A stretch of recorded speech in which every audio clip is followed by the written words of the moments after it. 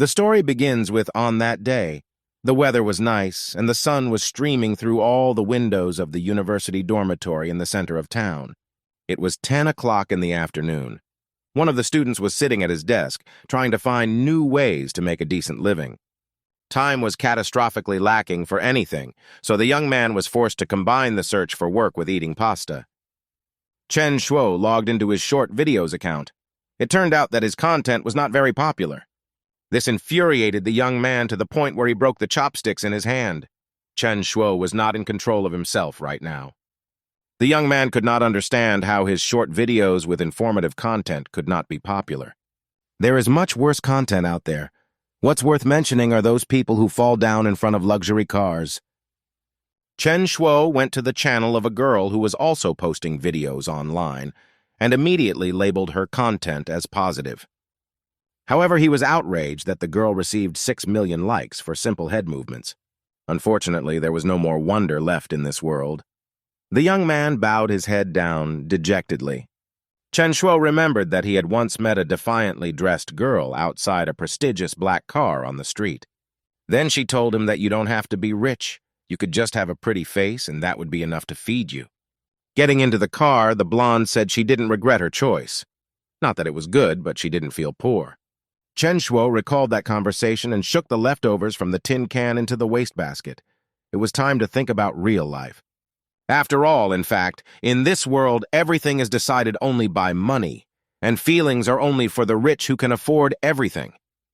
He sighed heavily and decided it was time to say goodbye to his feelings once and for all. There was no money for food. Chen Shuo looked sadly at the millions of views of the girl's videos. She had it so easy. The young man pressed the exit button on the program and put the phone away. A system notification came in that a new system had been started. Chen Shuo couldn't understand what was happening. A brand new menu appeared on the screen by itself. It was like nothing he had ever seen before. Meanwhile, the traveling west system had been successfully tied to the phone. The young man couldn't understand what the system was at all. Meanwhile, a new system menu appeared.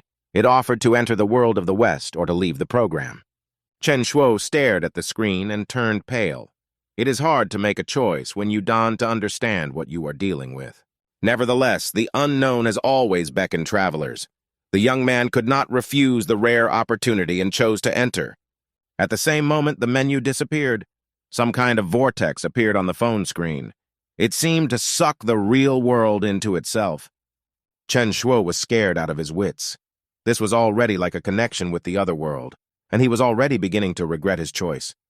In a completely different place beyond the perception of the human brain existed the Golden City. The town itself stood on a cliff, and a cold, icy stream of water ran from the mountains. There was a wooden plank in this secluded corner. A girl with long blonde hair down to her heels approached the waterfall. She was sure no one could see her. She began to slowly peel off her long, light-colored cape with the red ribbon, going for a swim. When the girl exposed her body halfway, a surprised Chen Shuo noisily landed in the water behind her. The young man blushed like a cancer. He assumed that by fate he had been brought directly into the women's baths. The girl stood with her back to the young man, unaware of his presence. Her blonde hair shimmered in the sunlight. Chen Shuo couldn't look at this calmly. His nose blew, and the young man clamped his nose with his hand. Of course, he had no intention of peeping at the girl at all. Like a good citizen, he immediately turned away. Meanwhile, the girl had completely shed her clothes and left her cape on the rocks. Her legs seemed perfect. The girl stepped closer to the waterfall and put her head under the strong jet. She liked splashing in this place. Chen Shuo decided that he needed to leave quickly. If he was found here, he would be considered a pervert. Then he would be finished. Taking advantage of the fact that the girl was busy with water procedures, the young man began to tiptoe his way away from the place. Unfortunately, he miscalculated his step and slapped his foot loudly on the water. The sound would have attracted anyone. Frowning, the girl turned her head slightly in the direction of the suspicious sound and asked who had appeared. Chen Shuo was scared to death. Despite the precautions he had taken, he had been caught, and now it was definitely the end. The girl with blonde hair turned to the young man in all her glory. She couldn't say a word out of indignation. The young man tried to smile in a friendly manner and make contact. He thought of nothing better than to say hello to the girl. She immediately blushed with shame and covered herself with her hands. The girl shouted angrily that this was no place for a young man. Chen Shuo began to worry for his skin, that all the residents would run over now. He begged the girl to shout a little later. He needed to leave. The blonde-haired girl grabbed her cloak from the rocks at the same instant and glared angrily at the troublemaker. She jumped onto a rock and wrapped herself in her light-colored cloak. Her quick movement made her hair circle over her head. Holding the cape with her hand, the girl continued to stare at the intruder with hatred and anger. Chen Shuo smiled. The young man also blushed, but from embarrassment at what he had seen. He tried to explain that he didn't intend to peek. Suddenly the girl soared vertically into the air. Chen Shuo gasped in surprise. This was clearly not an ordinary girl. After flying some distance, the girl looked down. She didn't look embarrassed now, but surprised. The young man watched the girl's flight with delight. The first thing he thought of was that the stranger belonged to the Celestials. Thinking back to everything before, Chen Shuo was now finally convinced that there was no virus on the phone. The young man looked down thoughtfully. The view from up here was pretty good, and you could spend hours admiring the scenery. After the lovely girl disappeared, Chen Shuo traveled a long way up the mountain and ended up at the central gate to the city. It was very beautiful here. The crystal-clear water by the green lawn glistened in the afternoon sunlight. Climbing out from under the bridge, the young man shook off the remnants of green leaves sticking to his hair. Chen Shuo was amazed that he had actually entered the Western world. In addition, he wondered where that girl had gone. At first he thought she was immortal, but now he was forced to admit that she looked like an ordinary girl. High in the sky, the steel of a sturdy blade whistled. The girl screamed that she was going to kill that pervert. When he heard the shout, the young man panicked. He was already familiar with this voice. Chen Shuo tried to explain everything. The blonde-haired girl looked a little different now. A blue-colored crystal was tied around her forehead. The young man couldn't believe that she had found that long sword and only came back to kill him. As soon as the girl pointed her magic sword at the young man, a stream of energy burst out of the tip, vaporizing everything in its path. Chen Shuo shrieked in horror. He didn't sign up for this at all. He just wanted to see other worlds. A girl in red and white robes descended majestically, pointing her sword at her abuser. Evil must be punished.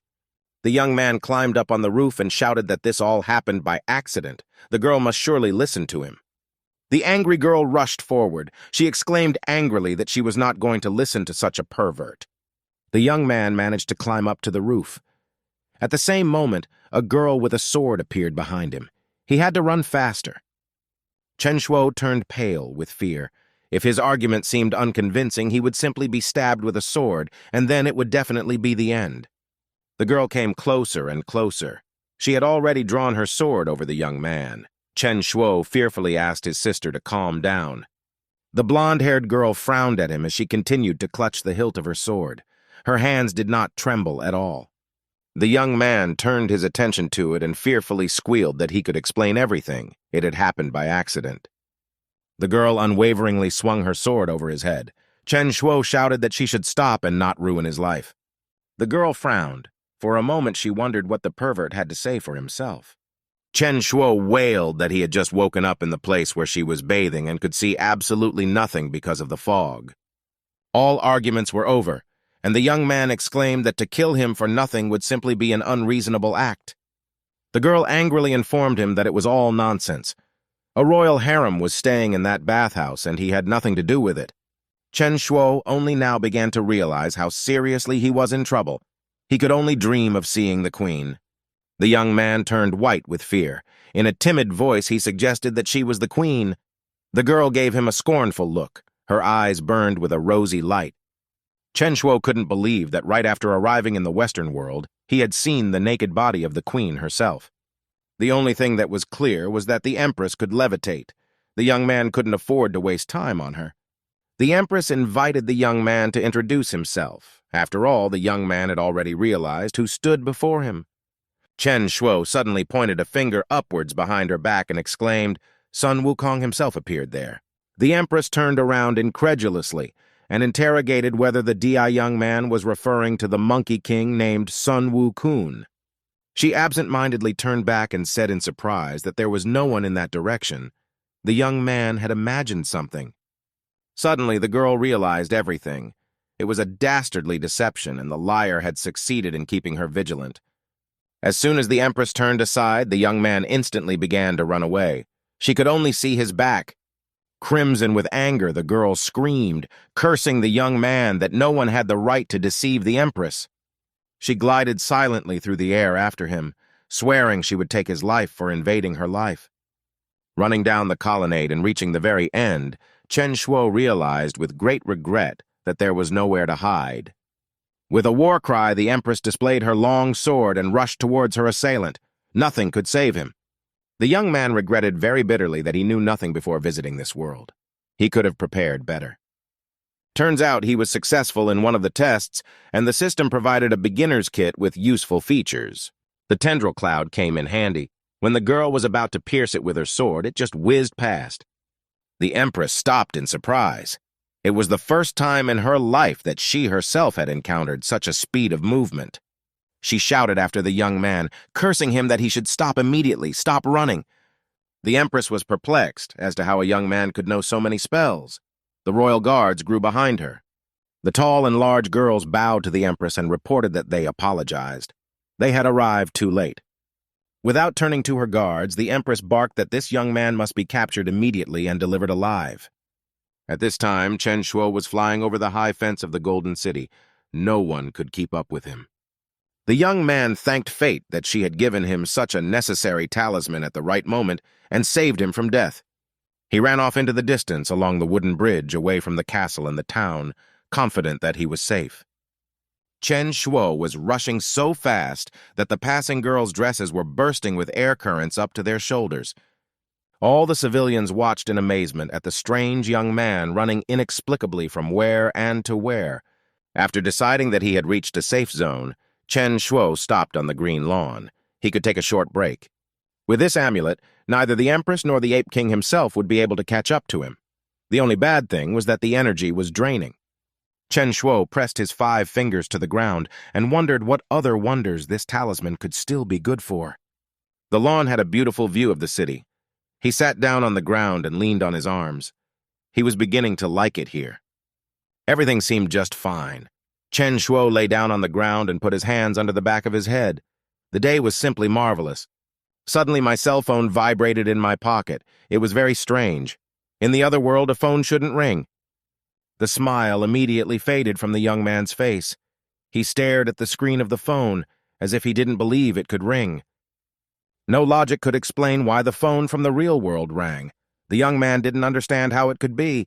It turned out that the Western world was hooked on a social network called short video. Chen Shuo was surprised because he couldn't understand how the Western world and the appendix were related. Hoping that this would somehow explain what was happening, the guy clicked on the notification. A huge layout appeared in front of the guy, and he thought it was some kind of system code. When the guy noticed a game store inside, he wondered what it would sell. There were a huge number of items for sale there that could be bought with likes. In the store, one could see a huge assortment of different spells and magic pills, as well as various magical treasures and even the fruits of immortality. It all amazed the boy, because there were even pills that could bring back to life and all the mythical techniques of the world. Chen Shuo closed up store as he scrutinized in detail almost all of the items he represented. But it was a little frustrating to think that commercials were being filmed all over the world, and he had to come up with something to make a sensation. Guy realized that the Empress with her beauty and temperament could easily outshine all women. However, after their not-so-good encounter, the guy didn't know how to convince her, because as soon as she sees him, she'll likely lunge at him again with sword in hand. But then Chen Shuo remembered that he had been given an invisibility talisman as a gift. The Empress gazed into the distance at the various night scenery as she stood atop the daughter's land. Chen Shuo moved on a small cloud and scrutinized the terrain, trying to find the Empress. And so, at last, his endeavors turned out to be successful, and he saw the girl he was looking for. The Empress looked beautiful as she surveyed her domain from the top of the mountain. The wind developed her long hair beautifully, giving her image even more gracefulness. Chen Shuo looked at the girl, and it felt as if his heart would just jump out of his chest. The guy even decided to pray, telling what stunning beauty he had seen. Against the background of the night sky, the calm features of the Empress stood out even more favorably than in the daytime. Yi Chen-shou watched the beautiful noble girl's silhouette standing behind her in silence. The guy thought the girl didn't even have anyone to talk to when she was free, and even wondered if he had a chance to help her. However, the guy decided he was too pathetic and started filming the Empress. Chen-shou filmed her standing on the cliff as the wind developed her clothes and hair against the beautiful starry sky. He said she was the most beautiful girl in the world who didn't need filters and jewelry. The short video was ready, and the boy was reviewing it. The queen's face would be too beautiful for the world, he thought. Chen-shou was very satisfied that such a beautiful beauty could only be seen by him, so he confidently pressed the save button so that the world could one day admire a small part of the Empress's beauty. A glow appeared behind the girl, and there was a quiet, almost imperceptible sound. But it still caught the girl's attention, and she turned to find its source. However, all the girl had time to see was a blue trail like the one appearing behind the guy. The Empress looked at that place carefully, and couldn't believe that the guy had reappeared. She thought he was the legendary one, considering he was the first person who dared to speak to her like that. Chen-shou smugly said that he was indeed handsome since the queen herself was enchanted by him, and the girl irritably denied everything. Chen-shou was thrown out by a blue whirlwind back to his dorm room, right in the middle of the night. The guy was sitting on the floor when the system announced that it had decided to install because he liked making videos. The guy said it's a weird enough excuse to take over someone else's phone. The system said he'd find out more specific reasons later, and an invitation to the Western world appeared in front of the guy again. It turned out that Chen-shou could open the system on his phone at any time and travel to another world. The guy got up off the floor and, not very satisfied, went to his bed to lie down. The light was only on in the guy's window, and the system was telling him that you could get into the other world for free by completing a mission. And if Chen-shou wants to get there without a goal, he'll have to spend 2 million likes and he'll still be given the assignment. And only when a guy reaches the 30th level would he be able to travel freely. Chen-shou looked at the video of the Empress and listened carefully to the system, so I made the decision to publish the video and gather likes. Seconds later, the deed was done, and the guy thought the video turned out great, even though the girl's face wasn't on it. Chen-shou left his phone on the bed, and he got up, stretched, and was about to go for a walk. The guy went out on his balcony and started watching the passers-by below. He was enjoying the fresh air. Chen-shou thought that although the queen had a cold and proud character, she was the most beautiful in the world. Suddenly, my phone vibrated on the bed, alerting me to new notifications. Chen-shou turned slightly at the sound and was slightly surprised, but went back to the room. It was pretty late, and the guy was sure no one would text him. He wondered what the alerts were about. When he took the phone in his hand and unlocked it, the silhouette of the Empress immediately appeared in front of him. And Chen-shou couldn't believe what he saw with his own eyes. He marveled at the sheer number of likes the video of the girl had managed to garner in such a short amount of time. His account stats showed the guy that they had racked up almost 200,000 likes. Chen-shou was in a huge shock, because gaining so many likes in just 20 minutes used to seem unrealistic to him. Comments under the video praised the girl's beauty, and someone even wrote that he would marry the beauty. One commenter wrote that he was willing to pay 500,000 yuan for one dinner with a girl. Chen-shou thought this comment was terribly trivial and hurriedly deleted it. The guy didn't understand why the commenters thought such a hottie would even pay attention to them. Chen-shou was tired for the day, so he left the phone, and making himself comfortable on the bed, went to sleep. The next day, the boy woke up. His room was filled with the rays of the sun. He heard another alert and reached for the phone to see who it was from. Chen-shou was lying in bed when the phone was in his hands, and he unlocked it. What he saw made him sit up on his bed and abruptly realize that none of this was a dream. Because the Empress video already had nearly 3 million likes in just one night. Chen-shou was very excited, and had already started mentally going through all the techniques, spells, and pills he could buy. With his fingerprint, the guy unlocked the westbound travel system. A menu appeared in front of him. Although Chen-shou didn't know much about the world, he decided that the stealth amulet would come in handy, as well as some functional techniques, and since the world of the West is cruel, he needed to increase his strength. The exchange of likes for goods was completed, and the purchased items materialized in front of the guy. Chen-shou immediately took the pill that was supposed to help him increase his strength. and sent it to his mouth to feel its effects on him as soon as possible. It was a very strange but pleasant sensation. It was as if he had gotten a small stream of water, and now all that water was filling him with power and energy was splashing throughout his entire body. After a few more moments, all the power he had received began to concentrate in his body. And when the process was over, Chen Shou couldn't stop marveling at how useful things were sold in the store. The boy wanted to test his new power. He thought that if he hit a wall, he would break through it. His gaze found its target in the form of the opposite wall, and he was about to test his theory. However, Chen Shou didn't have time to do so because he received a call on his phone from Wang Shui. This girl was the boyfriend's ex, and he frowned because he didn't understand what she was calling for. The guy answered the phone, and Wang Shui's voice was heard. She demanded to give her the contacts of the girl in the video. Chen Shou didn't like the fact that his ex was just calling like this and daring to demand something else from him. So he told her to make the girl remember who she even was and informed her that he wouldn't give her anything. After that, the guy dropped the call without even waiting for an answer from the insolent interlocutor. He threw the phone on the bed and wondered who the girl thought she was, if she let herself do something like this. Wang Shui, on the other hand, sat on the big bed with her phone in her hands and couldn't understand how the guy dared to drop her call. Chen Shou exhaled, warding off all the negative emotions that this situation was causing in him, and walked toward the wall again with the clear intention of testing his new power after all. But he was interrupted again by an incoming call from Wang Shui, who was persistently calling him once more. Chen Shou turned around on the phone and, dissatisfied with this behavior of the girl, went to answer. He was angry and asked if the girl didn't realize that when a call is dropped, the conversation is over. Wang Shui started shouting into his phone for the guy not to think he was cool just because he managed to film that girl. The girl was very angry when she said that there were tons of guys in the world cooler than him and that she could destroy him altogether. Chen Shou said that if she is so powerful, then let her take it and do it. And then Riley remembered that Wang Shui couldn't do that because he could only speak.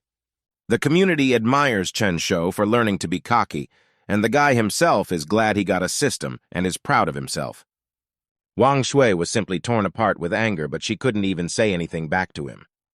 Chen Shou told her that if the girl wanted to see him so badly, they could always see each other at night at the hotel.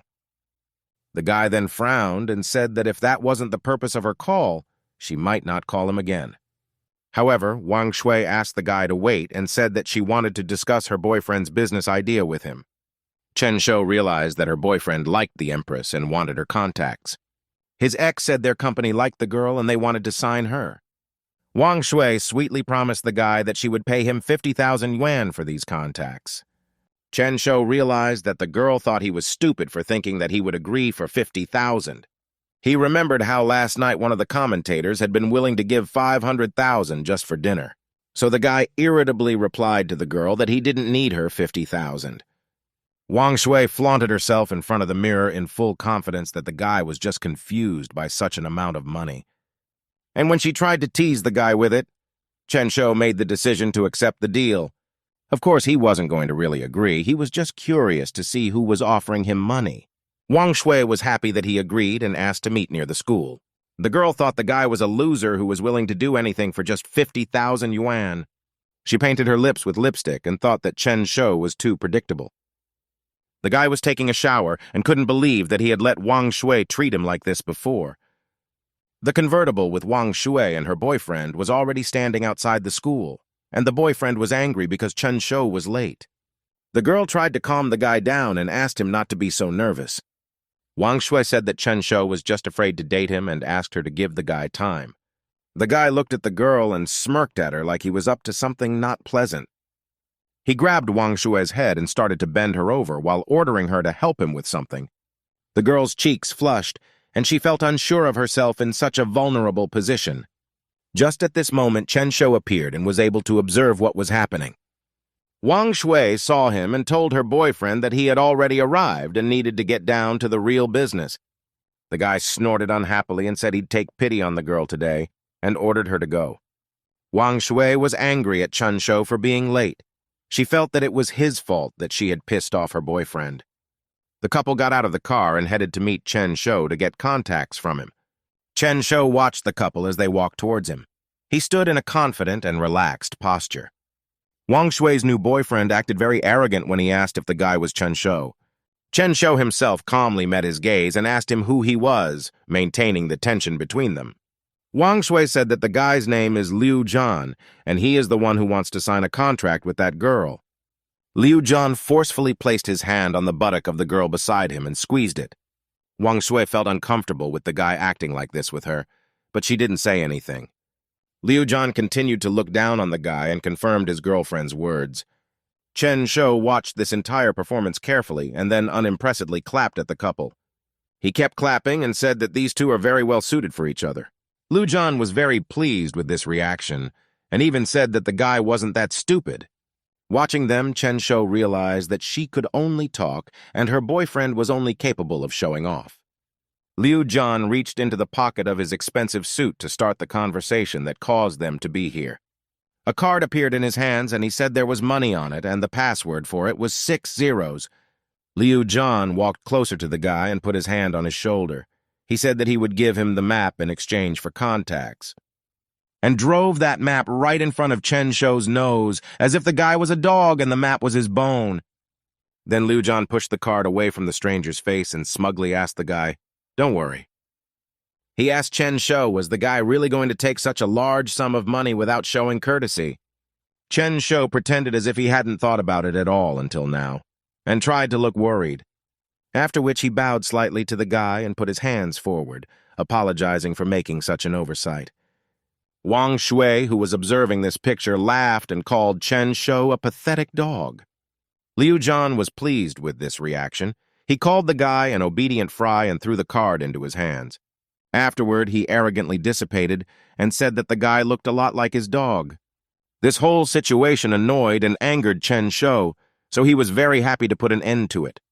The guy lightly cracked the card he was holding in his hands. He stared smugly at the couple.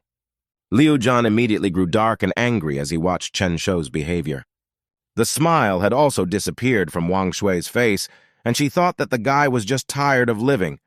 But Chen Shou himself pretended as if nothing of the sort had happened. He wiped his hand and said that he had touched something dirty. Liu Zhan started to approach the guy. He was angry and asked how the guy dared to provoke him. He grabbed him by the collar of his clothes, pulling him to ask if the guy was getting into trouble. But before he could finish speaking, Liu Zhan had already received a punch in the face.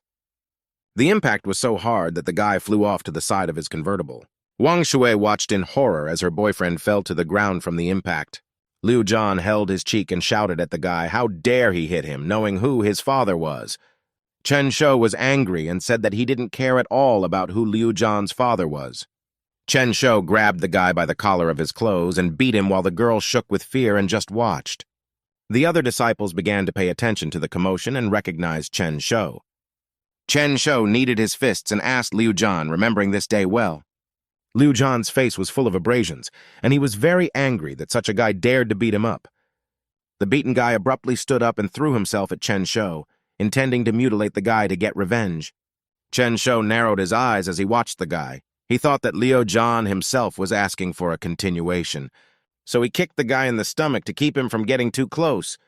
Liu Zhan flew back to the road, falling to the ground not far from his car. Chen Shou towered over the guy and told him that he was just a terrible weakling, and accompanied by surprised looks, he started to walk away. The last thing he said was that they hadn't even had time to start a fight. Wang Shui ran up to the battered guy and called out to him, gently holding him up. Chen Shou turned slightly as he regarded the couple and threw to them that they were just trash in this world. After that, he started to walk away, and people around him were discussing what a brave and cool guy he was. Wang Shui left her boyfriend behind and shouted to Chen Shou in her wake that he would be finished very soon. But the guy wasn't intimidated by that. He smiled broadly at the girl and said he would look forward to it. The girl couldn't figure out when he stopped being the coward and subservient man she'd been dating.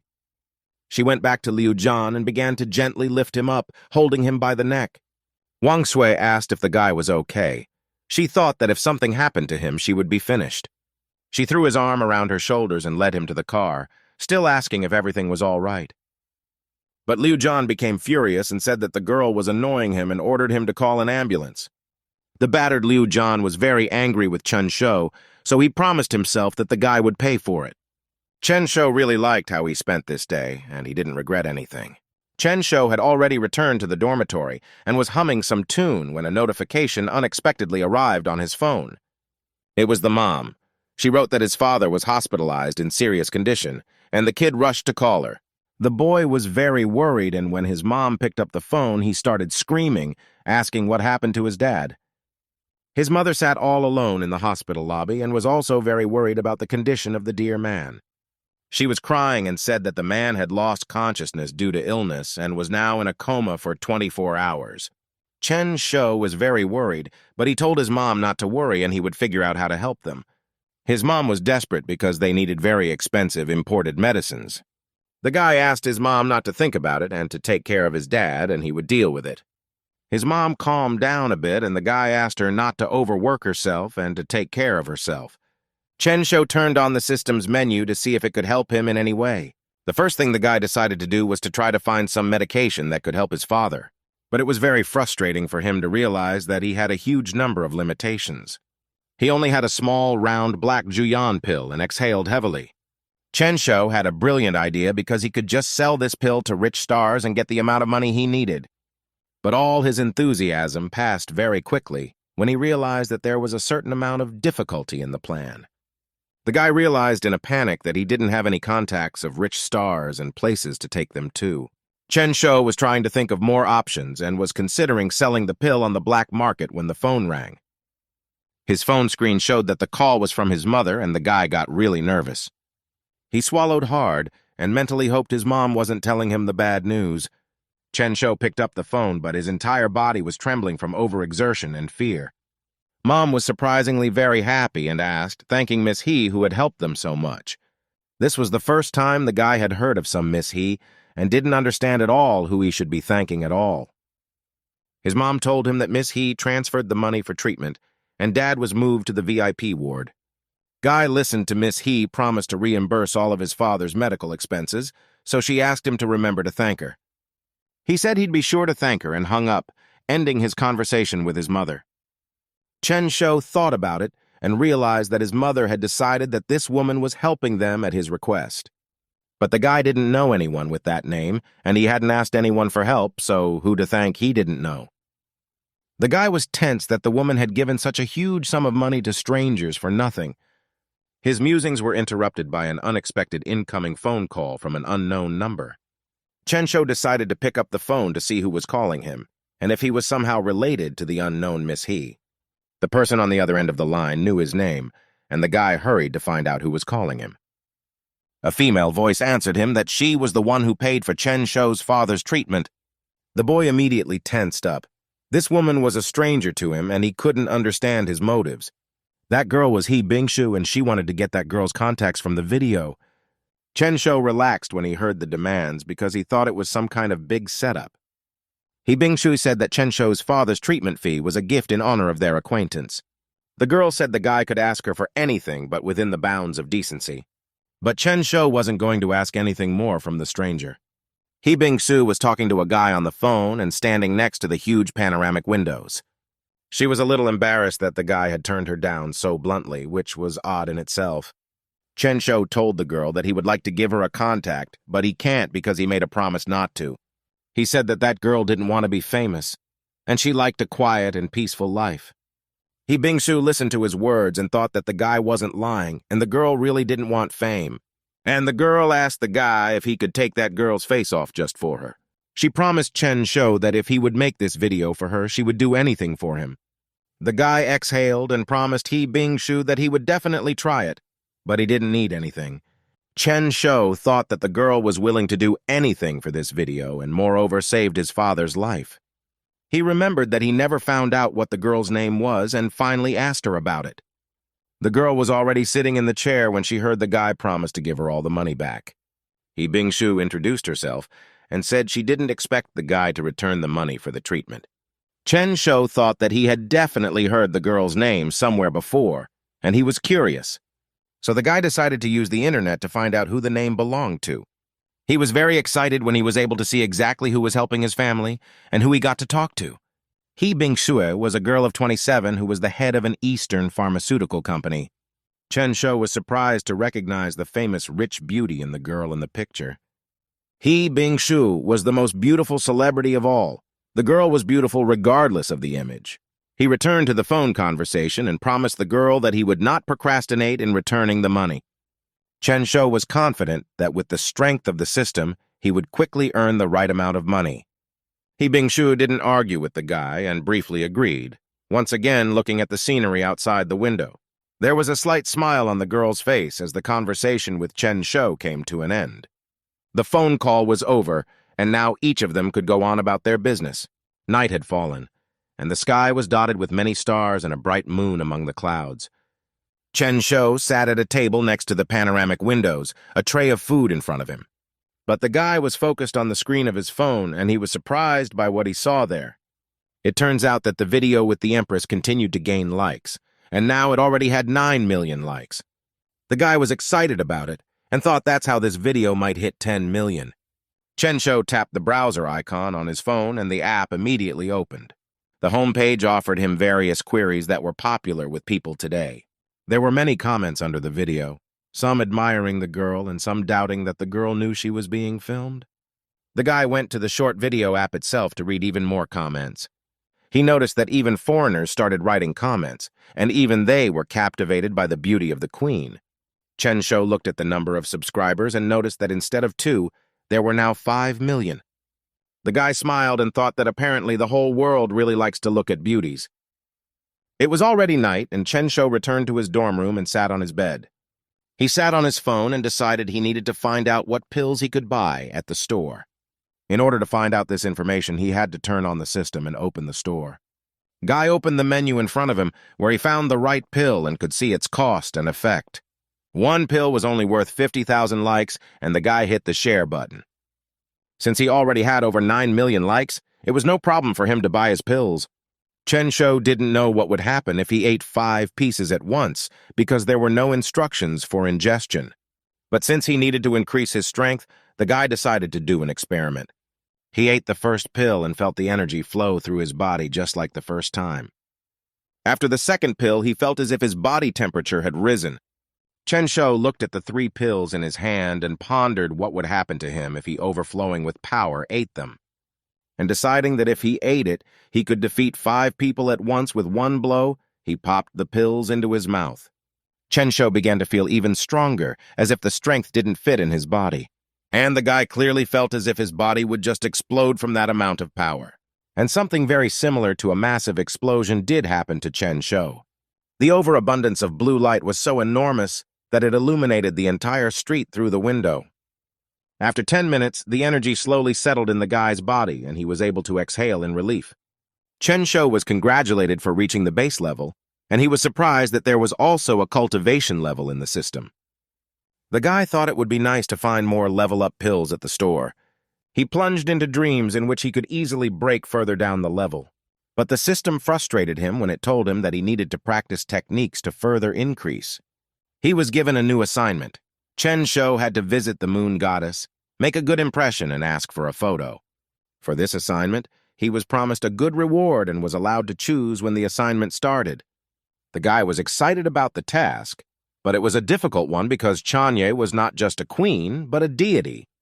And if the queen was strong, it was hard to imagine what the moon goddess would be like.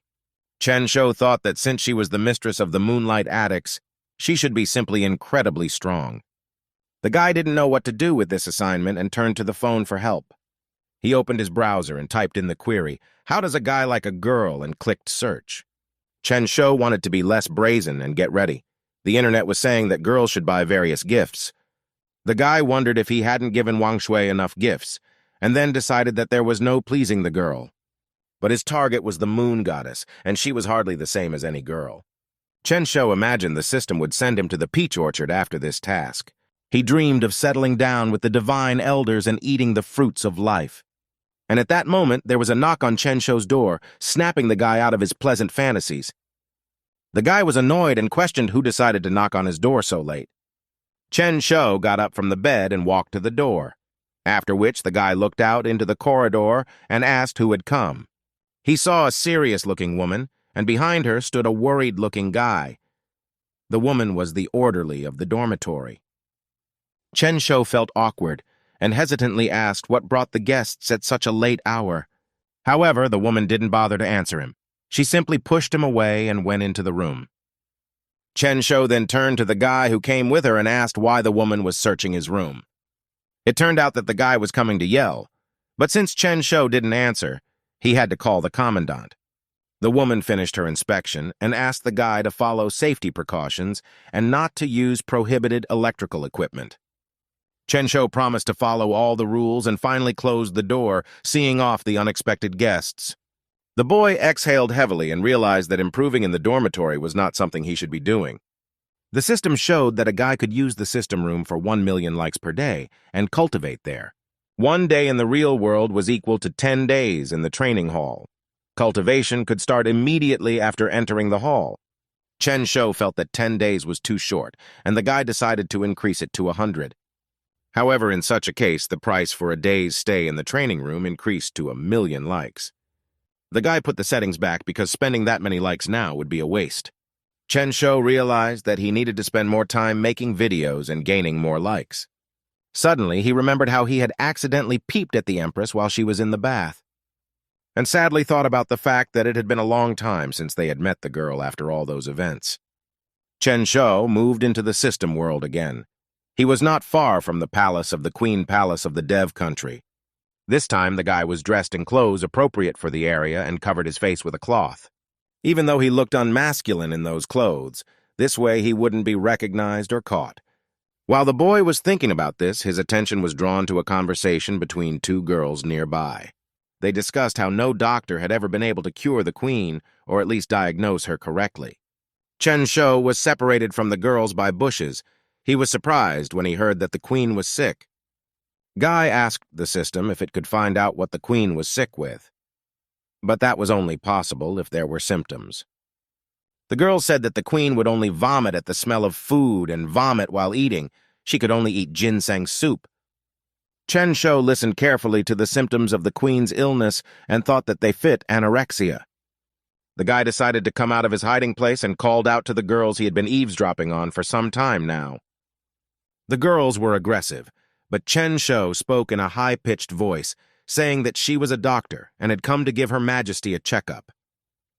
The guy felt a little uneasy as the girls began to approach him. They scrutinized Chen Shou from all sides and probed his clothes. The boy was ticklish, but he made sure the girls didn't suspect a thing and led him to the queen.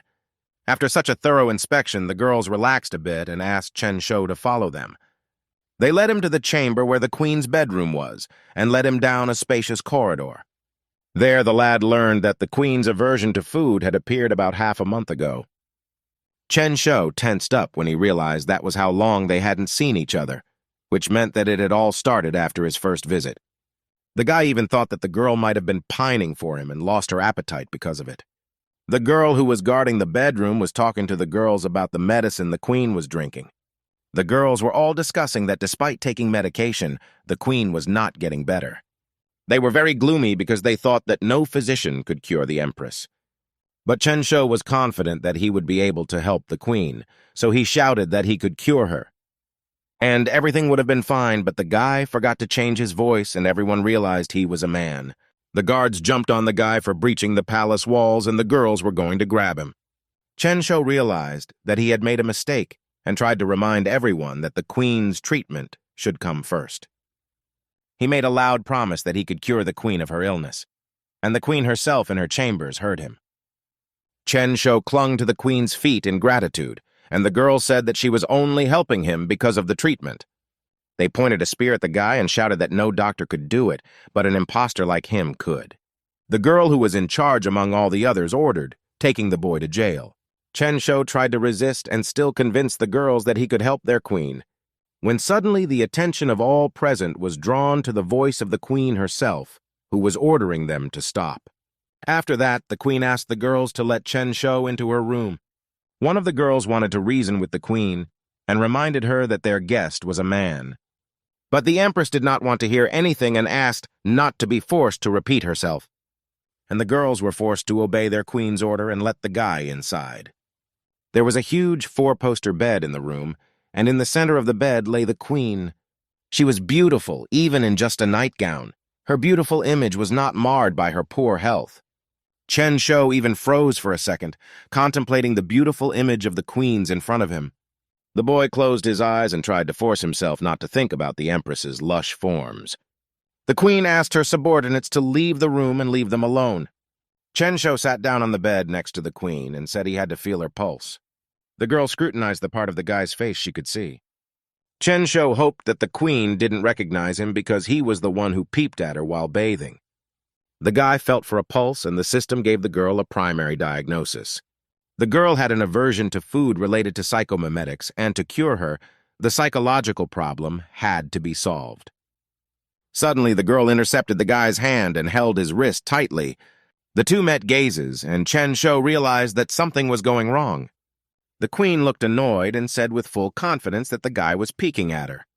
Chen Shou panicked and couldn't understand how the girl recognized him despite all the disguise. The guy tried to pretend that he didn't understand at all what the girl was talking about. But the queen would not listen to him, and with a flick of her hand she threw off the disguise from his face. Then, with even more annoyance, she told the guy that she knew she had recognized the guy correctly. Chen Shou became very nervous because he realized that he was in big trouble. The girl continued to hold his hand as the guy excused himself and said he didn't mean it. He took the girl's hand in his and said he wanted to redeem himself by curing the queen. The queen eyed the guy suspiciously and asked him if he was definitely a doctor. Chen Shou said he knew a little bit about it, and when he heard that the queen was sick, he immediately rushed to her. The girl snorted unhappily and took her gaze away from Chen Shou, but she didn't comment on his words any further. The guy said that since the girl had the strength to be angry, the illness wasn't that serious, and the guy couldn't help. He turned around, waved goodbye, and said he could leave then. The queen saw the guy leaving and excitedly lifted herself up on the bed and ordered the guy to stop. Chen Shou stopped halfway and turned around at the evil queen in surprise. The guy had no way of knowing why the girl was so angry with him. He smiled a little and asked the girl not to get so mad at his joke. The queen remained silent and continued to stare at Chen Shou unhappily. One could sense that the girl was still annoyed. The guy raised his hands, showing with all his appearance that he was giving up, and laughed awkwardly. He reflected on the fact that the girl was a queen after all, and should be treated with more decorum. Therefore, Chen Shou asked the queen not to worry and promised that he would definitely cure her. However, the girl was more concerned about what the guy was doing in the place where she was showering. The queen thought she was sick because of that guy's sudden disappearance. Chen Shou moved closer to the girl's face and asked if she was sick because of her intense longing for him.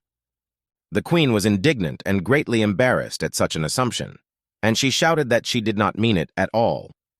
The girl stood excitedly near the entrance to the queen's chambers, ready to intervene at any moment.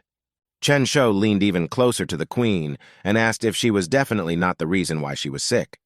And as the queen blushed and answered nothing, the lad once again pushed her for an answer. The girl turned away to move farther away from the guy's face and embarrassedly said that of course it wasn't because of him.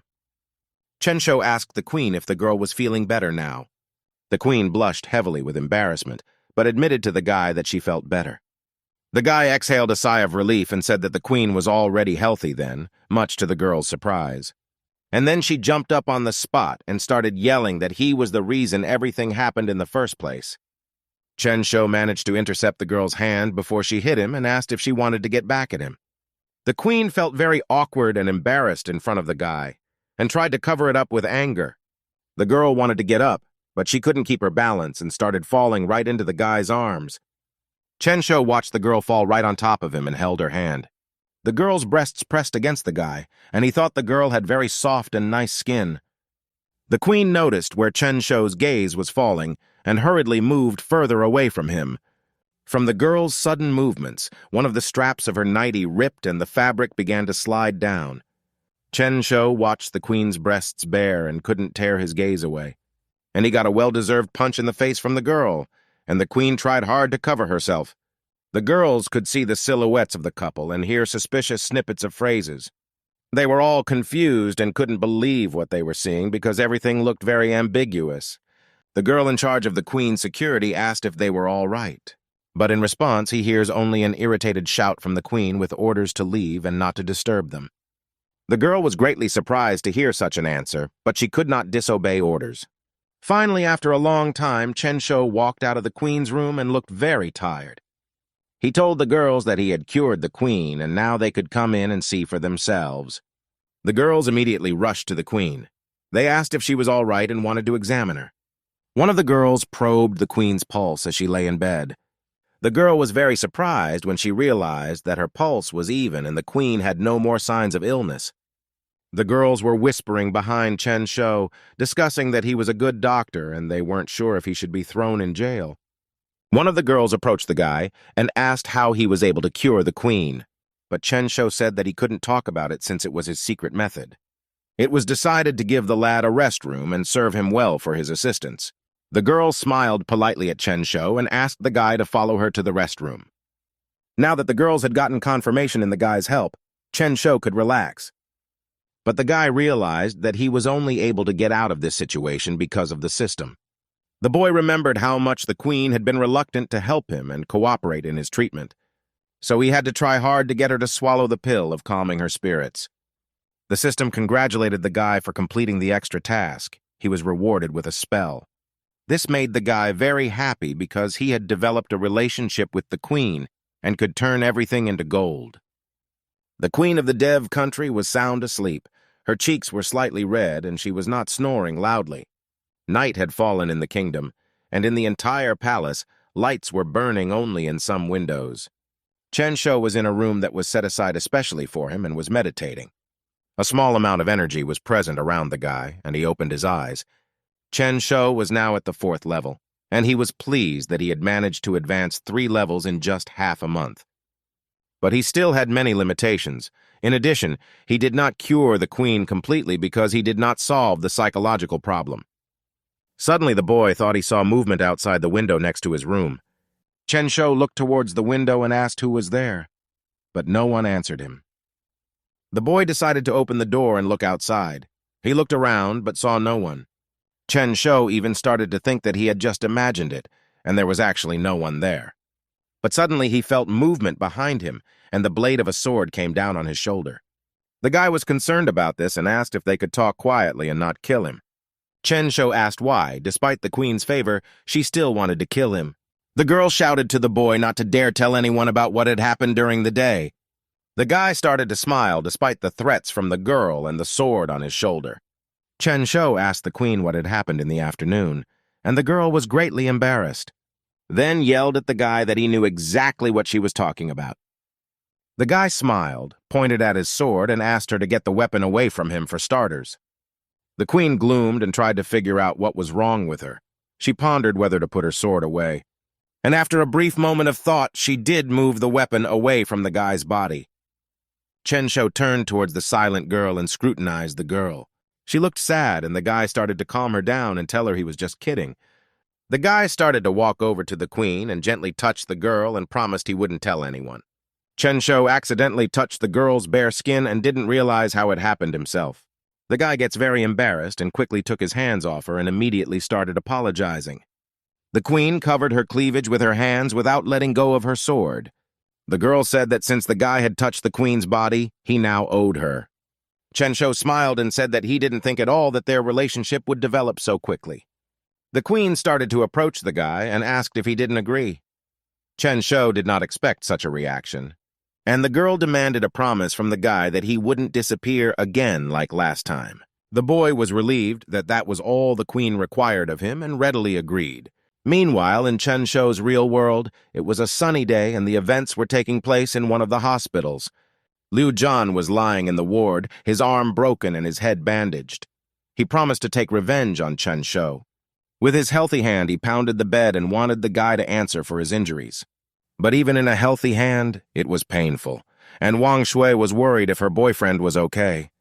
Liu Zhan was angry and shouted that it was all because of the girl, because she said that Chen Shou was a coward.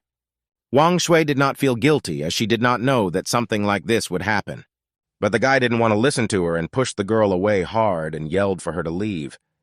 Wang Shui fell to the floor and hit her tailbone painfully against the concrete floor. The girl had already left her boyfriend's room, but her injury continued to hurt badly. She clung to the railing in the hallway and was annoyed at how things had turned out. Wang Shui was very angry. and thought that Chun Shou had set her up and he was the one to blame for everything. Suddenly, in the hallway, the girl saw the familiar face of a woman who was talking on the phone.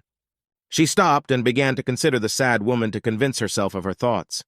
Wang Shui definitely remembered seeing her often when she met Chen Shou. There was no doubt this woman was Chen Shou's mother, and Wang Shui felt that luck was on her side. Chen Shou was outside the Dev country's castle grounds in some forest and was meditating. The boy felt within himself strong enough to conjure up what he had planned and opened his eyes.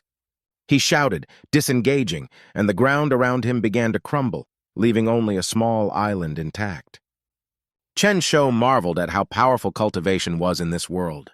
The guy was already anticipating the cool things he would be able to do when he got back to the real world. But the system upset him and told him that this would not be possible in the real world because there was no spiritual energy in the real world. And since cultivation is impossible without spiritual energy, he won't be as cool there as he is here. The system said that as he leveled up, his restrictions would be removed, and Chen Shou was disappointed that he had rejoiced for nothing.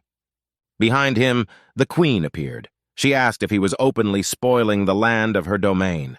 Chen Shou turned towards the queen and asked how she ended up here, and she said that she wanted to look at the family's ruiner. The boy mentally noted her words about family and wanted to ask the queen about it. But the girl had already turned away from him and was about to leave. She was satisfied that the guy had heard her hint and happily walked away from him. Chen Shou looked at the girl following her as the system congratulated the queen's psychological problem. The guy didn't know how he'd completed the task, but he decided that the important thing was that everything was fine. After a while, they were back in the palace. They went to the queen's chambers. The girl was dressed in beautiful red clothes and danced in front of the guy. Chen Shou sat not far from the girl and watched her beautiful and elegant movements. The queen watched intently as the guy admired her dance and enjoyed it. The girl took the petals and started scattering them around to give an even more romantic atmosphere. Chen Shou was so engrossed in the dance that he almost forgot to take the girl's picture and reached for his phone. He started to take the queen off and thought it would be a crime not to take her off now. Petals swirled around the girl, complementing the graceful dance of the empress. The girl stopped dancing and the guy started applauding her and complimenting the girl. The queen asked if he was really only capable of a few compliments. Chen Shou said that he was just too delighted and thought that all the praise would be unnecessary. The girl smiled slightly and called the guy a chatterbox and headed towards the guy. She crouched next to him on the bed and said it was a reward for her treatment. Chen Shou and the queen moved to another hall, and servants brought them a huge amount of different food. The queen regarded the lad, and the lad thought he really liked this friendly atmosphere. The phone in Chen Shou's pocket vibrated and caught the guy's attention. He pulled out his phone, taking his eyes off his food to look at the new notifications. Chen Shou looked at the notices and couldn't understand how this could even happen. Chen Shou felt very angry and annoyed when he saw the message that came on his phone. They were sitting at the table preparing to eat dinner, but their plans were interrupted by a message. The queen saw that the guy was pissed off about something, so she asked him what was wrong. Chen Shou calmed down a bit and admitted that he would have to disappear for a while. The girl was upset that the guy needed to get away from her so quickly. The guy felt a little guilty in front of the girl for his unexpected circumstances. Chen Shou asked the girl not to worry and promised that he would return as soon as he sorted out his affairs. The queen looked down and asked the boy to be sure to keep his promise and come back soon. Immediately afterward, the girl watched the guy disappear right before her eyes. The queen pressed her hand to her chest, and even though Chen Shou had promised to return, she was still worried. Meanwhile, Wang Shui accused her ex-boyfriend's mom of stealing her jewelry. The woman was led out by police officers and struggled to justify that she had not stolen anything. Wang Shui tried to shame the woman and pointed out that she should be ashamed that she was stealing at such an age. The girl assumed that the woman was purposely walking around such an elite hospital to seduce a rich man. Then she tucked a strand of hair behind her ear and ordered security to take the thief to the police. The woman didn't understand why she was being set up and screamed that she hadn't done anything to this girl. Wang Shui was saying that it was all her son's fault when she heard the order to let the woman go. Chen Shou started to approach the police officers who were holding his mom and asked what kind of mayhem they were causing here. The police officers pointed to Wang Shui and said she accused the woman of stealing. The guy turned his head and saw his ex-girlfriend. Now he realized what the problem was. The girl got a little nervous, but said she had proof of the necklace theft. The guy didn't believe it at first, and then an epiphany came to him. And he saw Wang Shui take advantage of the moment while his mom was washing her face and slipped the necklace into her pocket. Chen Shou was very angry that the girl had allowed herself to do something like this. But he tried to remain calm, at least outwardly, and asked if the girl was sure of what she was saying. Wang Shui shouted that she was sure, and the necklace the woman stole was worth 29,999 yuan. Chen Shou asked where the necklace was now, and the girl confidently said that it was in the thief's pocket. The guy squinted his eyes and asked if the girl was sure of what she was saying. This made Wang Shui angry, and she shouted that she had said this 1,000 times, and it was time to go to the police to deal with the thief. However, Chen Shou asked her to check if the necklace was in her own pocket. The girl lowered her gaze to the pocket of her sweater and found her jewelry there. She was very surprised and shouted that she had definitely slipped it into that woman's pocket and it couldn't be here. Then she realized she'd blabbed and got very nervous, covering her mouth with her hand. The guy got what he wanted and asked everyone present if they had heard the girl's words. The hospital visitors heard everything and started accusing the girl of disgusting and pathetic behavior.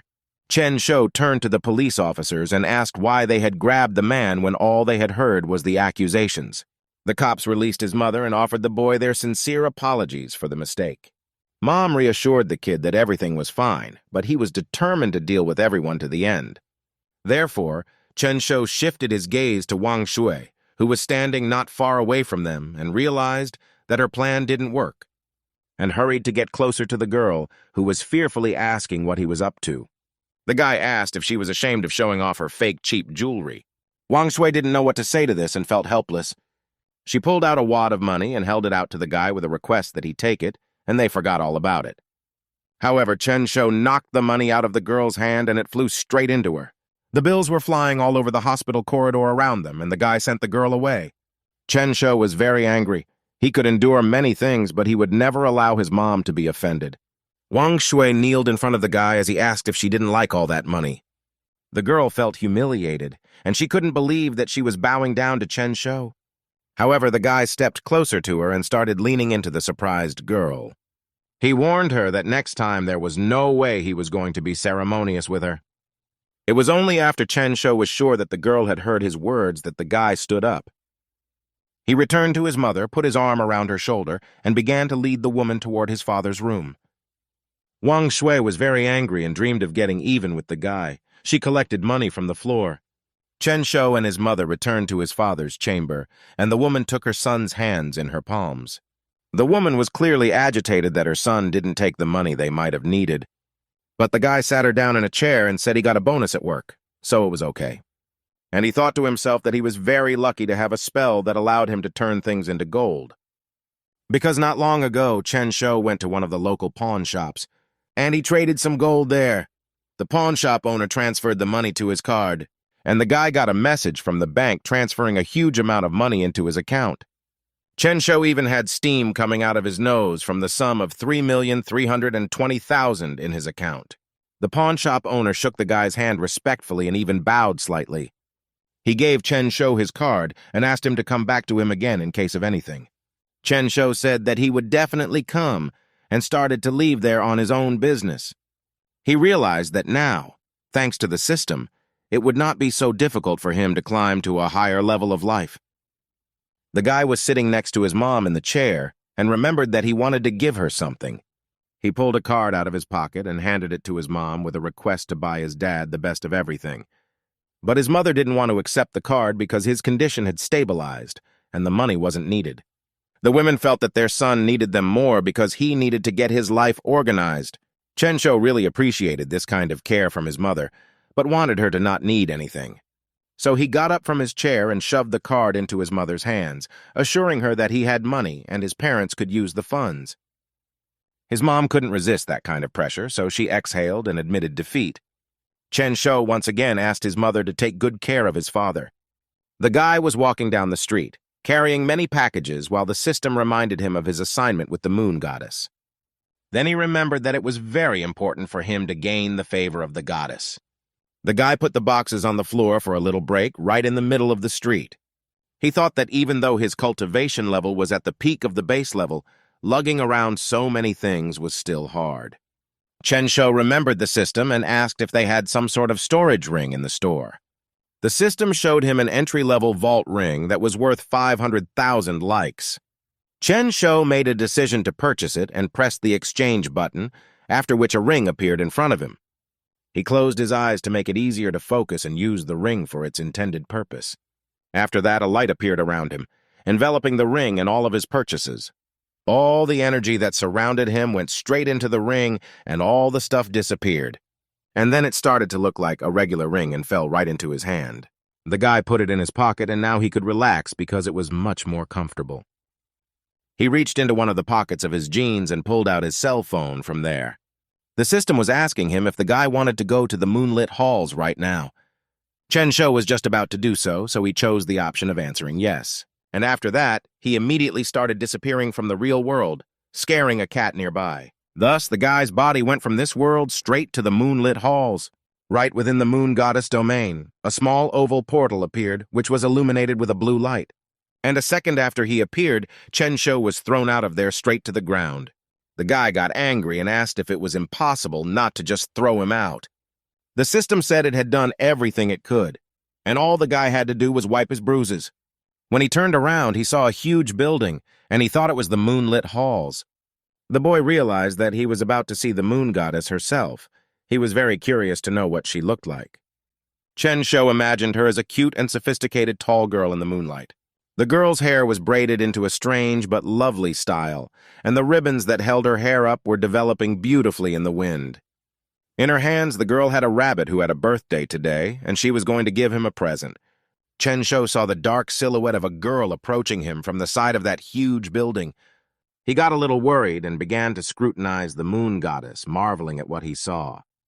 The girl had long purple hair, her clothes were also in blue and purple colors, and she had a rabbit in her arms. Chen Shou's eyes glistened with excitement when he found out what the legendary moon goddess actually looked like. Chen Shou looked at the moon goddess in front of him, as if mesmerized and confused. The girl noticed the guy and stopped. Even though she didn't look like the guy expected, she was nice. The moon goddess was a bit wary and asked the stranger who he was and what he was doing here. The boy smiled awkwardly and admitted that he hadn't gotten here on purpose, but was just traveling through worlds. He told the girl that he had been drawn here by an aura of loneliness and had unwittingly ended up in this place. The moon goddess listened to him. The moon goddess listened to him and looked sad when she asked him about the loneliness aura. Chen Shou apologized to the girl and said that he in no way meant to offend her. The moon goddess sensed that the guy had magical powers, and she wondered why he had actually gotten into the moon's halls. She looked at him with interest and asked if he really just traveled worlds. Chen Shou smiled widely and said that he could easily dispel her doubt now. And as he looked at the interested girl, he felt ashamed of himself for deceiving her. But the moon goddess was enthusiastic and asked him what the different worlds looked like. Chen Shou was pleased with himself and was very happy that he had managed to capture the goddess's attention. The guy was talking about different tall buildings, cars, and how much the food differs from country to country. They walked into the building and sat at a round table where a guy was talking about phones and their capabilities. The goddess confessed that she found his world very interesting, and Chen Shou offered to take her along. The moon goddess let go of her rabbit, which she had been holding in her arms the whole time, and she confessed that the Jade Emperor wouldn't allow her to leave the lunar lofts. The girl looked very sad, and the guy noticed it but didn't know how to cheer her up. Because even though she was a deity, her whole life was spent all alone. And to somehow cheer the girl up, Chen Shou suggested that she try something. A huge mountain of various chips appeared on the table in front of them, and the goddess asked with interest where he got them all from. The guy said it was his secret and handed the girl a packet to try. The moon goddess was looking at the thin slices of potatoes in one of the packs with interest. The girl started to bring it up to her mouth, about to taste the unusual food the guy was praising so much. She took a small bite and started chewing. The girl got a little dirty with the crumbs. But she wasn't completely embarrassed by it, because the treat the guy gave her was very tasty and she liked it. Chen Shou happily watched this, and thought that he never would have thought that it was the little moon goddess who was so fond of delicious food. And the girl in the meantime was happily eating the goodies offered to her and licking her fingers. Such an introduction made the guy a little embarrassed, and his whole face reddened. Chen Shou turned away from the girl so as not to seem strange to her, but Da noticed it. And she was embarrassed too, because the delicious food made her completely forget about her image. The moon goddess clutched her clothes awkwardly and apologized to the guy for her behavior. She confessed that the chips were so delicious that she completely forgot about everything else in the world.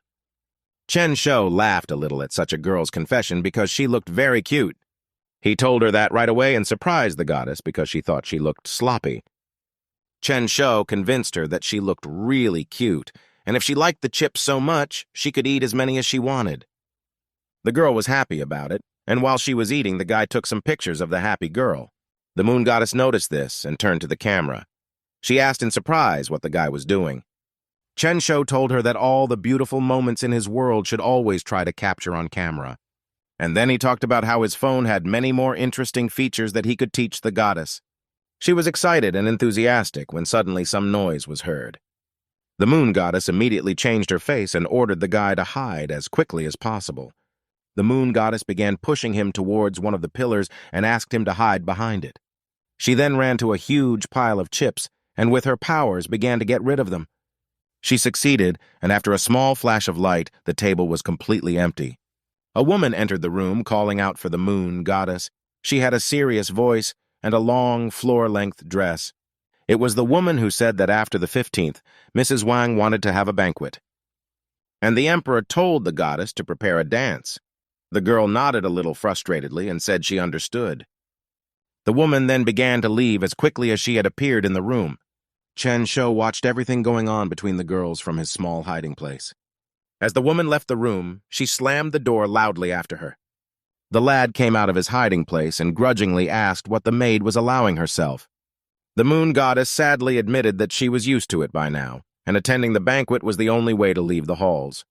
The guy felt that it was all unfair and such a beautiful girl should have been enjoying life. But instead she was like a bird trapped in a golden cage. After this not-so-pleasant situation, the couple sat in a small silence. Each was thinking about something different. When the moon goddess suddenly spoke, she remembered that she didn't know the guy's name and asked him about it. Chen Shou easily introduced himself to the girl and smiled at her. He was glad that they could talk for a while. The girl repeated his name and blushed embarrassedly. She never looked at the guy after that.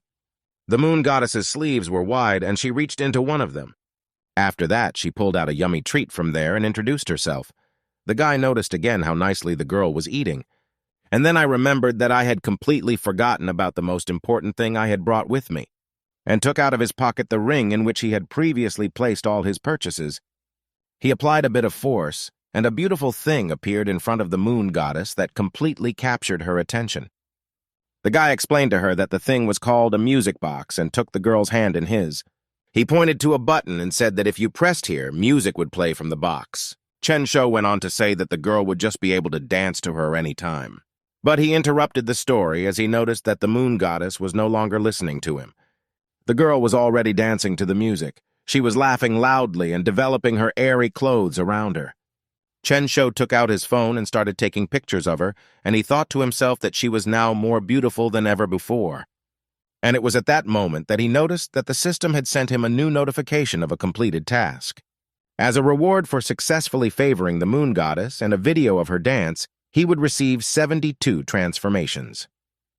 Chen Shou was happy about this, but he was saddened that even with this ability, he was unable to help the moon goddess. There was no way he could help and get out of here because his strength was too small to resist the Jade Emperor. The girl stopped dancing and told the guy that this dance was a gift for him. She was greatly surprised when she felt her new friend's hand on her head.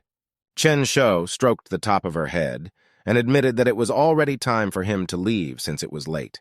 He needed to post a video and get more likes to increase his power, but the goddess stopped him. The girl stopped him as she grabbed his arm and asked him if he would come back to her again. Chen Shou told the girl that she could take it easy and he would definitely come back to her. The moon goddess was very sad to say goodbye, and she did not want her guest to leave, so she asked him to be sure to come back. Chen Shou stepped out of the building into the open area of the moonlit lofts and remembered the girl. And in that moment, he promised himself that someday he would be strong enough to take her away from this place. He turned to the door behind him and made another mental vow to himself. Meanwhile, in the closed Yuktak office, you could be heard yelling about the views on the video. The man showed Miss Moon a video from Chen Shou's account which had once again gained unprecedented popularity. The head of the department thought that the guy was just lucky. The man insisted that it was because of Lun Shui that the guy was making good videos. He offered to steal the guy's account because then they would have a huge resource. It seemed that the head of the department gloomed and was about to scold the man for such an idea. But the man wouldn't listen to her to the end and said that if they got hold of the account, they could split the money from the views between the two of them. He started massaging the woman's shoulders and saying that this was a great opportunity from a business standpoint. This way, they can get rich well and become so popular that the whole company will hang on to them. The woman listened to his sweet speeches and still agreed to his plan, though she didn't appreciate it at first. And the man gloated that women were so easily deceived and thought he was willing to do anything for his own gain. Chen Shou had already returned to his normal world and was sitting in the building at his internship. He edited a video of the moon goddess dancing to post it on his account soon, when his co-worker came up to him and said he would report to the head of the department that he was playing on his phone. The boy looked disdainfully at the man who came up behind him. His co-worker noticed this attitude and thought that the guy couldn't be acting this way because he was just lucky. The man leaned on the desk and said that Miss Lun Zhu was calling the guy to her office. Chen Shou got up from his seat and headed to the office of his company's department head. He walked into the office and closed the door behind him. The woman was sitting at her desk, working on her computer. When Lun Shui noticed his presence, she asked if it was true that he had made a video that had accidentally gone viral on the internet. And when the guy confirmed this information, she demanded that the account be turned over to the company's possession. Chen Shou didn't intend to do anything like that, so he apologized and told Miss Lun Zhu about it. The woman reminded him that he was only a trainee and didn't have enough experience to manage the account. However, the guy said he made the account before he got a job and the company had no right to claim it. Chen Shou realized that she just wanted to steal his account and fame when another man appeared. His co-worker assured him that they would help him finish his internship quickly and the guy could go for a promotion. But all this was only if the guy gave up the account. So he asked what they would do if he didn't. Lun Shui jumped up from her seat and slapped her hands on the table when she heard that even so, Chen Shou didn't want to give up the account. The woman said nothing would happen to him, but also reminded him that the strong always defeat the weak. She walked around her desk and added that she had plenty of ways to ruin his life in store. The man who stood behind the boy put his hand on his shoulder. He said to think it over. He promised that Chen Shou would get a portion of his earnings and asked him not to be stupid as he squeezed his shoulder harder. The boy threw off the stranger's hand and reluctantly thanked him for the advice and reminded him that he was deciding his own future. Chen Shou turned around and started walking towards the exit. He said that he still hadn't processed the video and asked not to be distracted. Lun Shui said that if the guy didn't give the account to the company, he would be fired right away. Chen Shou stopped at the very door, but this statement from the department head did not scare him at all. He turned his head slightly at the woman and said that although she looked like a human, angry dogs had a better temperament. The man decided to teach Chen Shou a lesson and threw himself at the guy with fists and shouting. However, his fist was unable to reach Chen Shou, but hit the protective barrier placed around the guy. And the man was flung to the opposite end of the office with tremendous force, although Chen Shou didn't even move. The man fell to the floor with a clatter and was left lying where he fell unconscious. Miss Lun Zhu walked up to the man and asked how the guy dared to spread his hands. Chen Shou asked why the woman suddenly thought the guy had hit him, and then he shrugged his shoulders and said that the man himself didn't have a leg to stand on and there was no need to get angry about the failed theft attempt. The woman got angry and ordered the guy to get out and pack his stuff because he was fired. However, Chen Shou didn't give her that pleasure and started looking for something in his pocket. He said he didn't want to work in the same company with people like them, and he threw in his resignation letter. The silted leaf flew straight at the angry Miss Lun Shui, but she didn't have time to say anything. Because a grown man walked into the office and wondered what was going on in that office. The woman started shouting that Mr. Wang had come at a very good time to ask to see this mayhem. The man also came to his senses and started telling him that the guy was trying to take all the credit. And Lun Shui said that she wanted benefits for the company, and Chen Shou responded to her anger by quitting and hitting her. The man exclaimed in surprise, and the couple was glad that now the guy couldn't get cocky. Chen Shou frowned and began to stare at the man in front of him and didn't understand how events were about to unfold now. When the man unexpectedly took his hands and began to tell him how happy he was to meet Chen Shou. Lun Shui walked over to Mr. Wang and asked if he had mixed up anything since this guy had caused chaos here. The man got angry and ripped his hand out of the girl's grasp. He shouted, wondering if she was teaching him a lesson. Lun Shui took a few steps back and fell into her partner's arms as she lost her balance. Mr. Wang said he was well aware of the couple's dastardly plans and promised to deal with them soon. After which, he turned back to Chen Shou and spoke about how lucky he was to have such a talented employee. The man said that if the guy kept making videos, he would allocate money for advertising and asked him to withdraw the statement. The man promised that he would fulfill any of Chen Shou's demands if he stayed in their company. The guy understood perfectly well that he was being held on to because of his popularity, and if it went down, he would be thrown out immediately. And he needed to focus on the system's tasks, so he told how Lun Shui had told him off for being insignificant. He said he had decided to listen to her opinion, that he wasn't worthy of working here. And the woman denied everything he said. Mr. Wang didn't listen to her excuses and ordered Lun Shui to shut up immediately. The man asked the guy not to dwell on the bad words because his abilities were at a high level. Chen Shou seriously said that he had already made up his mind and asked him not to discourage him. Mr. Wang didn't want to anger someone so popular right now, so he backed off and let the guy quit. Chen Shou thanked Mr. Wang for his understanding and headed for the door again to leave the office and the company. Lun Shui and her accomplice trembled in fear as they waited for Mr. Wang's reaction to their act. The man turned on them and started yelling at them to pack their things and not to dare even show their faces in town. Chen Shou had already returned to the dormitory and thought that if it wasn't for all of today's squabbles, then he would have long ago edited a video of the happy moon goddess dancing and been able to post it. But now he had only finished in the evening and could send the resulting output to his account. Chen Shou finally posted a video of the beautiful moon goddess and could afford to relax. A man in one of the companies saw that Chen Shou had a new video out and started yelling about it to everyone. Their boss ordered them to push the video to the top of the trends and let him contact the guy. In another company, the boss was telling them that if they could get Chen Shou to join them, they would have enough money to last a lifetime. Chen Shou's phone began to show one notification after another, attracting his attention. He picked up his phone and saw that all these notifications were reporting new comments. Chen Shou was very pleased that he had gotten into the recommendations so quickly, even though he hadn't even counted on it.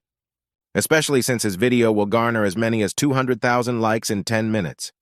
Suddenly, a new message from Lin Haodong arrived in one of the long-standing chat rooms with a proposal to organize a classmates meeting. All of his former classmates supported the idea. And Chen Shou was surprised that after 4 years, it was remembered today. Chen Shou decided that the guy just wanted to show his former classmates what he had accomplished in life. And another message came to the guy from his longtime acquaintance, Zheng Lexiao. Chen Shou sat on his computer chair and reviewed his new messages on his phone. Some Zheng Lexiao had written to him, but the guy didn't remember who it was at all and didn't know why he should know him. But Chen Shou stood up from his seat and decided that he didn't care about that right now anyway. He needed to increase his cultivation level, so the guy asked the system to open a training room. The system started creating a notification in front of him with which he had to make the payment. Yi Chen Shou confirmed the payment of the training room and paid 1,000,000 likes. The system said payment received and began to open the entrance to the room, and a portal began to appear on the phone screen. Soon the portal had already appeared in the middle of the room and began to transport the guy. Chen Shou found himself enveloped by a small blue glow, and he was transported to the training room. The guy felt the pleasant feeling of the energy around him pleasantly pass through his body. The feeling was like a fountain of water that ran through the body and cleansed every cell. The system said that 72 transformation training was about to begin and asked the guy to confirm his readiness. Chen Shou had seen the Monkey King applying transformations on TV, and he always watched with amusement. The guy realized that although he had a training hall, There was no need to rush into learning since the king had learned the technique in 3 years. So he decided for himself that he would master the technique slowly, and the main thing is to raise the level. Because only if he raises his level and becomes strong, Chen Shou will be able to protect the queen and moon goddess. In the training space of the system, Chen Shou spent a full 5 days in learning techniques. The paid training room time was over, and the system was asking if the guy wanted to extend the workout. But Chen Shou refused because he wasn't going to be in a hurry, and he had other things to attend to. Time flowed differently in the real world, and it had only been a day there, but the guy's whole body was stiff. He got up to stretch his limbs a bit, and the system sent him a new notification. In 5 days of cultivation, the guy had improved his base level to the 4th level and slightly improved his technique. The training was over, and the system asked Chen Shou to prepare to enter the real world. And a blue glow reappeared around the guy, transporting him to the bed in his dorm room. Chen Shou opened his eyes as he realized that he was now in the real world and began to feel differently. He threw his fist forward and felt the energy that filled his body become stronger. Chen Shou felt that his body was filled with strength. He thought that the training room was a great place. The boy got up from the bed and stretched to stretch. Now he was free and could relax a little. Chen Shou walked outside and passed by a large building that housed a car club.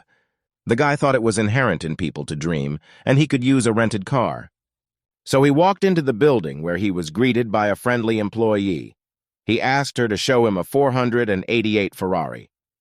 The girl asked him to follow her and led him to the right car through a bunch of others. And so they finally reached the right model. The Ferrari 488 stood out from the rest. The girl started to praise her, but Chen Shou asked her not to continue as he was already sure he wanted her. The girl asked how many days the guy wanted to rent it for and told him what their rates were. Chen Shou listened and said he needed the car for 1 week and was willing to sign the contract. The girl asked the guy to wait a bit and left him waiting on the chair for her return. Behind Chen Shou, a man who knew the guy by name appeared. The man called out to Chen Shou when he saw him. That man was Lin Haodong. He was the classmate who had organized the meeting. Chen Shou smiled and waved to his longtime acquaintance in a friendly manner. However, the man did not return his friendliness. Lin Haodong asked if the guy was sure he could rent a car and not live on instant noodles afterward. He made a caustic remark about Chen Shou's family's financial condition and left, laughing loudly at the guy. Chen Shou didn't like the fact that he was just being insulted for no reason right away, and decided that the guy had a problem with his head. Lin Haodong approached another car club employee and said that he wanted to rent a Porsche 911. The worker bowed respectfully and said that he would do everything for Mr. Lin right now. Chen Shou felt annoyed as he watched this and saw the notification from the system. The system offered him a task in which he had to embarrass Lin Haoji. The guy didn't expect such a thing from the system. But right now, he was very pleased that he could do it and cushion the extra reward. The girl came back to the guy with papers in hand and said she brought his contract. However, the guy said he would not be renting a car, which embarrassed the girl. The girl said that they could always look at other cars, but Chen Shou smiled softly, then pointed to the Ferrari and said he wanted to buy it, not lease it. The worker asked if the guy was sure he could deposit the full amount at once, and Chen Shou confirmed it. Then he turned to the car and asked if they had a new car not off the showcase, and the girl ran off to clarify. The guy watched her run and wondered if running in those heels was comfortable. 3 minutes later, the girl was telling me that there was only 1 car left in their province, and it would be delivered in 3 days. But they could place the order already, and the guy would get a protective case as a gift, as well as a discount card for gasoline. Chen Shou took out a map and said he would come to pick up his new car in 3 days. He thought it was a very good thing that he had traded all the gold in advance and could now safely afford an auto. Chen Shou went to one coffee shop to relax a bit, but he was sitting on his phone again. The guy was staring at his phone screen and was reacting very violently, so much so that he even pounded the table with his fist. This drew the attention of the other visitors, and he felt awkward. But the guy was too excited as his video of the moon goddess dancing has already gained 3,400,000 likes. The likes on this video had just as huge a number of likes as the comments the guy decided to look at. There have been many comments under this video that the girl is overly processed with filters and that the author is just rowing money for pretty girls. Chen Shou exhaled a little dejectedly, but decided that he didn't care about the criticism because what mattered to him was the likes. Plus, almost all media companies wanted to work with him, which was something he could never have thought of in his life. He was even sent a message by the owners of Pumpkin Talk. They wanted to collaborate with him as the biggest blogger himself. But Chen Shou refused everyone as he had enough money and didn't want to burden himself with cooperation.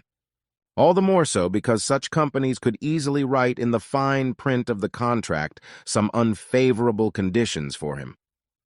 A girl came to the table telling me that she was delayed because of traffic on the road. It was He Bing-su. She apologized for being late and started to sit down across from the guy. Chen Shou said it was fine and held out a menu offering her to choose whatever she wanted. After a while, a waitress approached them and the couple ordered a latte and cappuccino each. He Bing-su followed the departing waitress with her gaze, and after making sure she had moved far enough away, she turned towards the guy and asked where the promised photo was, but Chen Shou was already holding it out. When it was in the girl's hands, she opened the bundle and saw there the queen in red robes. He Bing-su liked the girl in the photo, and the guy thought that he didn't expect to see the businesswoman squealing with delight. The girl took out a small handkerchief from her bag and carefully wrapped the photograph in it. And only after wrapping it tightly in the cloth did I send it to my purse. She explained to the guy that there are few such beautiful girls on the planet, and one should appreciate them.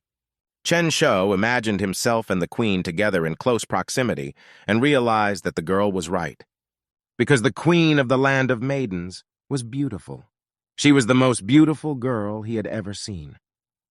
He Bing-su distracted him from his thoughts and admitted that she had wanted to ask the guy something for a long time. She drank some of her coffee and admitted that the girl seemed out of their world, and she wondered how they had met. Chen Shou slightly hesitated to answer and quickly tried to think of some excuse. The girl set her cup on the table and said if the look she saw in the photo was to be believed. That girl definitely doesn't see Chen Shou as a friend, but as someone more than that. Chen Shou said he actually met her by chance, and she agreed to make a video out of courtesy. He Bing-su was upset because she thought that she could have met her through a guy. The guy didn't understand why the girl was getting so upset about this and asked her. He Bing-su said that her research project is now at a dead end and asked the guy not to take her words to heart.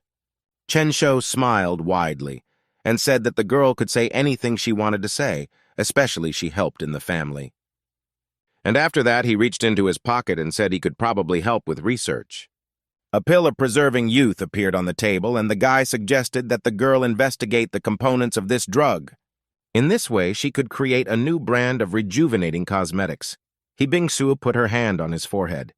The girl bends over the table to the guy and asks him if he's sick because he's talking nonsense. However, the guy's attention was focused on his chest, which was right in front of his face in this position. He Bing-su reminded us that youth pills are just a fictitious TV series. Chen Shou smiled and said that he knew the girl wouldn't believe him, but advised him to investigate the pill. The guy promised the girl that the result would surprise her, and she regarded the small pill incredulously. The guy was lying on the bed in his room resting after a busy day, when his phone suddenly lit up, and a notification from the system popped up on the screen. The system congratulated its master for reaching the 9th basic cultivation level. Chen Shou was satisfied. He had never imagined that he could reach the 9th level in 2.5 days. He stretched in his seat, relaxing his muscles, and thought about what a good system he had gotten. The guy got a call from the car club saying he could come and pick up his Ferrari. He also received a message on his phone from Lin Haodong clarifying the meeting place. He appointed a luxurious room in an expensive hotel as the meeting place and aroused the admiration of his former classmates. Chen Shou remembered that there was supposed to be a classmate reunion just today, and a plan was born in his mind. A small group of people were standing near the hotel entrance when they saw a Ferrari pull up. They decided it was Brother Lin, and the full-figured man in the group said he should greet him first. The girl who stood closest remarked that the man was not worthy of it, as he was only an errand dog. Such a reference to himself infuriated the man, and he angrily interjected what the woman had said. The third person in the group asked not to swear and give way to Brother Lin as they all blocked his exit. Everyone pulled happy smiles on their faces as the car door began to open. But everyone was quickly disappointed when they saw a completely different person inside, which turned out to be Chen Shou. Everyone present couldn't believe that they saw Chen Shou in front of them. They asked if he had rented a car. One of the girls appeared next to the guy and said that they all underestimated the arriving Chen Shou. He was the one making the videos that have now become the most popular in recent times. One of the guys started to come closer to him and asked him in a friendly way if he had the phone numbers of all the beauties he was shooting. The obese man got excited too and asked about the picture of the girl's face from the first video. Chen Shou looked at his former classmates and apologized. He said he promised to keep the girl's data secret. The guys were not happy with this answer and tried to get him to give them phone numbers. However, the obese man started sucking up to Chen Shou and said that you have to try really hard to get videos of such beauties. The man assured that no one would force him to give up his license plates if he didn't want to. The girl with red hair took him under her arm and asked why he didn't accept her request, but the other girl said he didn't owe her anything. Their brief altercation was interrupted by the loud sound of two cars colliding. Someone hit Chen Shou's parked Ferrari, and then a man started getting out of his car asking who bought himself a Ferrari and didn't learn how to park. The man saw a guy surrounded by girls and said hello to his old acquaintance Chen Shou. The guy turned to the person responsible for the accident and asked the man what he wanted. It was Lin Haodong, who was glad that the guy wouldn't be able to pay for the damage to the rented car. Chen Shou said as he turned around to see how bold the man was in purposely messing up his car. Lin Haodong was completely unimpressed by the guy's words and couldn't believe that he was trying to pass off the car as his own. He told the others that he saw Chen Shou renting a car at the auto club a couple days ago. Lin Haodong asked how much the car cost and knew the guy couldn't afford one, even through his stupid clips. The guys saw the new leader and began to support his taunts of Chen Shou. The girl who had tried to hit on him before pulled her hand out and got angry at him. Chen Shou watched his classmates and saw that they hadn't changed at all over the years. Lin Haodong was very pleased with himself and was going to completely destroy Chen Shou's reputation. So he put his hand on the guy's shoulder and said he had already called the boss of the car club, and added that if the guy admits he was showing off for nothing, he would consider covering his expenses. Chen Shou spread his hands and reminded him that Lin Haodong was the one who had crashed into his car and should pay for the damages. The blonde man said that the car club workers would be here soon, and then he would see how Chen Shou would behave. After that, an expensive yellow car appeared from which a man got out. Lin Haodong called this man Boss Joe and was glad that he had arrived so quickly. The man approached the scene of the accident and silently began to look at the accidents, the boys standing not far from him. Lin Haodong pointed at Chen Shou and said that this guy was renting a car for the first time and didn't know the rules at all. The serious-looking man turned to a couple nearby and began to frown in their direction. One continued to ask Boss Joe not to scold his acquaintance, but the guy was just pushed away. The man walked up to Chen Shou and shook his hand. He said that he was very happy to meet someone who had bought a Ferrari from them. Everyone in attendance was very surprised to hear from the car club owner that he bought it with one payment. Lin Haodong asked the man how Chen Shou could afford to buy a car and convinced him that he was confused about something. Zhou Yaodong turned unhappily at the blond man and asked menacingly, daring him to doubt him. And then the man reminded him that he only allowed him not to pay the car deposit because of his friendship with his father. And he went and wrecked a rented Porsche. The man came closer to the guy and asked him how he was going to pay for the damage. The girls were standing near the hotel entrance discussing the fact that they would have to chip in to pay for dinner themselves. Lin Haodong got angry and started making excuses that his luxury car was in repair and that's why he rented this one. Chen Shou sat on the hood of his car and said that since he was so rich, he wouldn't avoid paying for the damages. And about the accident, they could have just called the traffic police and they would have decided who was at fault. Boss Joe walked up to the blond man closely and said that he was obliged to discuss this incident with his father. He then turned to Chen Shou and said that the insurance was already in effect, so he wouldn't have to pay for the repairs. The guy thanked him and apologized for them distracting the man so late in the evening. Zhou Yaodong said he was happy to help valuable customers like him, especially since he was not at fault.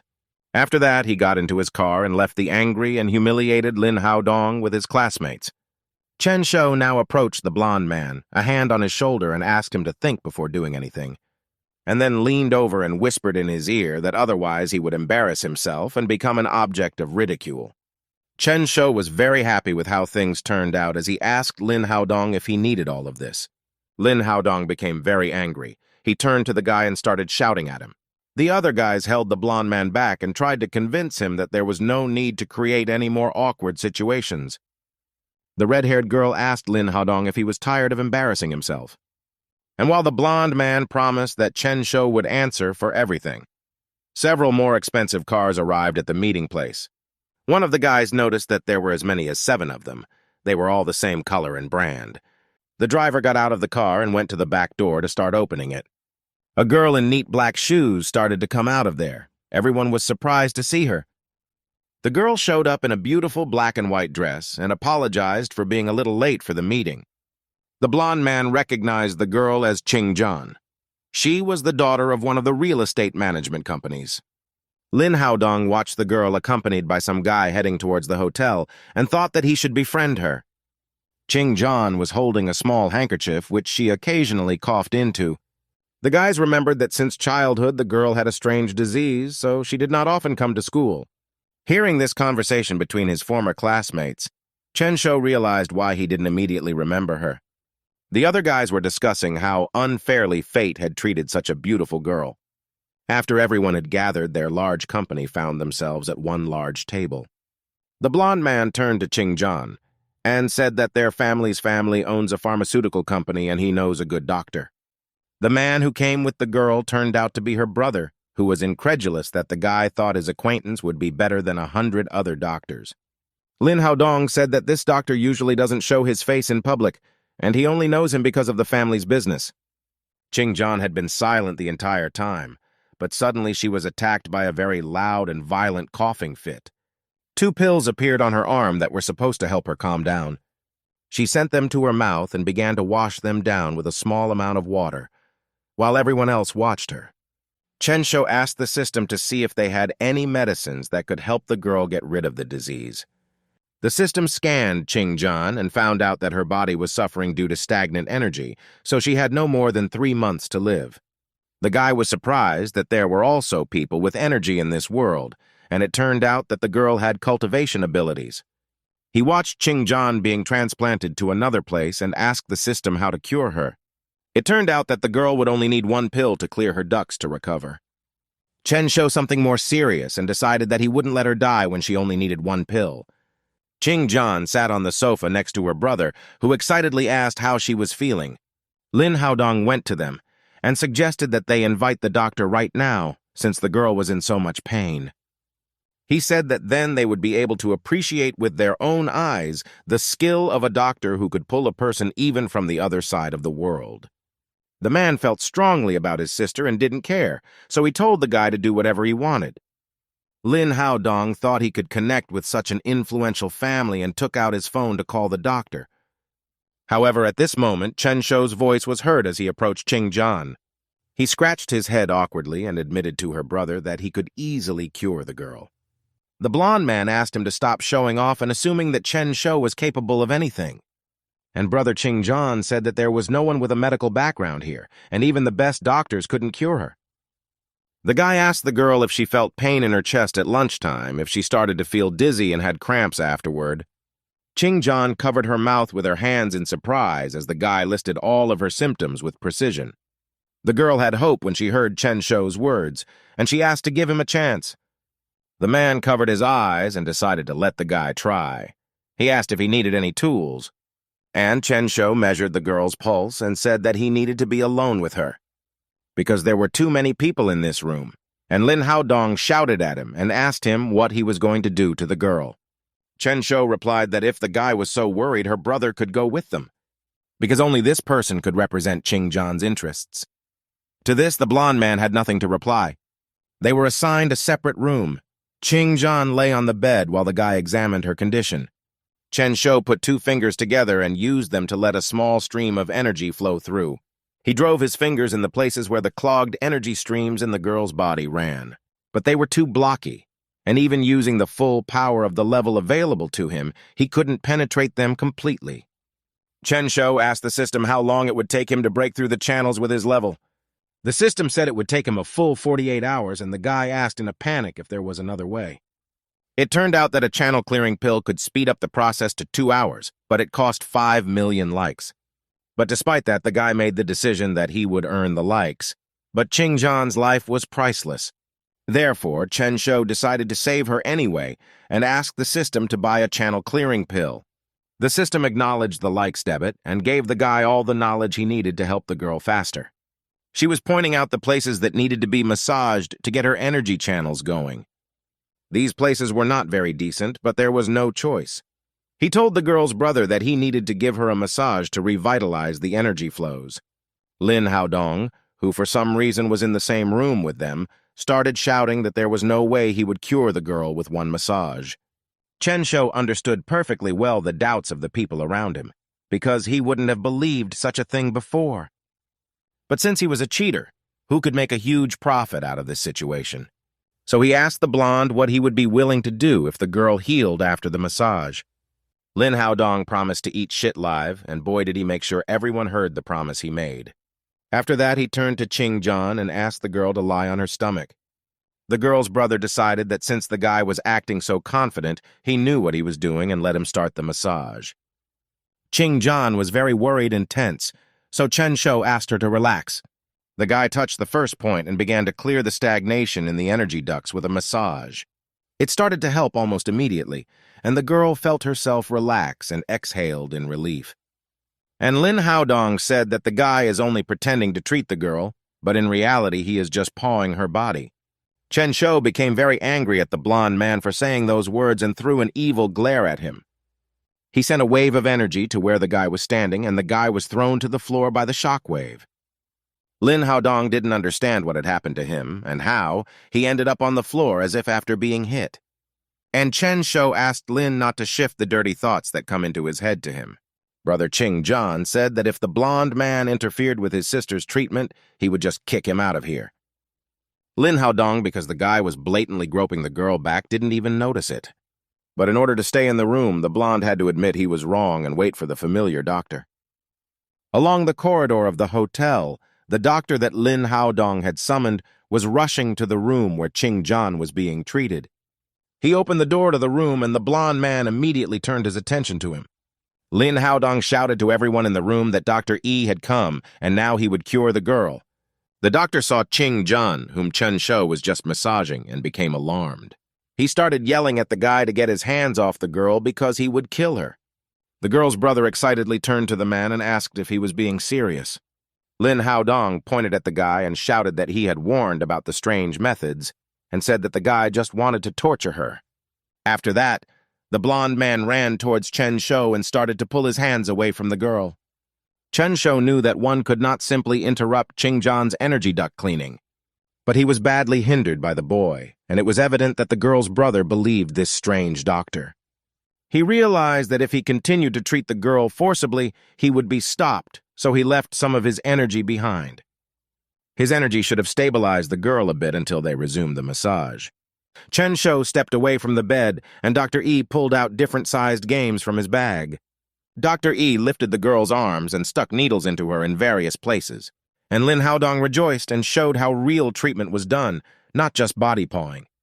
And just as he was saying this, Qingjian started coughing and blood started dripping from her mouth.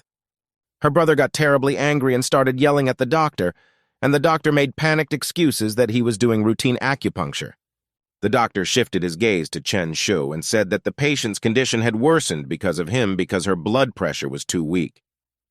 Doctors appeared in the room and were about to resuscitate the girl, while Dr. Ya was telling them that Chen Shou wanted to kill her. The guy realized that this fake doctor was just delusional, and Qingjian's blood pressure was fine. The energy he'd left in the girl's body hadn't completely disappeared, but they needed to hurry if they wanted to save her. However, the doctors predicted that they were about to resuscitate Qingjian and ordered everyone to leave the room. When everyone was in the hallway, Qingjian's brother threatened the doctor that if anything happened to his sister, he would kill them all. Lin Haodong swallowed heavily and trembled his entire body because he realized that this threat concerned him as well. Suddenly, the man stopped shaking the doctor in his hands because he saw his father. Qing Beifang appeared in the hotel corridor with a large number of guards behind him. That was when Lin Haodong decided to throw all of the Qing family's anger onto Chen Shou. He turned to the man and pointed at the guy, telling him that he wanted to kill his daughter, and the doctor confirmed the blonde man's words.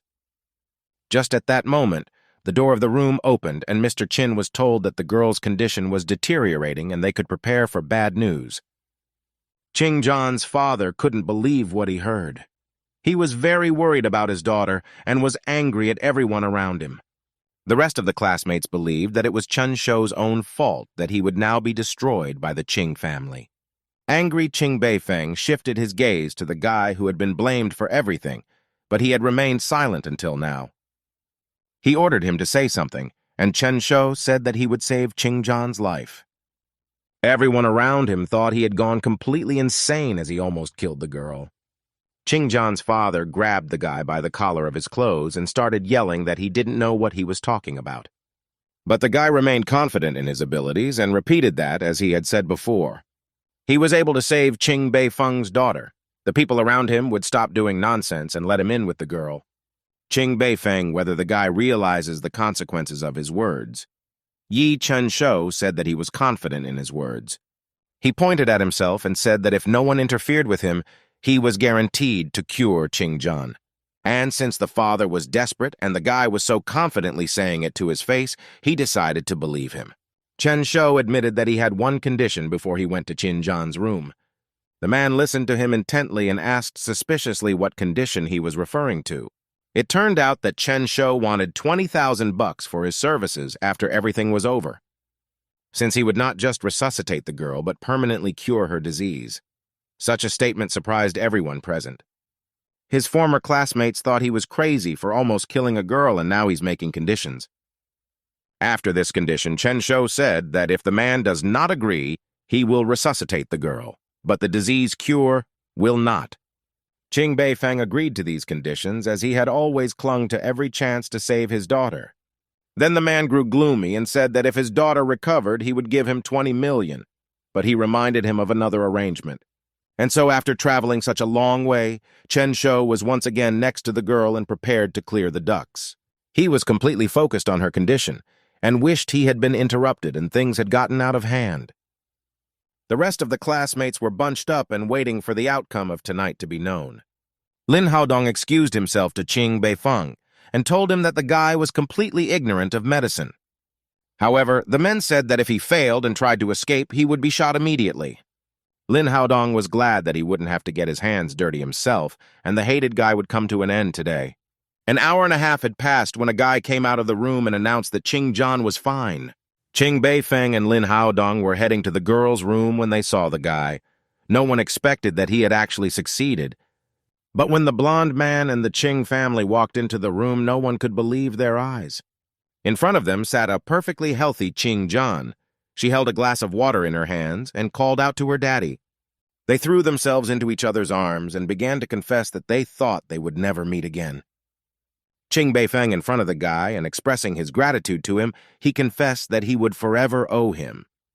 Chun Shou reassured the man and told him that everything was fine because his daughter was alive because he believed him.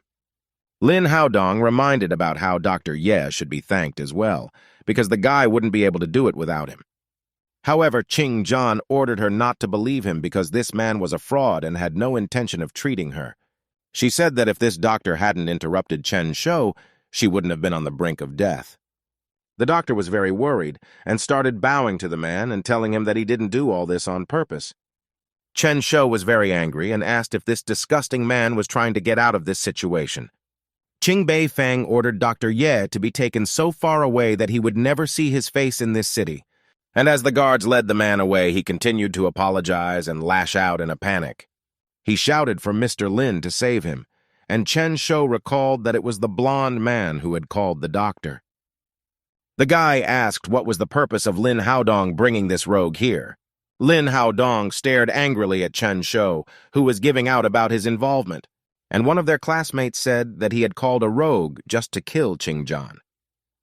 And the girls were discussing that he had started acting suspiciously ever since the girls showed up.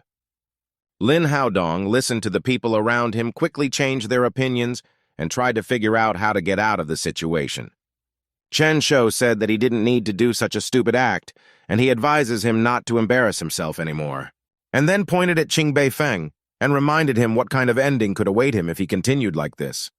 The guy shifted his gaze to the corner where Ching John's father was standing. He felt fear spreading throughout his body. Because Qing Beifeng above him was a formidable dark figure, and the guy felt like the most insignificant person in the world. He was so scared that he started screaming and making excuses that he didn't do all this on purpose. After that, he fell to his knees and started begging for mercy because he just wanted to help her. He reminded her that the girl was alive now and she was fine, but that only made the man angrier. Because it was Chen Shou's doing. Boy, he would never see his daughter alive again. The men shouted that if it wasn't for Lin Haodong's father, he would have killed him right there and demanded an apology. Lin Haodong understood that if he apologized to Chen Shou, the mutation would be destroyed forever. But Qing Beifeng was very serious and was very angry and would not tolerate any other options. Therefore, Lin Haodong knelt down in front of Chen Shou and Qing Zhan to make amends. He bowed and apologized to Qing Zhan, telling him that he didn't do it all on purpose. And after that, he heartily apologized to Chen Shou, who looked down on him. Chen Shou advised the blonde man not to do something so stupid next time and enjoyed the expression on his opponent's face. Lin Haodong, you were very angry, and hoped that in the future Chen Shou would compensate him tenfold for today's disgrace. The system declared the task complete and rewarded him with 3 good luck spells and 3 bad luck spells. Chen Shou asked about the bad luck spell, and she told him that after using it, a person's luck level would decrease for 1 month. And the guy decided that he wanted to use all 3 failure spells on Lin Haodong at once. The system gladly did its master's bidding and placed 3 failure spells on the blonde man's back. They sprang into action at once, for as soon as the lad stood up, he immediately stumbled to his own feet.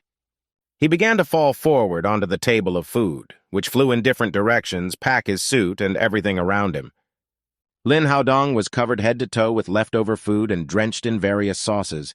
All the classmates who used to be to him now scoffed at his failures. The girl with the red hair joked that the guy was so scared that his legs were shaking. And Chen Shou thought it was the guy's own fault, because if he hadn't touched him, no one would have retaliated. Qing Zhan stood beside Chen Shou, slightly red. She looked at the guy beside her with admiration and embarrassment. And Chen Shou turned to her father and said that he wanted to ask him something. Qing Beifeng readily agreed and promised the guy that he would fulfill absolutely any of his requests. Chen Shou asked that no one present here now should tell others about what had happened. Qing Beifeng that will keep today's entire day a secret from the public and will do everything to do so.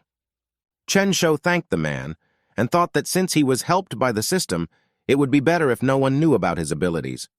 The meeting was over, and now he could send back to the Western world with peace of mind. However, the system still hadn't given him an assignment, and he was worried about how long he would have to wait. He was pulled away from these thoughts by Qing Zhan's voice, who asked him to wait and ran after him. She looked completely healthy and said that she was very grateful to the guy, but Chen Shou asked her to forget about it.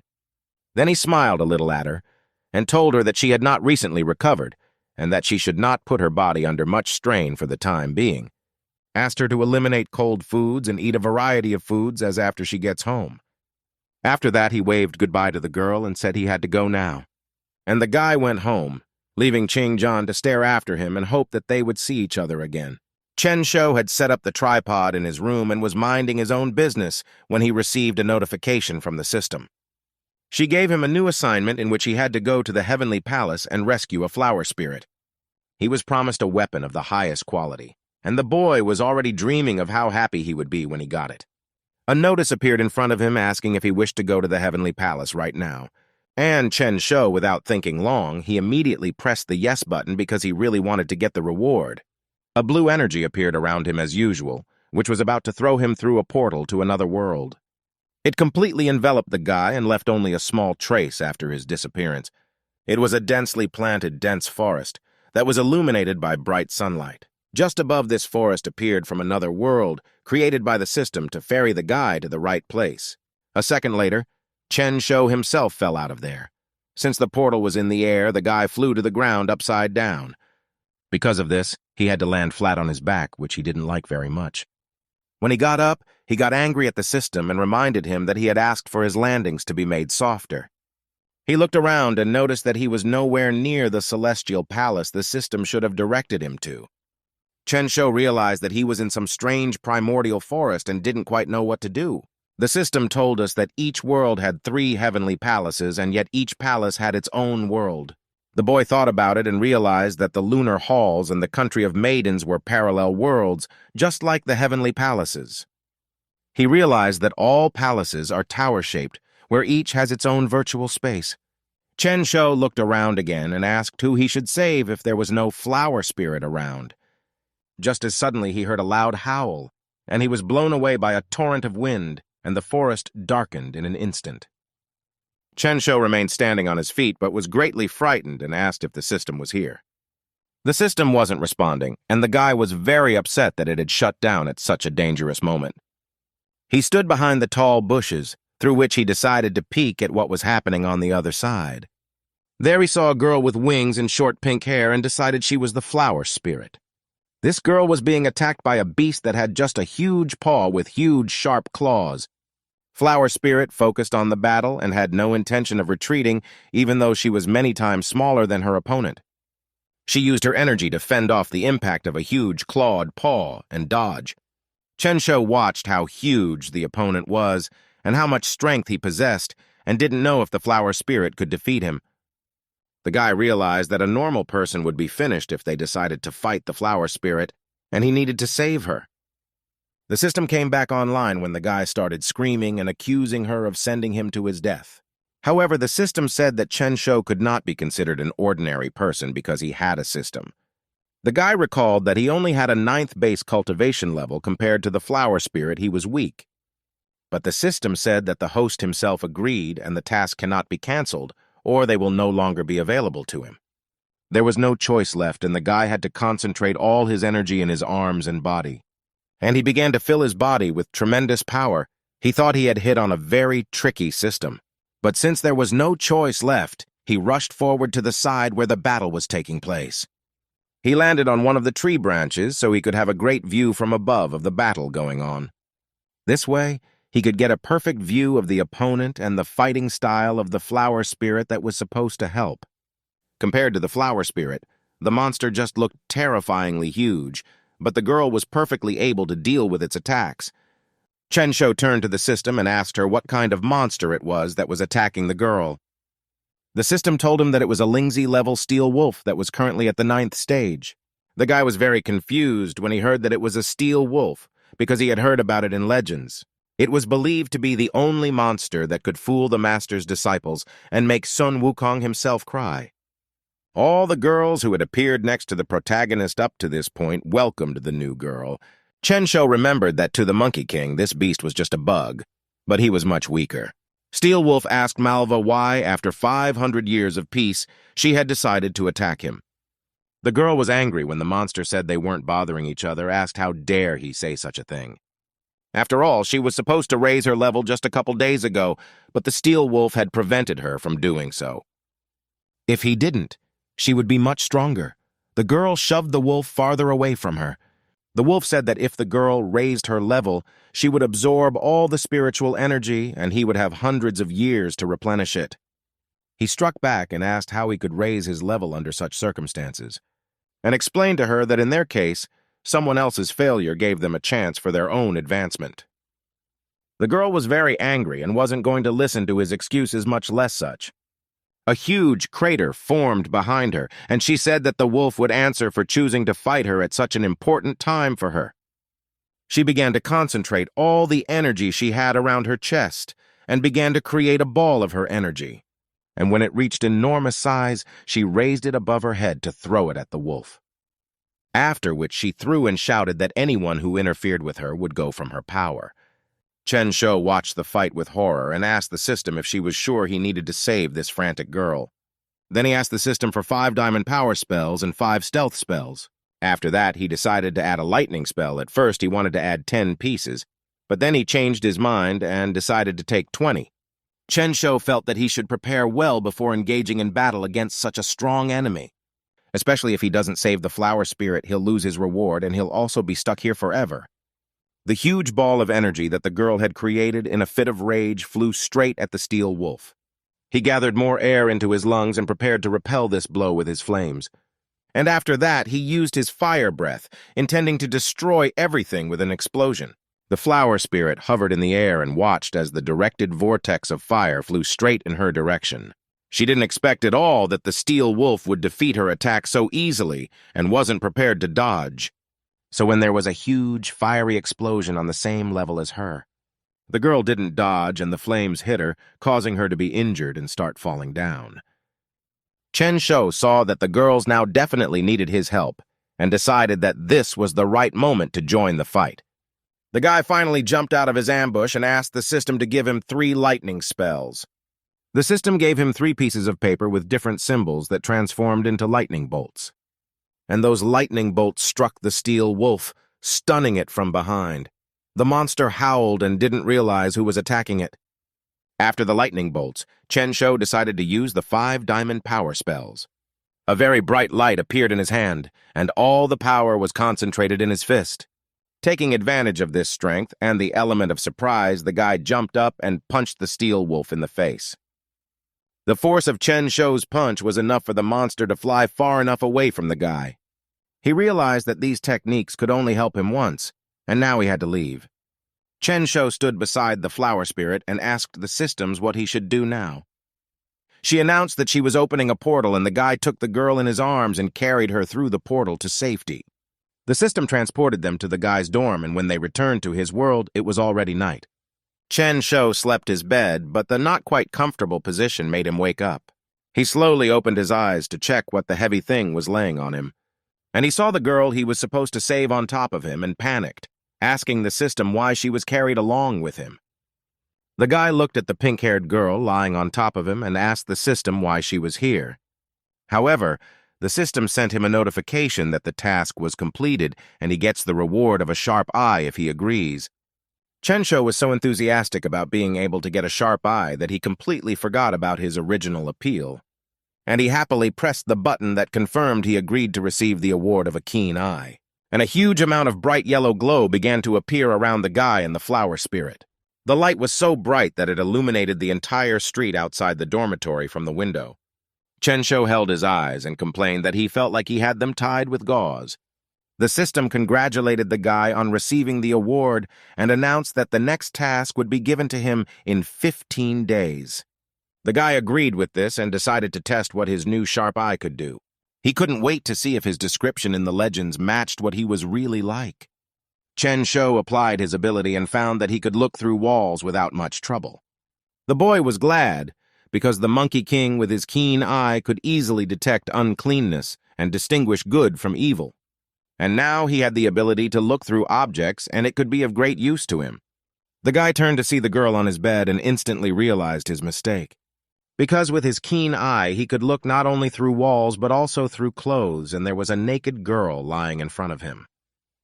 Chen Shou turned off his keen eye and remembered that he had completely forgotten about the flower spirit because of the reward he had received.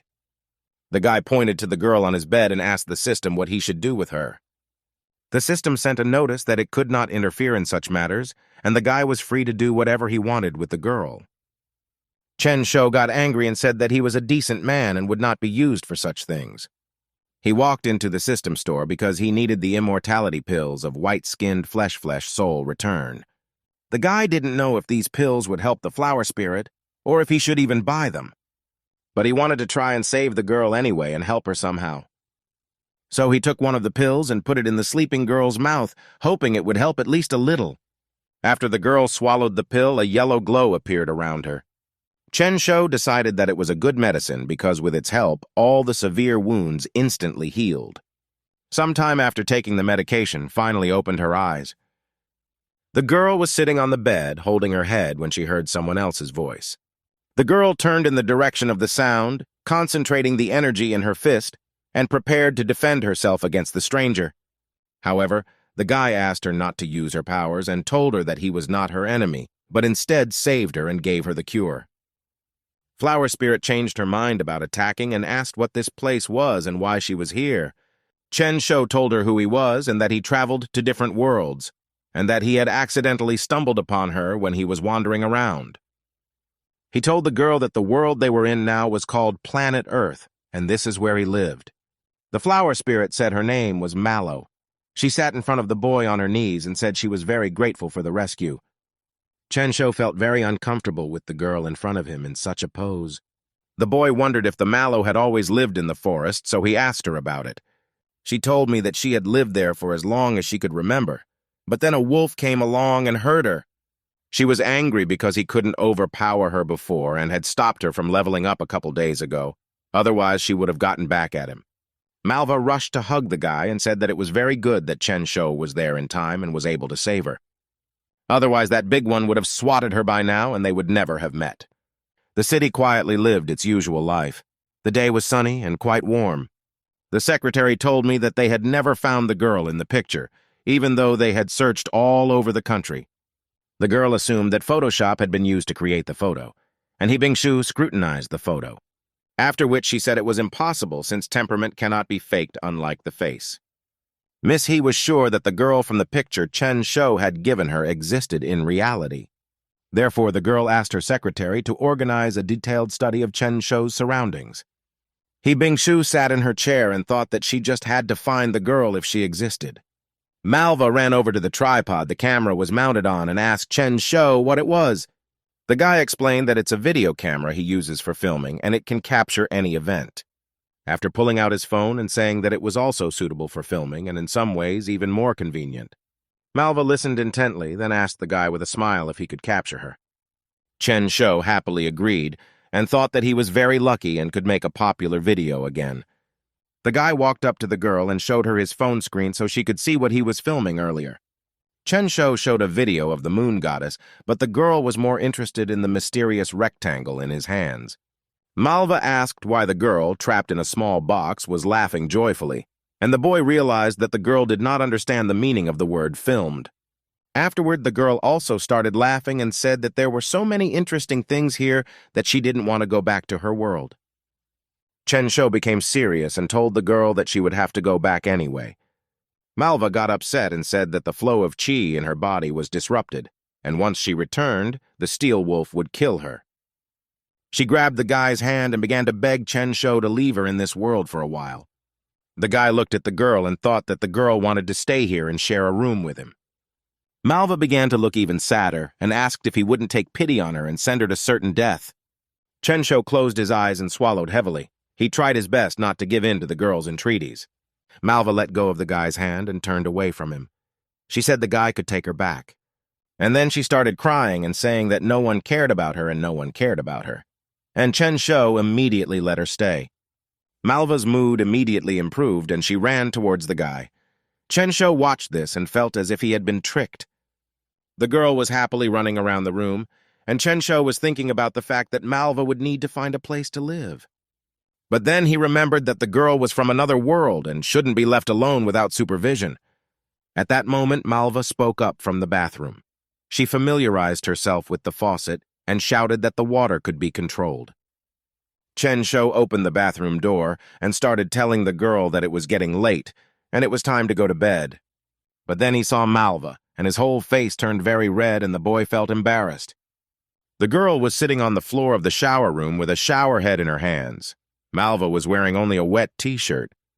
She saw the guy standing on the doorstep and smiled broadly at him. Then she asked him if he wanted to go swimming together. Chen Shou refused the offer and mentally tried to calm himself down. He told himself that the girl was from another world, and so she doesn't understand anything, and Malva followed the guy and didn't understand what was happening to him. Chen Shou didn't look at the girl and handed her some dry clothes. He asked Malva to change her clothes so that she wouldn't get sick. The girl took the dry clothes from the boy's hands and looked at them carefully. Then Malva used her powers and was surrounded by black butterflies and water droplets. Then she turned to Chen Shou, pointed at herself, and said that her clothes were now dry. The guy said that in the human world, it's best not to go outside the building and such things.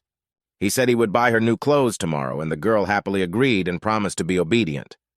He Bingshu walked down the corridor of Dongfang groups and thought back to the last meeting she had been to. The girl was saying that there's a press conference for international goods next month, and they should be releasing a new product, because otherwise all the company's shares will fall and investors will leave for competitors. One of the men was alarmed and said they had researched every possible product recipe and needed a new one. He said it was impossible to invent a new recipe in just a month, and Miss He frowned. A co-worker met a gloomy girl in the hallway and asked her if everything was okay. Bing-Shu held out a pill to the man and asked him to analyze its composition if he had time. Mr. Tan took the pill and asked what it was, and the girl told him that according to her friend, the pill would keep her young. The man agreed and looked at the departing Miss He and realized that she was at an impasse. Bing-Shu was very worried and thought she was stupid for giving the man a pacifier, but it was worth checking out. Because if there's something in it, girls all over the world will start fanaticizing about Dongfang Group's products. Outside, someone called out loudly to Chen Shou. Malva pointed to the grill and said they cook lamb kebabs there, which smelled really good. She really wanted to try it, but the guy talked her into buying clothes first and then eating. The girl got upset and started to persuade him to eat now, but Chen Shou was determined to buy clothes first. So they soon found themselves in a women's clothing store, which was attracted by the variety of things. Malva held the pink dress with hearts at the collar in her hands and asked Chen Shou if it was beautiful. The guy smiled and said that it wasn't bad. Behind was Wang Shui and her friend, who noticed the couple. Chen Shou told Malva to go to the locker room and try on the outfits she chose there. The friend pointed at Chen Shou and asked Wang Shui to look over there. The blonde turned around and really saw her ex. The girl said that she didn't think Chen Shou preferred younger girls but his companion. However, Wang Shui didn't listen to her and walked angrily towards the guy. Her friend saw this and asked her to wait for her. They walked up to Chen Shou and the blonde haughtily greeted the guy, calling him her former subservient boyfriend. Chen Shou turned to Wang Shui and said that his mercurial ex was standing in front of him. The blonde said she didn't think the guy had such disgusting taste, and asked how he was able to choose such a cheap store. Her friend added that he wouldn't have enough money for clothes even at this store because the cheapest one cost 50,000. Chen Shou did not respond to the girl's sarcastic remarks, and this made Wang Shui very angry. Malva came out of the fitting room and asked who the older women were and why they smelled so bad. The girls were furious and started yelling that they weren't elderly and were generally using the best perfume in the world. Chen Shou said that the perfume smells good, but once it gets on Wang Shui's body, it starts to stink for some reason. And then the guy added that Wang Shui's temper is stinky. She has no respect for others, and mud constantly pours out of her mouth. The girl gloomed and wanted to start arguing, but Chen Shou threw one of her dresses in her face and said that nothing would block out her stench. With that, he turned away from the girls, and he and Malva headed toward the fitting room exit. Wang Shui was angry because Chen Shou dared to humiliate her because of another girl. The blonde was furious and screamed that she would show the guy some more. Just let him wait a little longer. Malva and Chen Shou had bought clothes and were now walking through the streets of the city. The girl stayed in her new pink dress. Malva was angry and asked Chen Shou how such ugly people could exist in the world. The guy stroked the top of her head and told her to stop being mad at girls because they weren't worth it. Chen Shou explained that the more she argued with such people, the more they would enjoy it. But the guy used too many words that were incomprehensible to Malva, so she didn't quite get the point and asked again. Chen Shou decided not to continue the unpleasant topic and cheerfully told Malva that they could go eat. The couple had a good day, and Chen Shou returned to the dorm late. He opened the door and had a bouquet of flowers in his hands. Guy walked into the room and put down the bags of Malva's clothes and was able to exhale in relief. The bouquet in his hands began to glow and a pink aura began to swirl around the flowers. The pink smoke cleared, and in the guy's arms, instead of a bouquet, was a laughing Malva.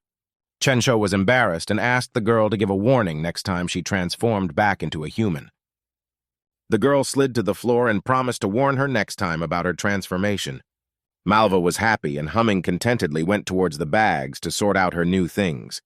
She pulled out a joyfully red dress, and the lad thought that humans and female spirits alike liked pretty things. Chen Shou turned to the girl to ask her to give her a warning when he decided to change his clothes. But the guy didn't finish as he saw that the girl had already started to undress right in the room.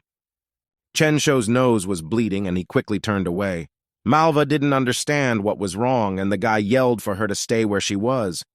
He threw his clothes over the girl with his eyes closed and yelled that changing clothes in front of the guys was not allowed, and it was better to go to another room. Malva understood him, and Chen Shou decided that he had to think of something or else he would have to suffer. After that, he went to bed and woke up the next morning with the whole room illuminated by sunlight. The guy heard a woman's voice calling him and asking him to wake up soon. Chen-Shou opened his eyes and saw a girl on all fours next to me in a nightgown saying it was time to wake up. Chen-Shou jumped up and started to ask loudly and nervously if the girl was not shy and afraid of him at all. Malva thought for a moment, then admitted that the guy had saved her life, so she wasn't afraid he'd hurt her. Chen-Shou decided that spirits didn't understand anything about such things, and Malva didn't even know what he was talking about. At this moment, there was a knock on the door of his room. Malwa and Chen-Shou were surprised and looked at the veer. The woman behind the door shouted that she had come to check the room, and Chen-Shou began to panic. He realized that if the dorm supervisor found a girl in his room, he was finished. Malva didn't realize that, so she calmly got out of bed and walked to the door, about to open it for her guest. Chen-Shou managed to grab her hand and quietly asked the girl to keep her voice down, or better yet, become a plant again. Malva turned to the boy and said that her energy flows had not yet recovered, and she would not be able to be a plant for long. The woman at the door thought there was no one in the room and decided to open the door with her key. She warned that she was coming in. Chen-Shou apologized to Malva, grabbed the girl, and quickly dragged her to the bed. He laid the girl down, hovering over her, and in one motion threw the blanket over them. Malva exhaled in surprise as the guy tossed her onto the mattress, looking up at him in surprise. She was even more surprised when Chen-Shou suddenly placed a seal on her forehead. The guy covered the girl's mouth with his palm and sternly ordered her to behave as quietly as he could. Chen-Shou turned around at the door and thought he had cast an invisibility spell on Malva just in case. The woman entered the room and saw that Chen-Shou was in bed. She asked why it took him so long to open the door. And the guy lied to her that he had just woken up while the woman scrutinized the room. Malva lay on the bed beneath her boyfriend's body and couldn't understand why her heart was beating so fast. The woman finished her inspection and told the guy to follow the safety rules, and they said goodbye. The door closed and Chen-Shou and Malva were left alone in the room again. The boy jumped up from the bed and exhaled a sigh of relief. He was glad they hadn't gotten caught. Chen-Shou used his strength to remove the invisibility spell from the girl, and the seal that was glued to Malva's face glowed and then disappeared. The girl was lying on the bed, her nightie was pulled up, and the straps were falling off her shoulders, and she looked disheveled. Malva was also sweating, so Chen-Shou turned away and handed the girl a change of clothes so she wouldn't catch cold. But Malva said she wouldn't catch a cold because she was very hot under the blanket. Chen-Shou fell face down into the mattress and shouted that he had asked for a change of clothes, while he himself was alarmed by the sight of the girl. Malva was surprised at first, but then smiled happily and agreed to change clothes if it was important to Chen-Shou. Miss He was sitting in her office when she got a call and started shouting into the phone that there was a result. Mr. Tan shouted that the pill she had given really did have rejuvenating properties. He Bing-Shui jumped up from her chair and couldn't believe that it was really like this. But the man said that this pill can keep skin looking young for 5 years, and if research continues, they have a chance. The girl stood at the panoramic window and thanked Mr. Tan for the good news. He Bing-Shu hung up the phone and pondered over everything that had happened to her recently. She sat down in the chair and realized that Chen-Shou had not deceived her and the rejuvenation pill really did exist. The girl thought about just helping his family, and he gave a pill worth hundreds of millions of yen. She thought the guy didn't know the value of the pill, but then she remembered his words and confident face and realized he knew everything. She was trying to figure out where an average guy who had recently graduated from high school got such a thing. Chen-Shou and Malva went to a restaurant. There were many different foods on their table, and a guy was sitting on his phone. Malva was delighted with the delicious taste of her new food. She told Chen-Shou how delicious it was. The guy smiled and said that Malva could eat more if she liked it that much. Chen-Shou noticed that he had few likes left due to the fact that he often bought a lot of pills and spells.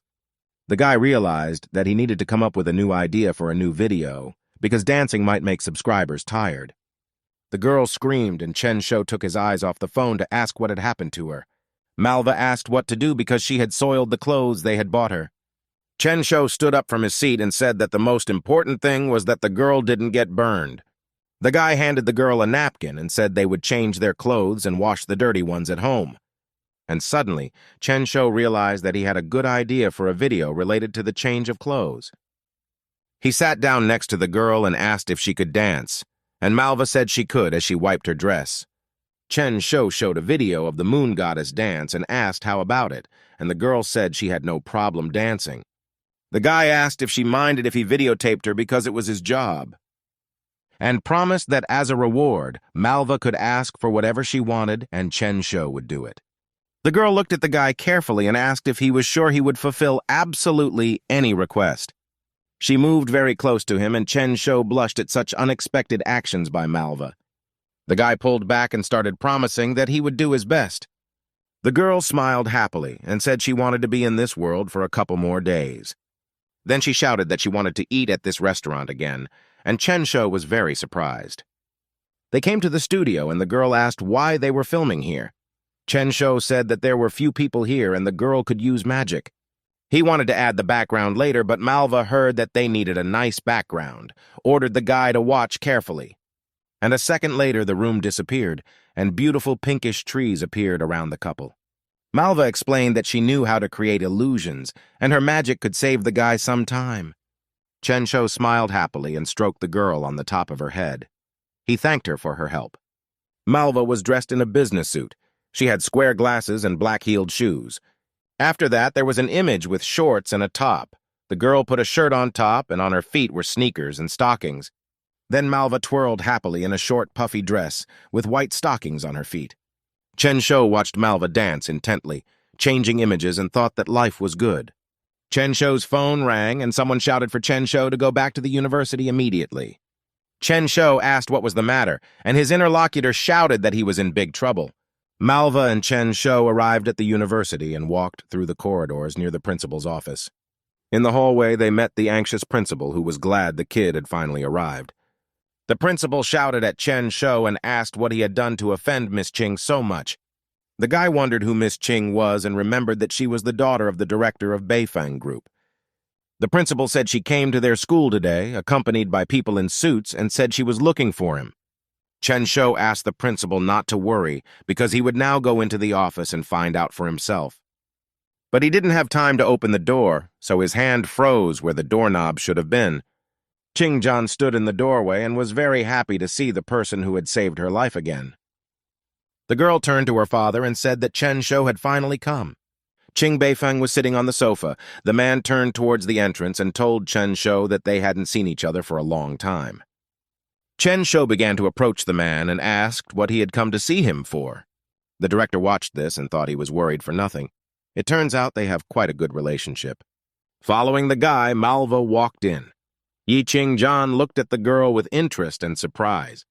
She was upset and thought that Chen Shou had gotten himself a girlfriend in the time they hadn't seen each other.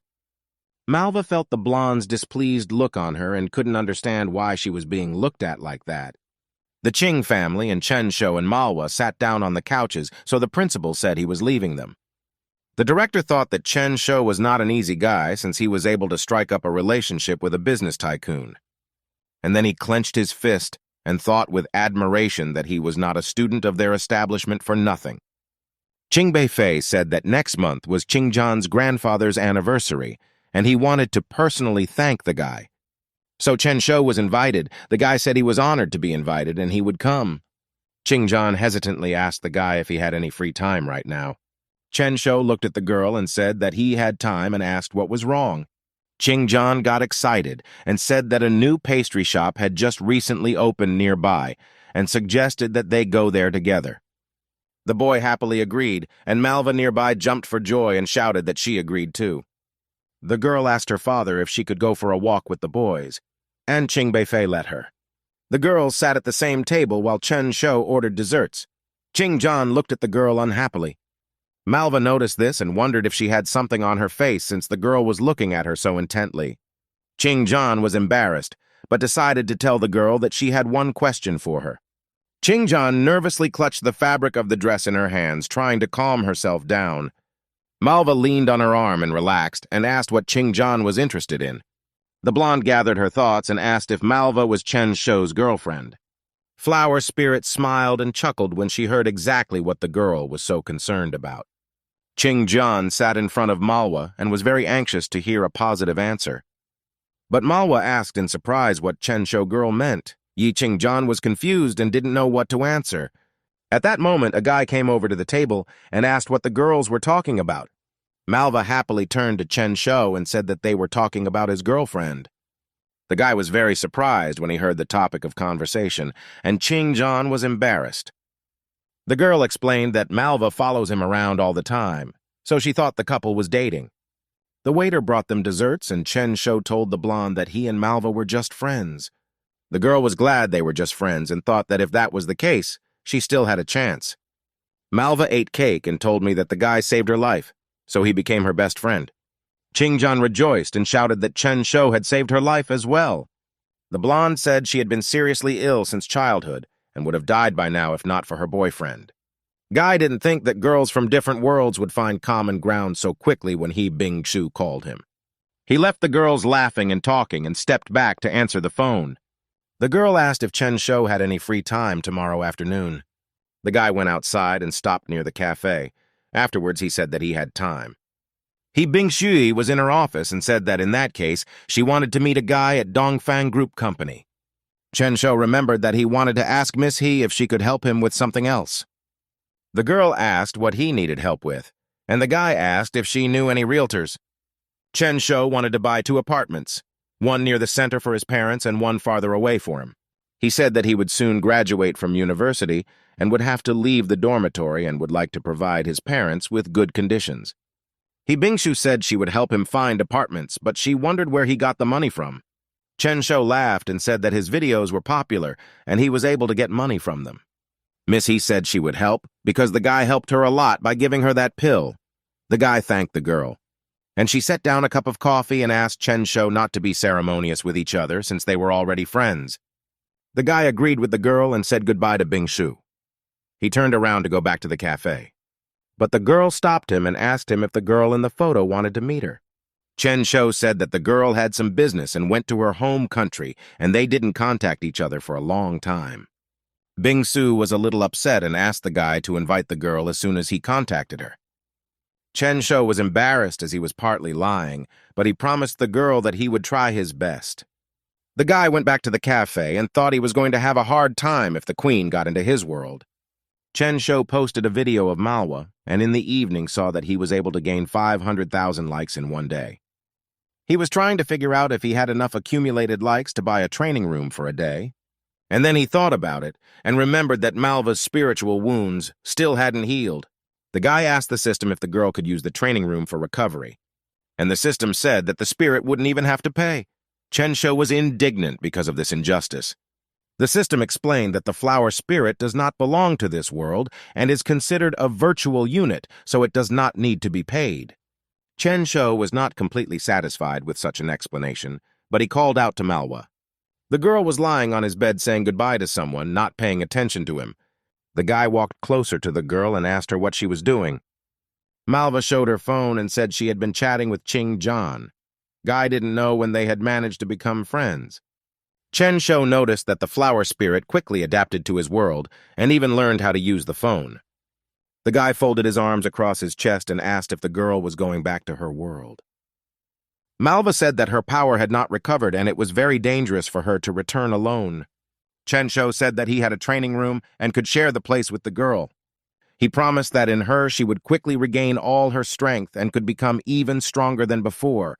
The girl began to hug the guy and complained that with great difficulty she was able to find 2 friends in this world. She cried and said that she hadn't tried anything in the new world yet, and Chen Shou was already kicking her out. The guy hadn't expected such a reaction and was trying to figure out from whom the girl had learned to be so cranky. Chen Shou said he was joking and asked the girl to go to the training room and then they would talk again. A portal appeared in the room, and the guy asked Manhwa to pick a time to end her training once she was in the room. The girl said she understood and headed into the portal, leaving the guy alone in the dormitory. The girl disappeared, and the guy stood next to the window and watched the portal close. The system sent a new mission. It was to escort the flower spirit and kill the steel wolf. Chen Shou agreed, and the system said that the passage was already open, and it would begin teleporting. So a few seconds later, another portal appeared in the room and the guy disappeared into it. He was transported to the primeval forest. He realized that his power was far inferior to that of the steel wolf. He took out a pill and thought he needed to use the spell pills and ingenuity he had gotten from the system. Behind his back, a couple hundred meters away, he heard the loud howl of a steel wolf. He opened the system and ordered her to create a magic cloud to move quickly to the wolf. He flew toward the howl, thinking that since the wolf needed to be killed, a direct confrontation was pointless. The boy hovered a little behind the wolf and realized that if he was careless, he would be killed. The steel wolf spoke up. He was angry and questioned how such a petty lowlife dared to come back. The beast said that last time the guy was only able to win because of his attack from the back. He shouted that if it wasn't for that attack, the guy and Malva had been cut to pieces long ago. Chen Shou dodged the attack on the magic cloud and asked the system if this task was feasible. The system said that it was up to the master to decide how to complete the task, and Chen Shou was angry. The guy realized that the system wouldn't give him any clues, and he would have to act on his own. Chen Shou started moving forward on his magic cloud and used a lightning spell. A huge number of lightning bolts of different sizes appeared all around. They appeared as if from the sky. The steel wolf was surrounded by lightning, and a couple hit right into the wolf's body, and it screamed. When the lightning stopped, the steel wolf's body was covered in abrasions, and he wanted to take revenge on the guy. The steel wolf used the dragon flame breath technique, and a huge fire wolf appeared above him. A fire wolf attacked Chen Shou, and the guy was forced to dodge the fiery maw. The fire vortex swept past the guy and continued its forward motion. The guy hovered above the wolf on a magic cloud. Chen Shou stood up and told the steel wolf to at least look at the target before striking. The steel wolf was furious and threw himself at the guy. He shouted for such a lowlife not to dare to despise him. But to the wolf's great surprise, his punch did not hit the target. Chen Shou, who was standing in front of him in the sky, disappeared. Chen Shou stood on the ground and asked the steel wolf who he was looking for in the sky. Chen Shou used his signature move to anger his opponent in order to weaken his defense. The plan was working and the steel wolf was furious. He was screaming that the guy dared to cheat him. The wolf shouted that it would destroy the guy. Chen Shou realized that the steel wolf was now being led by anger and would act rashly. A loud explosion rang out amongst the primordial forest, and a pillar of light rose into the sky. The guy rode the magic cloud up into the sky again, and the wolf was yelling for the guy to fight him. Chen Shou asked, wondering if he wasn't fighting him face-to-face right now. Chen Shou's second signature move was to attract attention and attack at the most unexpected moment. The steel wolf yelled for the guy to come down to him immediately and get closer. Chen Shou used the prepared seal with an incantation, and the steel wolf was struck by a lightning bolt of immense power. The steel wolf fell to the ground, and a large dent formed around its body. Chen Shou asked, "Did an experienced steel wolf really want to fight a cultivation novice?" The boy stood next to the steel wolf's muzzle and asked if he thought he was a fool. Chen Shou's third signature technique was to anger the opponent by talking. The guy pulled out a spell seal and said that the steel wolf was very neglected and only the grave would fix him. Chen Shou raised his hand with a seal that began to glow and said that he had to send the wolf to the other world. The guy used a holy banishment spell, and the steel wolf was engulfed in a bright light. The fourth signature move worked. The guy waited for his opponent to stop resisting and took the victory beautifully. The task was completed and the guy was rewarded, and then he saw that there was some sort of orb over the wolf's body. He picked up a glowing orb, and the system explained that it was the stone of incarnation and it would allow him to manifest anything. Chen Shou got excited and asked how he could use the stone, and the system asked him to drop blood on it. The guy was unimpressed and told the system it was the most old-fashioned ritual he knew. Despite this, Chen Shou still dripped his blood onto the reincarnation stone. Chen Shou observed the stone in his hand and said that he had not come here this time for nothing. The system announces that the time for the mission is up, so it opens a portal to return. The portal opened and began to bring Chen Shou back to his world, leaving a defeated wolf behind. After a while, someone else's legs appeared in front of the steel wolf's body. The man looked down at the steel wolf's body carefully, but the man remained silent. The guy sat on his dorm bed, not realizing where he'd managed to get himself into. Not only did he tie himself into the system, but he began to live the lifestyle of a rich man. Chen Shou thought that he was becoming more powerful, and he even managed to kill a strong monster. But Chen Shou realized that despite that, he felt himself getting stronger. The boy clutched the reincarnation stone in his hand and worried that there would come a moment when he would have to start over. At this moment, a notification from the system appeared beside Chen Shou, and the guy turned to look at the sign. The system congratulated the hidden task completed and said that the main line task was open. The guy was pretty surprised that there were hidden missions and a main line. It turned out that the system provided hidden tasks that depended on the host's behavior. The guy said he had to think about the consequences, because the system wouldn't save him if something happened to him, and the system confirmed it. The main line is the secret of connecting worlds. After Chen Shou solves the mystery, he will get the reward. The system said the host must find 5 key artifacts in both worlds. Each of them will provide a clue. Chen Shou was surprised. He had certainly known for a long time that these 2 worlds had something connecting them. The guy wondered about Qing Zhan. She was from the real world, but she had cultivator energy. Chen Shou pondered and realized that in order to unravel this secret, he needed to start with the Qing family. The guy was shown the house and told that there was a developed infrastructure nearby and the center was 15 minutes away. He Bingshu said that it was a very nice apartment, and she advised the guy to take it. Chen Shou thanked the girl. They were riding in Chen Shou's red Ferrari, and he Bingshu said she was very curious. The girl looked at the guy and asked where he got the youth preservation pill from. Chen Shou said he was returning home and bought medicine for his father from an elder, and the latter gave him a pill. He Bingshu turned away and asked if the guy was telling the truth. Chen Shou said that he was. They stopped, and the girl asked Chen Shou to wait for her here for a while. Chen Shou said he would park while he Bingshu retreated to his business. The lad thought he must find the right moment to tell Bingshu everything and dispel his doubts about him. Some man saw the girl. He said that Director He was in front of him, and the girl turned around. He Bingshu was annoyed, and the man asked if the girl was sad because she couldn't think of a new product. The man slapped the girl and said he would give her 1 prescription if the girl would be his. He Bingshu pushed the man's hands away from her and shouted for him to move away. The man called the girl a stroppy lady and asked if the girl knew how dire her company's situation was. The man began to stretch his arms towards Bingshu and say that he would take good care of her, so there was no need to reject him. Chen Shou appeared nearby and managed to stop the insolent man by grabbing his wrist. The guy covered the girl with himself and ordered the man to remove his hands. The man yelled for his hand to be released. Chen Shou threw back the arm of the insolent man, and the man began to fall to the ground with a scream. The man was lying on the floor and was very angry that some guy was allowing himself to be raised on him. He shouted that in his entire life, no one had ever dared to treat him so rudely, and he wanted to hit Chen Shou. The boy only smirked at such a glaring reaction from the man and prepared to fight back. Chen Shou put his hand to the man's neck and asked if he was the one being rude to him. The man tensely froze and stared at Chen Shou's fingers in front of his caddy.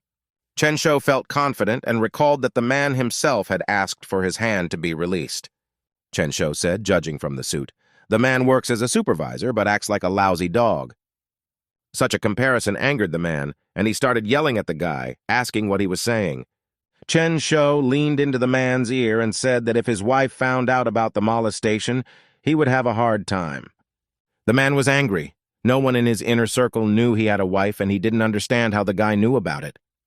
Chen Shou told the man not to try to find out how he knew, and not to try to pester Bingshu again. The man couldn't do anything to Chen Shou because he didn't want trouble with his wife, but he was very angry.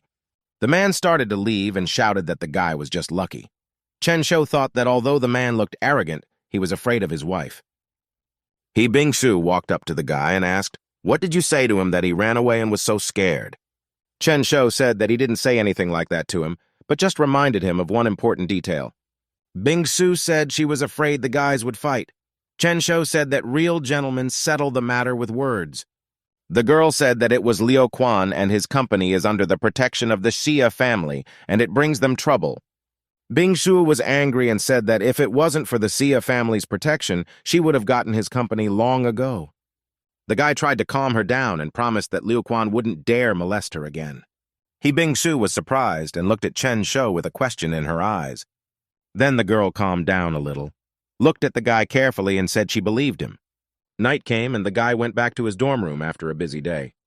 Chen Shou sat on the edge of his bed and pondered over the fact that he had 4 artifacts to collect. Chen Shou was at the 16th level. His cultivation stage was at the dawn period, and he had 72 reincarnations. Chen Shou realized that he only had 3 levels to go, and when Malva came out of the training room, but he didn't have time to finish his thoughts aloud because a knock sounded behind him.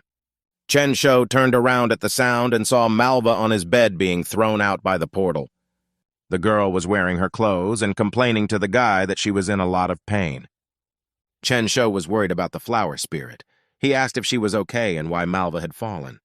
Malva laughed a little and admitted that she had overdone it when she left the room, and the boy asked her to be more careful. Malva began to tell me how wonderful the training room was and that not only had she recovered, but she was stronger.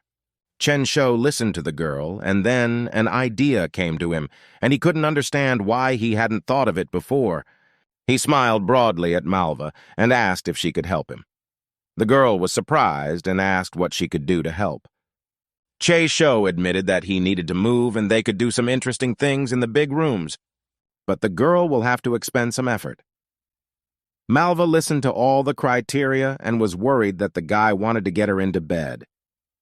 Chen Shou put his hands on the girl's shoulders and said that only Malva could help him with this. Malva was embarrassed and asked if they were in a big hurry. She started to say something about their relationship. But Chen Shou said they were in no hurry and could take care of it right after they moved in, and Malva agreed. They soon moved into Chen Shou's new home, which Bingshu helped him choose. Malva was grim and felt uneasy when she realized what the guy was really talking about. The guy was attacking the flower spirit, and the girl was yelling that it wasn't fun and interesting. Chen Shou shouted to Malva to fend off the attack. They transformed the room into a clearing and started practicing. Malva put her arm forward and concentrated her strength to fend off the guy's attack. Chen Shou saw the power of the flower spirit and realized that he had underestimated his opponent's strength. The next moment, there was a massive explosion that destroyed the wall of Chen Shou's new house. Malva was pissed because that wasn't what she was expecting at all and yelled at the guy to have fun with himself. Chen Shou was thrown back by the explosion, and the battered guy was hanging on a tree branch and didn't understand why the girl was angry. Chen Shou followed the girl and asked why she was angry at him. He said that nerve cells don't recover. Malva stopped on the stairs, turned to the guy and asked if he realized his mistake.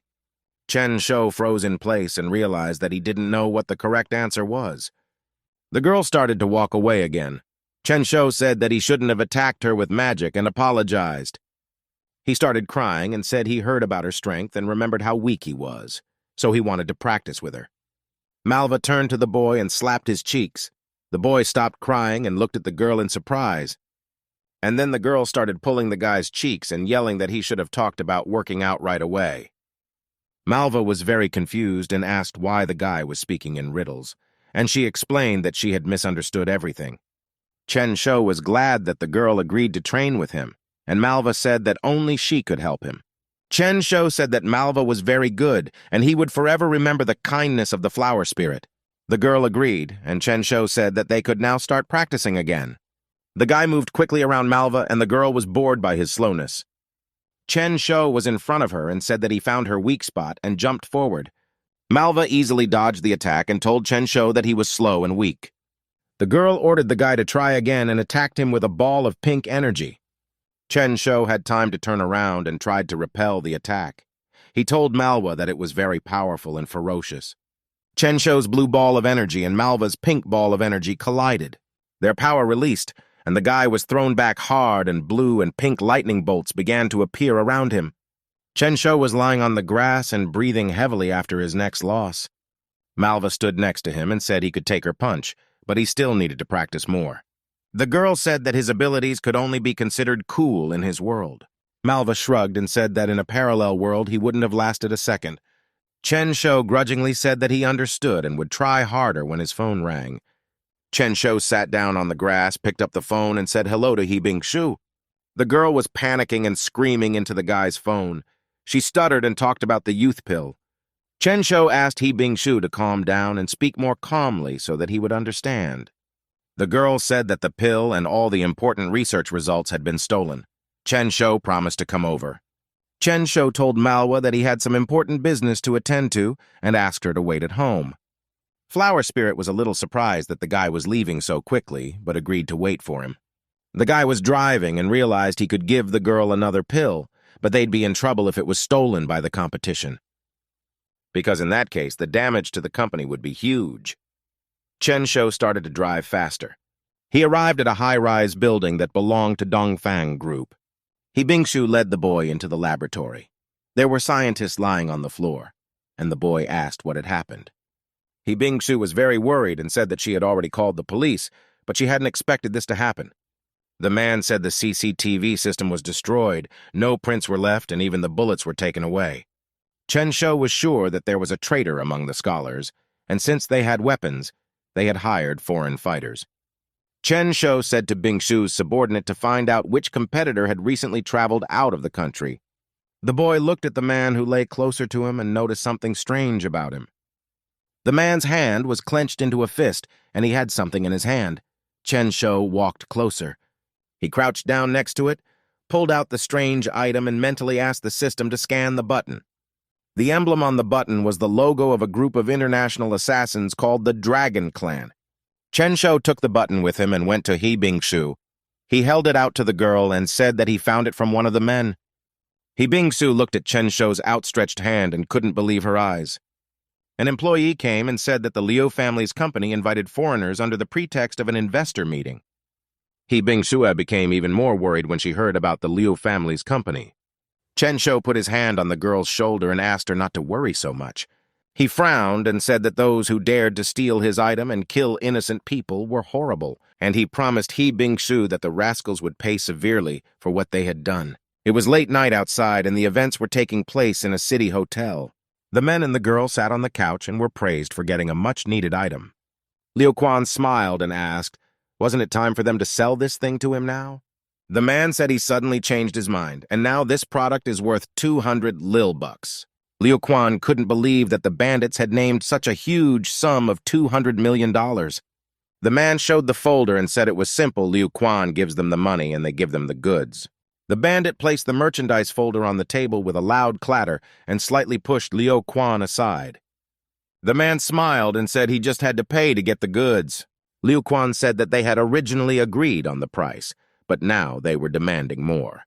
The blond man said that if Mr. Liu didn't want to buy the goods, they would sell them to others. Liu Quan was very angry. He thought about the fact that he wanted to get the research results right now, and he had been tricked. Suddenly he heard Chen Shou's voice behind him saying that instead of gains, he would receive losses. Chen Shou said that the higher powers see everything, so the man would pay for his deed. Liu Quan didn't understand how the guy got to the 20th floor through the huge number of bodyguards. Chen Shou told everyone present that he assumes they were the ones who killed the company's employees. The bandits realized that Chen Shou was in front of them, but they couldn't understand why Liu Quan was so afraid of him. The man said he doesn't know how the guy got here, but now he has to say goodbye to his life. Muchtka waved his hand in the guy's direction and ordered his subordinates to deal with him. Armed men rushed at Chen Shou from different directions, but the guy remained calm. He closed his eyes as the bandits rapidly approached him and wondered if that was it. Chen Shou began to dodge other people's attacks as if they were just child's play for him. The guy said that dealing with the bandits was too easy and unleashed his spiritual power, and shoved one of his attackers aside and said they were even easier to deal with than he thought. One of the men fell unconscious right in front of Liu Quan. The man was very frightened. The man couldn't believe that Chen Shou was able to dispose of the bandit in 1 second. Meanwhile, the guy punched another thug in the face and he flew off screaming. Chen Shou jumped up and disarmed another of his opponents with his foot. Another bandit appeared behind him. He swung his sword at the boy and shouted that he was finished. But Chen Shou dodged and kicked the man in the face, throwing him away from himself. The man flew into the wall and a huge dent was made at the impact site. The blond man stood up from his seat and told Chen Shou that he was a great fighter.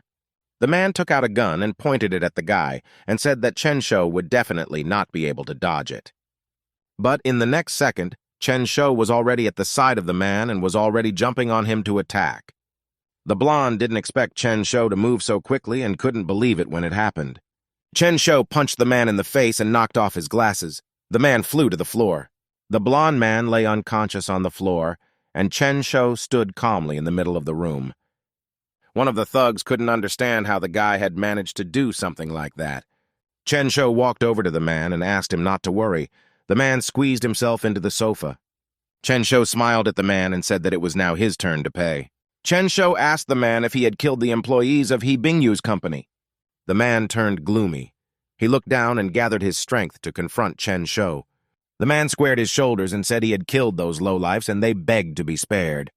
The man said those people were very boring, so he sent them to heaven with one blow. He shouted that he did it about like this and threw himself at Chen Shou to attack. The guy saw that a large amount of evil energy suddenly appeared in the man's body. The man said that Chen Shou was a good fighter, but he had never met such strong enemies like him before. The guy released his spiritual energy, concentrating it in his fist, and entered the battle. Their fists met, and the energies began to confront each other, painting the room with different colors. The man was shocked and didn't understand how an ordinary man had the strength to resist him. Chen Shou said that they were in the middle of a battle and the man was letting himself get distracted. Chen Shou's spiritual energy absorbed the other man's hand, and he said that the man didn't realize how weak he was. The blue light that was spreading on the hand dissipated, and the man's hand disappeared. The bandit was thrown backwards and hit the floor and wall. There was still a blue glow around his body. The man grabbed his shoulder in an attempt to stop the blood and began screaming and begging for mercy. Chen Shou approached the man and asked if he had decided to ask to be spared. The guy recalled that the man did not spare those workers when they asked him for mercy. Bandy shouted that if Chen Shou dared to kill him, the Black Dragon clan would take revenge on him. Chen Shou asked why he thought he was going to be killed and created a small needle of energy. The guy threw his energy at the man and said he wouldn't get his hands dirty on him. A needle of spiritual energy hit the bandit's forehead and his eyes began to burn brightly. Black and red smoke came out of the man's mouth. The bandit screamed in terror. Afterwards, his body fell to the floor and Chen Shou realized that a nasty energy was controlling the man, but it wasn't clear where it came from. Liu Quan was hiding from the guy behind the sofa. He thought that the guy wasn't human since he could deal with so many people. Chen Shou turned to the man and asked if Quan wanted to try the same. The man shouted and admitted his guilt. Liu Quan fell to his knees and started shouting that he shouldn't have plotted something against him, so he was worthy of death. The man was crying and begged the guy to let him go as he had already taken the stolen pill. Chen Shou looked down at the man. He wondered if Quan thought he would get off so easily. An anxious He Bingshu appeared in the hotel room with the police officers. She called out loudly to Chen Shou. The girl was shocked when she saw the scattered bodies of the bandits and Liu Quan, who was kneeling in front of the guy. He Bingshu ran to the guy and started asking if he was all right. Chen Shou gave the girl a folder and asked her to see if all the documents were in place. He Bingshui checked the contents of the folder and cheerfully replied that all the documents were there. The girl smiled at the guy and started to thank the guy for helping her. She wanted to say something else. But Chen Shou said that since she had all the documents in place, she could handle the rest of the matters on her own. Chen Shou walked towards the exit of the building and tried to figure out where the man got the nasty energy from. And He Bingshu watched the guy leave and thought about how grateful she was to him. Chen Shou lay on the chaise lounge and thought about how energy from the parallel world appeared in people. He thought the connection between worlds existed long before he had a system. The guy was distracted from his rest and thoughts by a new notification from the system. He looked at the notification. The system asked the host to find the Shadow Star Charm artifact within 3 days. After the guy found the artifact, the system would give him a new task. Chen Shou was surprised by this news. The system said that if the host failed in the allotted time, it would deduct half of the likes from his account. Malva was coming down the stairs after her shower and humming an unobtrusive tune, when she heard Chen Shou shout that finding an artifact in 3 days just from the outline of the necklace was not realistic. Chen Shou continued to shout that 3 days to search for such things was too little and unfair. Malva was trying to figure out what had happened to the guy and why he was so angry since yesterday. The girl decided not to alarm him and wait for his mood to improve before asking. 2 days later, Chen Shou asked if Qingjian had called them to visit.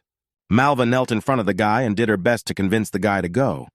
Chen Shou turned to the screen where the search engine was open and said that he was busy looking for one thing. Malva said there might be a nice event while visiting and he might find what he was looking for there. The guy agreed and they headed to the Qing family's house. Chen Shou asked the girl how she was feeling. Qingjian said that thanks to the boyfriend, she no longer had any symptoms. The girls started to talk to each other while the guy watched Qingjian. After she was healed, the girl's energy began to pour out in a torrent of energy in her body. The guy thought that before, this energy was as if under lock and key. The system said that the girl's energy flow was fully restored. Chen Shou thought it was strange that the other members of her family had no traces of spiritual energy. The guy was surprised when the idea that Qingjian might have turned out to be a demigod came to him. The blonde turned to Chen Shou and said that they would go to her room a little later, but now she wanted to show him something. The guy smiled awkwardly at Qingjian and agreed to look at what the girl wanted to show him. All three of them headed for the stairs. The girls walked ahead and laughed at something. They arrived at the right room, and Qingjian pushed the doors open to let the guests in. A small room that belonged to Qingjian appeared in front of the guys. Malva looked at the room with rapt attention and said that it was beautiful. But Qingjian thought that the girl was exaggerating. Chen Shou said that as a guy, he shouldn't interfere with the privacy of his best girlfriends. Malva grabbed the guy's hand and clung to him. She asked the boy to stay with them. Chen Shou agreed, and the three of them sat around the round table drinking tea and eating cake. Malva enjoyed every bite of the cake and said she just loved the delicious food. Qingjian asked the girl to eat more since she liked it, and told her that they would be getting other dishes soon. Chen Shou realized that the time for the task was coming to an end, and he still hadn't found a single clue. Qingjian said that she heard from Malva that the guy was looking for a Shadow Star charm necklace. Guy said it was true, but he never found anything, and he tried to figure out how Malva knew about it. A maid came to the table with a box in her hands. Qingjian said that she had this necklace. The maid opened the box, and on the pillow lay a necklace with a huge blue stone in a silver setting. Chen Shou recognized in the necklace the outline of the artifact he needed, and Qingjian said that she hoped it was the one he was looking for. The necklace was indeed very similar to the image the system had shown him when it gave him the assignment. Chen Shou was very curious as to where Qingjian got the artifact that the system had asked him to find. Chen Shou mentally asked the system to check the necklace to make sure the artifact in front of him was authentic. The system checked the artifact and said that this thing eliminates any dark energy and has powerful healing properties. The boy smiled as he realized that everything was correct and the name and appearance of the necklace matched what he was looking for. But the guy realized that the necklace belonged to Qingjian. If he just told her that he needed the necklace, it would be impolite. While he was thinking about it, the girl closed the box and moved it closer to the guy. Then she asked him to pick it up. This really surprised Chen Shou. The girl said that she knew that the guy had agonized for 2 days looking for this necklace. Qingjian smiled widely and said that he could have it if he needed it so badly. Chen Shou felt awkward and told the girl that this necklace was too expensive. The blonde asked the guy not to be shy and said she still had plenty of beautiful jewelry that was just as good as this necklace. So the girl said the guy could safely take it for himself and consider it a thank you for her saved life. Chen Shou bowed and thanked the girls and thought to himself that thanks to them, this task was too easy. Malhwa said that since they are friends, they should help each other and asked the guy to stop being so polite. The system announced that the assignment was complete and it would soon publish a new assignment for its host. Soon, a sign appeared beside Chen Shou, telling him to go back to the dev country and calm down the queen. Guy wondered what had happened to the queen, so he got up from his seat and called out to Malhwa. Chen Shou told the girl that he had to leave for a long time on business and would be gone for about half a month. Qingjian said that the guy could go about his business in peace, and Malhwa could stay with her in the meantime. Flower Spirit was happy when she heard her friend's proposal and asked loudly if she could stay. Qingjian confirmed that she would be happy for her friend to live with her, and the girls smiled happily and started laughing loudly. Chen Shou looked at them and thought that he could now not worry about the mallow and go to the land of maidens in peace. The queen stood beside a body of water called the Sky Pool and watched the glare of the sun. She thought about how good it would be if Chen Shou could be by her side right now.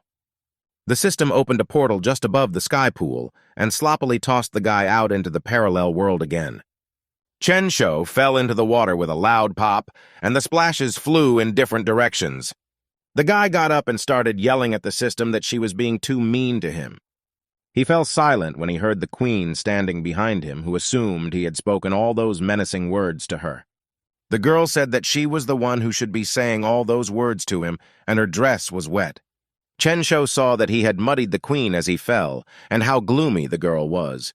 He began to justify himself to her. The queen grabbed him by the collar and pulled him to her. She didn't want to hear his excuses. The guy was nervous and asked the girl to calm down and talk calmly about everything that had happened. He pointed out to her that she was all wet and needed a change of clothes soon, or the queen might catch cold. But it made the girl even angrier, and she yelled like the guy didn't give a damn about her health. Chensho didn't realize what the girl was saying, and there she reminded him that he had promised to return soon. She tossed the guy back into the river and yelled at him to count how long it had been since he'd been here. Chensho tried to keep himself from falling into the water and instinctively grabbed the queen's sleeve. The queen stared in surprise at her hand and the way the fabric tugged off her body. The guy fell into the heavenly pool with a loud splash and splashed a lot of water around again. He quickly dashed back out and started yelling to see if the queen was okay. The girl stood in the middle of the water, and her dress slept off her shoulder and barely covered her breasts. Chensho was afraid that he would be finished because he accidentally almost undressed the queen. Chensho asked the queen to hurry back to the palace, or else she would catch a bad cold. He thought that although the queen was different from the queen in the book, he shouldn't piss her off time after time. The queen was frowning and turned disgruntled to the guy who was standing next to her in the water. She then slapped Chensho's face, venting her anger at the guy for being gone for so long. The queen proudly adjusted her clothes and thought about what a creep the guy was. Night came and Qingjian watched the stars through the window. The maid said she knew the importance of the necklace. The woman said that although the guy saved her life, she shouldn't have given such a thing to an ordinary person. Qingjian said that Chensho has completely cured her, and the maid still thinks he is an ordinary person. The blonde said that Manhwa wasn't ordinary at all either, and the maid would continue to think he was ordinary. Qingjian said that since the guy left Manhwa with her means that he is not afraid that she will find out their secret. Qingjian said that she thought Chensho knew that there was a lot of spiritual energy in her body. The girl said that her dad spent a lot of effort to find her mom, but it didn't yield any results. The maid asked if Qingjian thought that Chensho could help them find Madam. Qingjian enjoyed the night air and said that the guy could really help them. They were in the palace and Chensho couldn't believe that the mother lake could dry up in just one night. The queen changed into a white top and long white skirt and confirmed that this was the case. Chensho was shocked and loudly asked what was even going on in the Dev country. The queen said that a couple days ago, residents who drank water from the lake began to feel fever and muscle aches. Doctors tried to use all sorts of medicines, but this only alleviated the symptoms of the patients. The queen then sent people to the mother lake, but it turned out to dry up overnight. They were never able to find out the cause, and the queen was greatly worried about what might happen if this continued. Chensho asked the queen not to worry. He pointed to himself and told the girl that she had him. He promised that he would do his best to solve the problem of the Dev Kingdom as soon as possible. Chensho mentally asked the system to help investigate the causes of the lake drying up and report the solution to the problem. The system said someone had poured poison into the lake, and they needed to get the water back and find the spiritual mountain flower in the mountains. The system offered the host to provide the flower immediately for just 2 million likes. The guy thought it was too much, but the system said the mountains were dangerous. Plus, the flower was guarded by monsters. The system asked the host to be very careful if he wanted to get the flower himself. Chensho told the queen that he had to go to Mount Dulin tomorrow.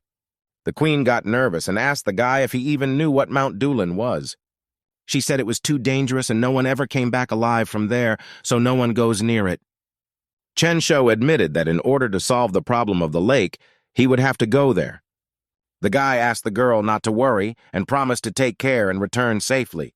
The queen frowned and wasn't going to believe the guy.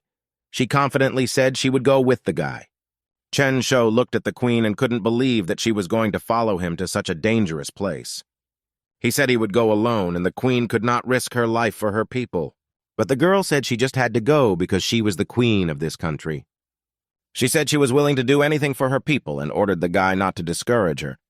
The queen said that if anything happened to him, she would feel guilty. Chen Shou listened to her carefully and decided to agree and go on a journey together. The guy gave the girl a thumbs up and said that the two of them could easily handle the queen's magic. Dulan Mountain was surrounded by dense fog and the tree branches were dry. Using Chen Shou's system, he opened a portal to quickly reach the foot of the mountain. Chen Shou carried the queen in his arms as he jumped out of the portal onto the ground. The system told the host that the flower was in a cave and he needed to be very careful. The guy set the queen on the ground and suggested we go inside and see what was there. They walked into the cave. Chen Shou walked ahead, checking the path. The bats were watching them from above. Chen Shou said that the cave was very dangerous and asked the queen to stay behind so that he could protect her. At this moment, a bat appeared behind the queen and was about to attack the girl. The queen turned around when she felt movement behind her and saw a bat. Chen Shou shouted to the girl to be careful and used his spiritual power to destroy the monster. Guy asked the queen to remember to look back and be extremely careful. The queen looked at Chen Shou and thanked him for saving her from the bat. They were staying on the same spot when they heard and saw a flock of bats flying at them. Chen Shou complained that he didn't understand why there were so many of these pesky critters in the cave. The queen frowned and told Chen Shou that she could handle the monsters herself. The girl used the Sacred Purity Zone spell and seals appeared in the air. A barrier appeared around the pair and the bats couldn't fly through it. The queen turned to the surprised Chen Shou and said that they could move on. The guy was upset because he said he was going to protect her and ended up screwing up so quickly. They walked further into the cave, and soon the queen asked what that thing in front of them was. They were standing next to a flower. The boy remembered what the system had said about protecting this flower. The boy sensed the danger and turned back to make sure of his sensations. The next moment, the guy took the queen in his arms and jumped away with her from the blast site. Chen Shou told the girl that there was a beast in the cave that was obliged to guard the flower. The queen scrutinized the monster in front of her and realized that he was the culprit. And it was because of this monster that no one had ever come back from a cave alive before. The monster called them lowly humans and told them not to even dream of getting a spiritual flower. Then he directed a beam of spiritual energy at them. The guy shouted that he didn't have to start fighting right away. The queen used her magic and began to create a protective barrier for Chen Shou and herself. They found themselves in a ball of protective barrier and jumped away from the alien attack, avoiding the explosion. The queen said that this beast was huge and fast, so it could kill them very easily. Chen Shou agreed and told the girl that it was unlikely that they would be able to escape. Therefore, he was going to put his recent cultivation achievements to the test and began to create a blue ball. He directed his strongest attack towards the monster, staying close to the queen behind the protective barrier. The huge beast saw the attempted attack and responded with an attack of its own. The monster's energy easily met Chen Shou's attack and dispelled its energy. The guy was not in the barrier and watched in shock at how futile his attack was. The pair continued to fight to battle the monster for a chance to get their hands on the coveted flower. The huge beast didn't make a huge effort to restrain the mages and protect its treasure, while the monster was taunting the humans and trying to test how long they would last. Chen Shou began to notice that he was failing to overpower his opponent. The barriers were very difficult to break through, and so far the mage had not succeeded. But the queen came to the rescue and pulled out the amulet of the Land of Maidens, and the monster noticed that the people had new powers. The monster replied that he didn't care about the magic staff. The flower's protector had promised the humans that they wouldn't kidnap the plant under any circumstances. But the men themselves realized that their goals must be accomplished and still attempted to attack the barrier. The pair were able to unleash a punch of immense power, hoping to sneak through the defenses to their target. But even the efforts of the Devil Country's amulet were not enough for the monster's barrier to crack. The young mage saw that things weren't working out for his partner and decided that serious decisions needed to be made. The boy threatened the monster that he would now have to use the Incarnation Stone to get to the flower. A magical artifact appeared in front of the guy's face and Chen Shou began to recite his incantation. In the warrior's hands, the stone turned into a shadowy wolf spear, which he used to prepare to attack the barrier. The guy explained his plan to his partner. They needed to get to the heart of the monster. In Chen Shuo's opinion, it was the stab to the heart that would be fatal to the opponent and bring them victory. The queen began to examine the huge monster and asked where such a creature could have a heart. For such a case, Chen Shuo had a golden pupil that helped him find his opponent's vulnerabilities. The magical artifact told its owner that the heart was in the middle of the entire body. The monster saw what the guy was up to and warned him that even if he found his weak spot, he still wouldn't be able to overpower him. The brave guy asked his partner to deal with the barrier for the time being while he would use his spiritual power. The mage ran with his charged spear to the center of the monster's body and threatened him that he was about to behold the full extent of his power. The flower guardian didn't believe in the immense power of his unexpected guests, so he mockingly called them brats. Chen Shuo jumped with his staff and prepared to display his magic power through lightning strikes. The forces of the two rivals came together against each other, and at the beginning, it was very difficult to determine the winner. But that wasn't the smart guy's whole plan. He gave the very same signal to his partner to do her part. The girl channeled all her available power to help the guy who was confronting the monster. The queen's help came in handy for Chen Shuo, who was able to get much closer to the monster. The monster began to slacken, and the mage felt his power and superiority over his opponent. The young lad had the opportunity to land his blows on the monster that he had prepared in advance. Thanks to his spear, the warrior was able to inflict a wolf lotus that did a lot of damage to the behemoth. But that wasn't all either.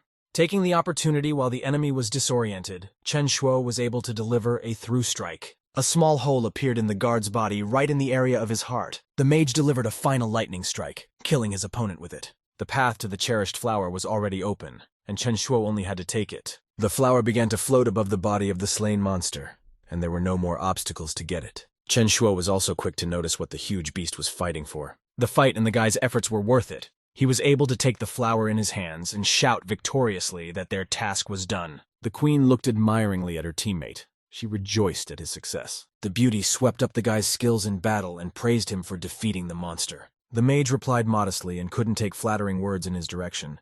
He believed he had managed to overpower his opponent due to teamwork. A joyful Chen Shuo held the long-awaited flower in his hands and declared that they would now be able to save the land of maidens. The queen, too, was pleased with her comrade's work and nodded affirmatively back at him.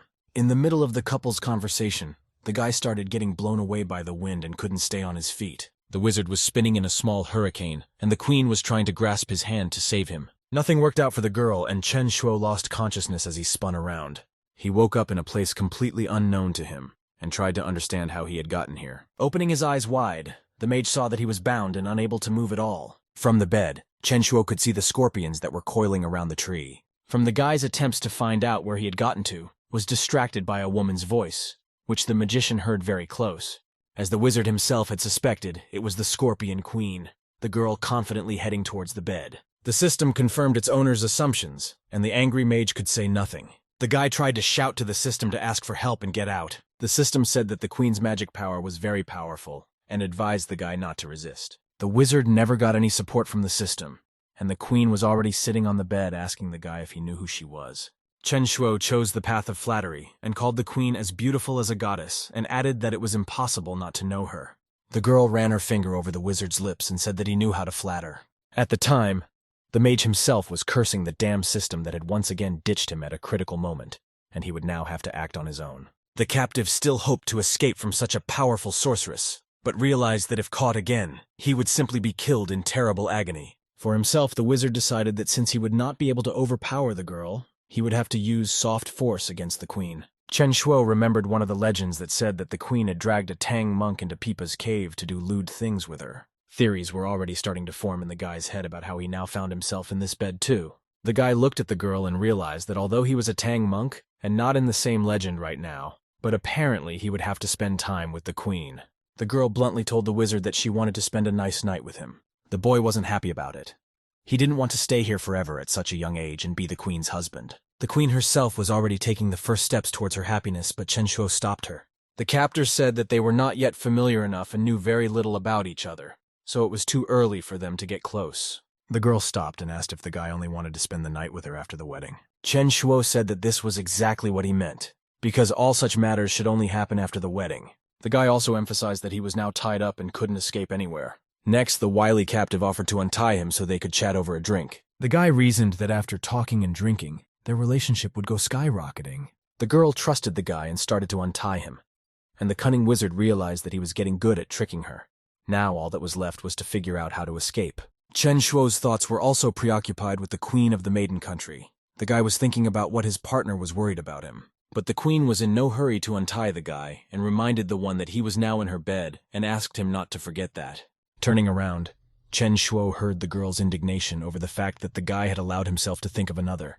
The offended queen didn't bother to untie the guy and threw him back on the pillow. The girl voiced that all men are very greedy and cannot be trusted under any circumstances. It dawned on the wizard that the Scorpion Queen could read his mind after all. The surprised captive wondered how the girl could have known about his thoughts. He also wondered if she had heard the conversation with the system. The girl replied that the wizard had dared to think in her bed about the Queen of the Land of Maidens, and she could feel it. The guy was reassured by these words.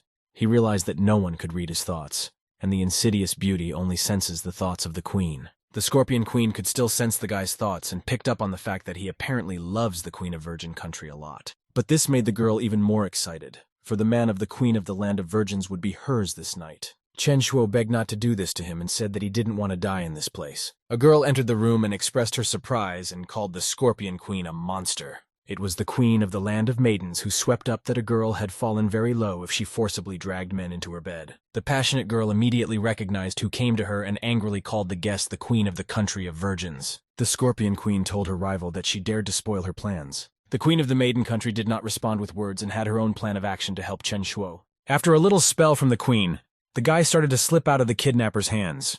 With this spell, the girl was able to bring the guy back into her hands, which Chen Shuo himself was infinitely happy about.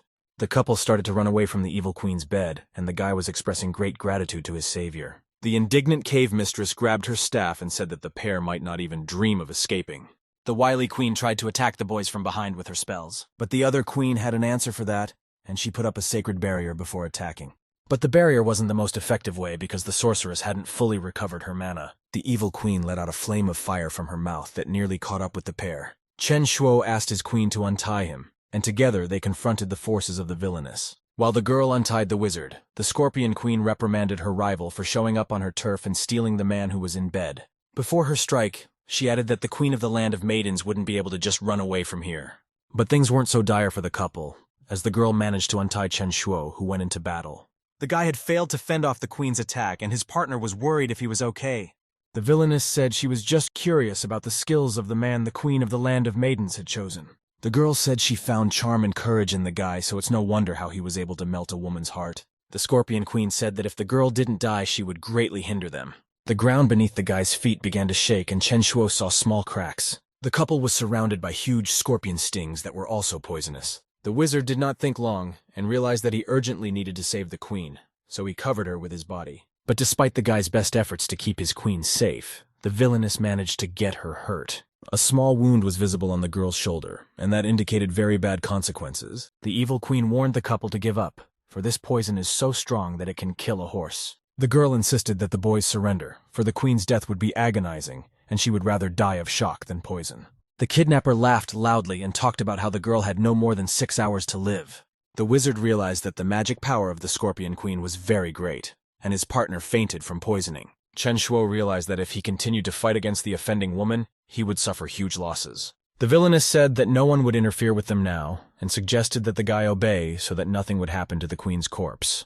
The guy, even though he realized his position, he still refused the offer. He called the girl not attractive enough for him to bow out.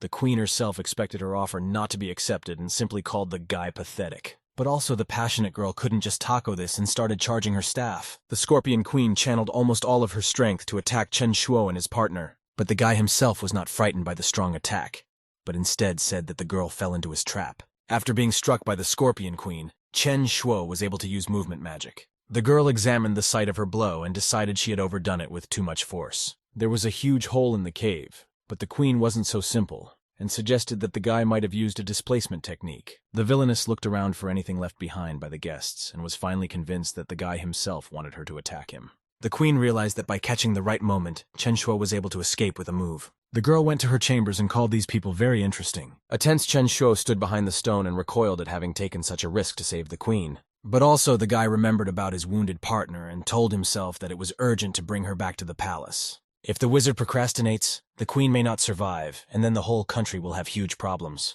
In the queen's chambers, the subordinates were worried about the girl's condition, so they did not move away from her and the doctor. Chen Shuo tried to assure the maid that he was making every possible effort to save the queen. The queen herself was badly wounded, the life force beginning to leave her body. The doctor instructed the maid to prepare the medicine according to his prescription and not to worry about the queen's health. Despite his promises to the maid, Chen Shuo himself realized that things were very bad for him. The guy didn't understand exactly how to get the poison out of the queen's system, and even thought it was impossible to heal her. The doctor remembered the Shadow Star Charm necklace, which had healing properties. The mage asked the system if the necklace could cleanse the girl's system of the poison. The system replied that the necklace had such properties, and it was just enough to be worn around the neck. Then Chen Shuo rejoiced. But the system also issued a warning. This necklace is one of the artifacts needed to complete the task, and its properties are very important. Especially, it can only be used once. The system specified that once used, this necklace would turn into a mere piece of jewelry that has no meaning. Chen Shuo was faced with a serious choice. He could save the queen's life or fulfill an important task. Chen Shuo was faced with a choice. The guy could use an important artifact to help him solve the mystery of the system. Also, the wizard could sacrifice his task and save the queen who was willing to sacrifice herself for him. The choice was very difficult, and so the system warned the host to think carefully before deciding.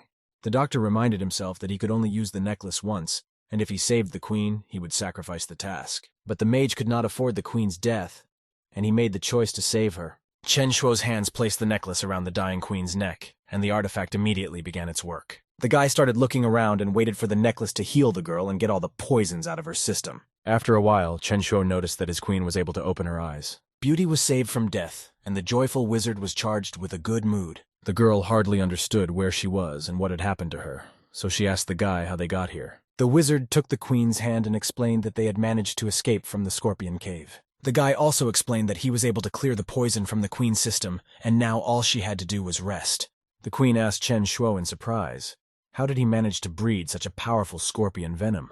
The magician decided to lie and said that he was just a very good doctor and such problems were nothing to him. The queen realized that the doctor was deceiving her and asked if it was true. Chen Shuo replied that they started to flee from there, because such a strong opponent even the two of them could not defeat. The queen expressed some misgivings about it. She explained to the guy that the villainess has a very difficult character and won't be able to just leave them alone. The doctor asked the girl not to worry, assuring her that he had an idea how to solve the problem. Chen Shuo was resolute and assured that he would not just make the Scorpion Queen get away from them, but destroy her completely.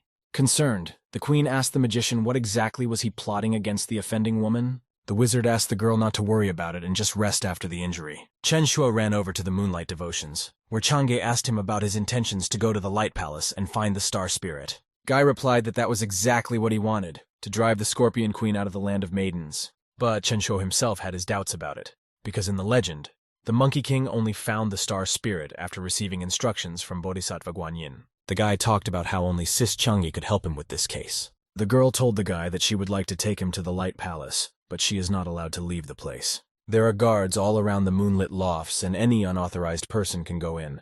But if suddenly no one is there, the alarm will sound. But even for this case, Chen Shuo had one idea on how to help Chang'e get out of the lunar abysses. The guy saw a rabbit and used the shape-shifting technique. The little rabbit turned into an exact replica of Chang'e with a carrot in its teeth. Chen Shuo explained to the girl that if she was replaced by a rabbit, then the moonlight attics would not be empty. Chang'e asked admiringly if it was possible to do that, and the wizard replied that she should have guessed that before. The guy stroked the girl's copy on the head and said that while they were gone, her pet would have to stay in her guise for a while. The mage had called the girl to help him, and now she willingly agreed. But he also warned Chang'e that he hadn't fully internalized the reincarnation technique, so it wouldn't be in effect for more than an hour. But since the little sister knows the way, they should be able to handle everything and get back in time. Meanwhile, in the palace of the Land of Maidens, the queen overheard the maids discussing the splendid physician. The queen was greatly interested in the conversation, so she moved closer to eavesdrop on the girls. One of the maids talked about how the guy had to use a magical artifact to heal the queen.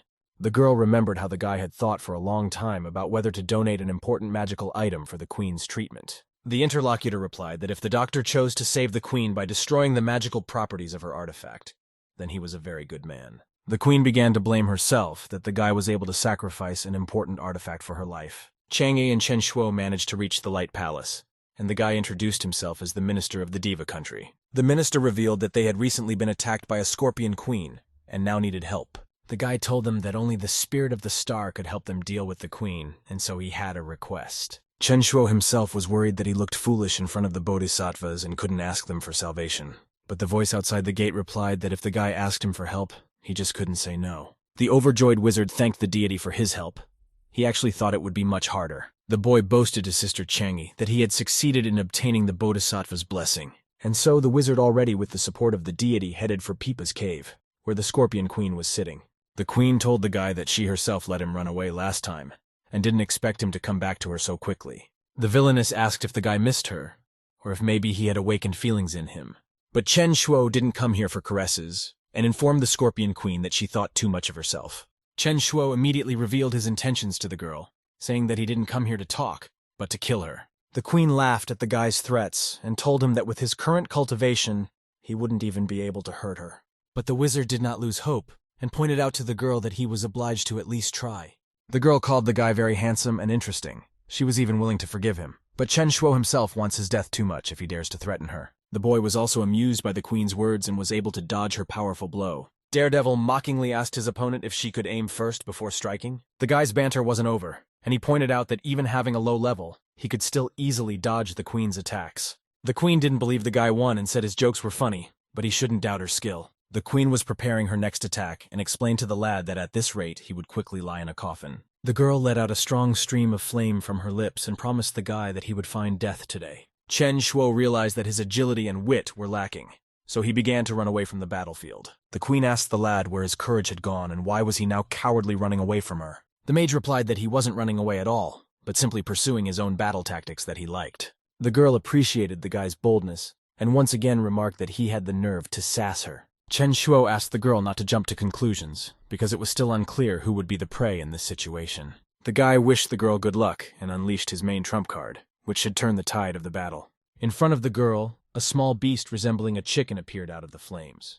The queen laughed off the guy again and said that no one had ever humiliated and underestimated her like that before. Chen Shuo once again reminded her opponent not to jump to conclusions. The self-righteous queen called the guy and his assistant fantasists and rushed to attack the guys. But she was stopped by a huge shadow that appeared abruptly from the object behind her back. It was already a bigger bird, a huge monster standing right behind the frightened queen's back. It was the star spirit of Anji. The queen herself was already familiar with it and realized that she had the power to defeat it. The huge bird called the queen wicked and ordered her to surrender immediately if she still wanted to live. The fight didn't last long and the deity was showing Chen Shuo a small ball. The great magician explained to the lad that he had imprisoned the spirit of the evil queen in this orb, and the wizard could keep it. Chen Shuo looked at the scorpion ball, crossed his arms and bowed before the deity in gratitude. Relief dawned on the lad that he had been able to deal with the main problem of the land of Divas. Chen Shuo sat in his chambers and held the used necklace in his hands. The guy examined the artifact and noticed that for all the time he had spent in the parallel world, he had been able to greatly raise his cultivation with the help of the local aura, but also the wizard, and did not forget about the real world, in which it has been too long since he made a video. Besides, that wasn't the only problem. Chen Shuo still hadn't figured out how to activate the necklace again, and the system disappeared at the most inopportune moment. The guy had to see for himself if he could buy something with likes, and later he has to find a way to recover the artifact. But then the boy's attention was torn away from the phone by the voice of the maid, who called out to him with a shout. The girl explained that the queen wanted to see the doctor in her chambers right now. The boy took the necklace and put the phone away, then headed out of his chambers to the queen. The servant led the lad to the queen and informed her that he had arrived. Chen Shuo bowed to the queen and asked her why she had called a doctor. The queen turned around with a disgruntled look, and the wizard asked what was happening to her. At first, the mage thought she was angry because he hadn't notified her of his victory over the Scorpion Queen. So the guy notified the queen that he was able to destroy the villainess and admitted his guilt for not reporting it right away. But the girl was interested in something else. She urged the guy about how exactly did he cure her. Chen Shuo decided to lie and ridiculously said that he was able to expel this poison with energy. Well, the medicine also helped him. The girl immediately made it clear that she was aware of the guy's lies and demanded right now the truth from him.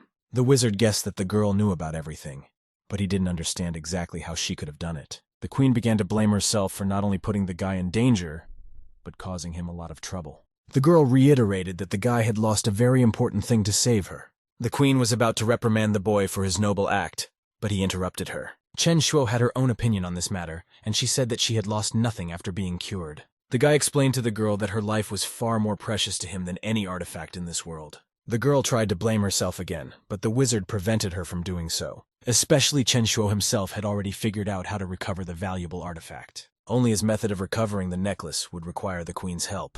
The girl didn't even hear what exactly was needed from her, and immediately assured the guy that she would do everything in her power. The queen thanked the guy for saving her country and her life, so she's willing to do anything to help. Chen Shuo embarrassedly said that it wasn't that serious, and the queen would just need to participate in the filming. The surprised girl interjected, what exactly would she have to participate in? The queen stood in an erotic pose and said she was only doing it as a thank you and would never do it again. A delighted Chen Shuo with camera in hand couldn't take his eyes off the girl, who resented the shooting. The queen warned the guy not to let anyone know about it, or she would tear him apart. The guy assured the queen that no one would know about it, and asked to move around more and change poses. The girl grudgingly asked the guy to finish faster with his camera, while the cameraman himself praised her for her grace. The wizard showed the girl a camera and explained that thanks to this apparatus, he had captured her. The cameraman also praised the girl and complimented her, calling her pictures very beautiful. The queen herself, taking the camera in her hands, marveled at the fact that some box could show the past so clearly. Chen Shuo suggested that the girl change a couple more outfits, and afterward, she would make a video. The guy said they could start already, but turned around surprised at the queen taking pictures of herself. The admiring wizard glared hard at the girl's body, and she cast a displeased look at him. Chen Shuo sensed the girl's resentment and averted his gaze, then added that they could definitely start now. The guy set up a tripod with a camera right in front of the green-clad beauty.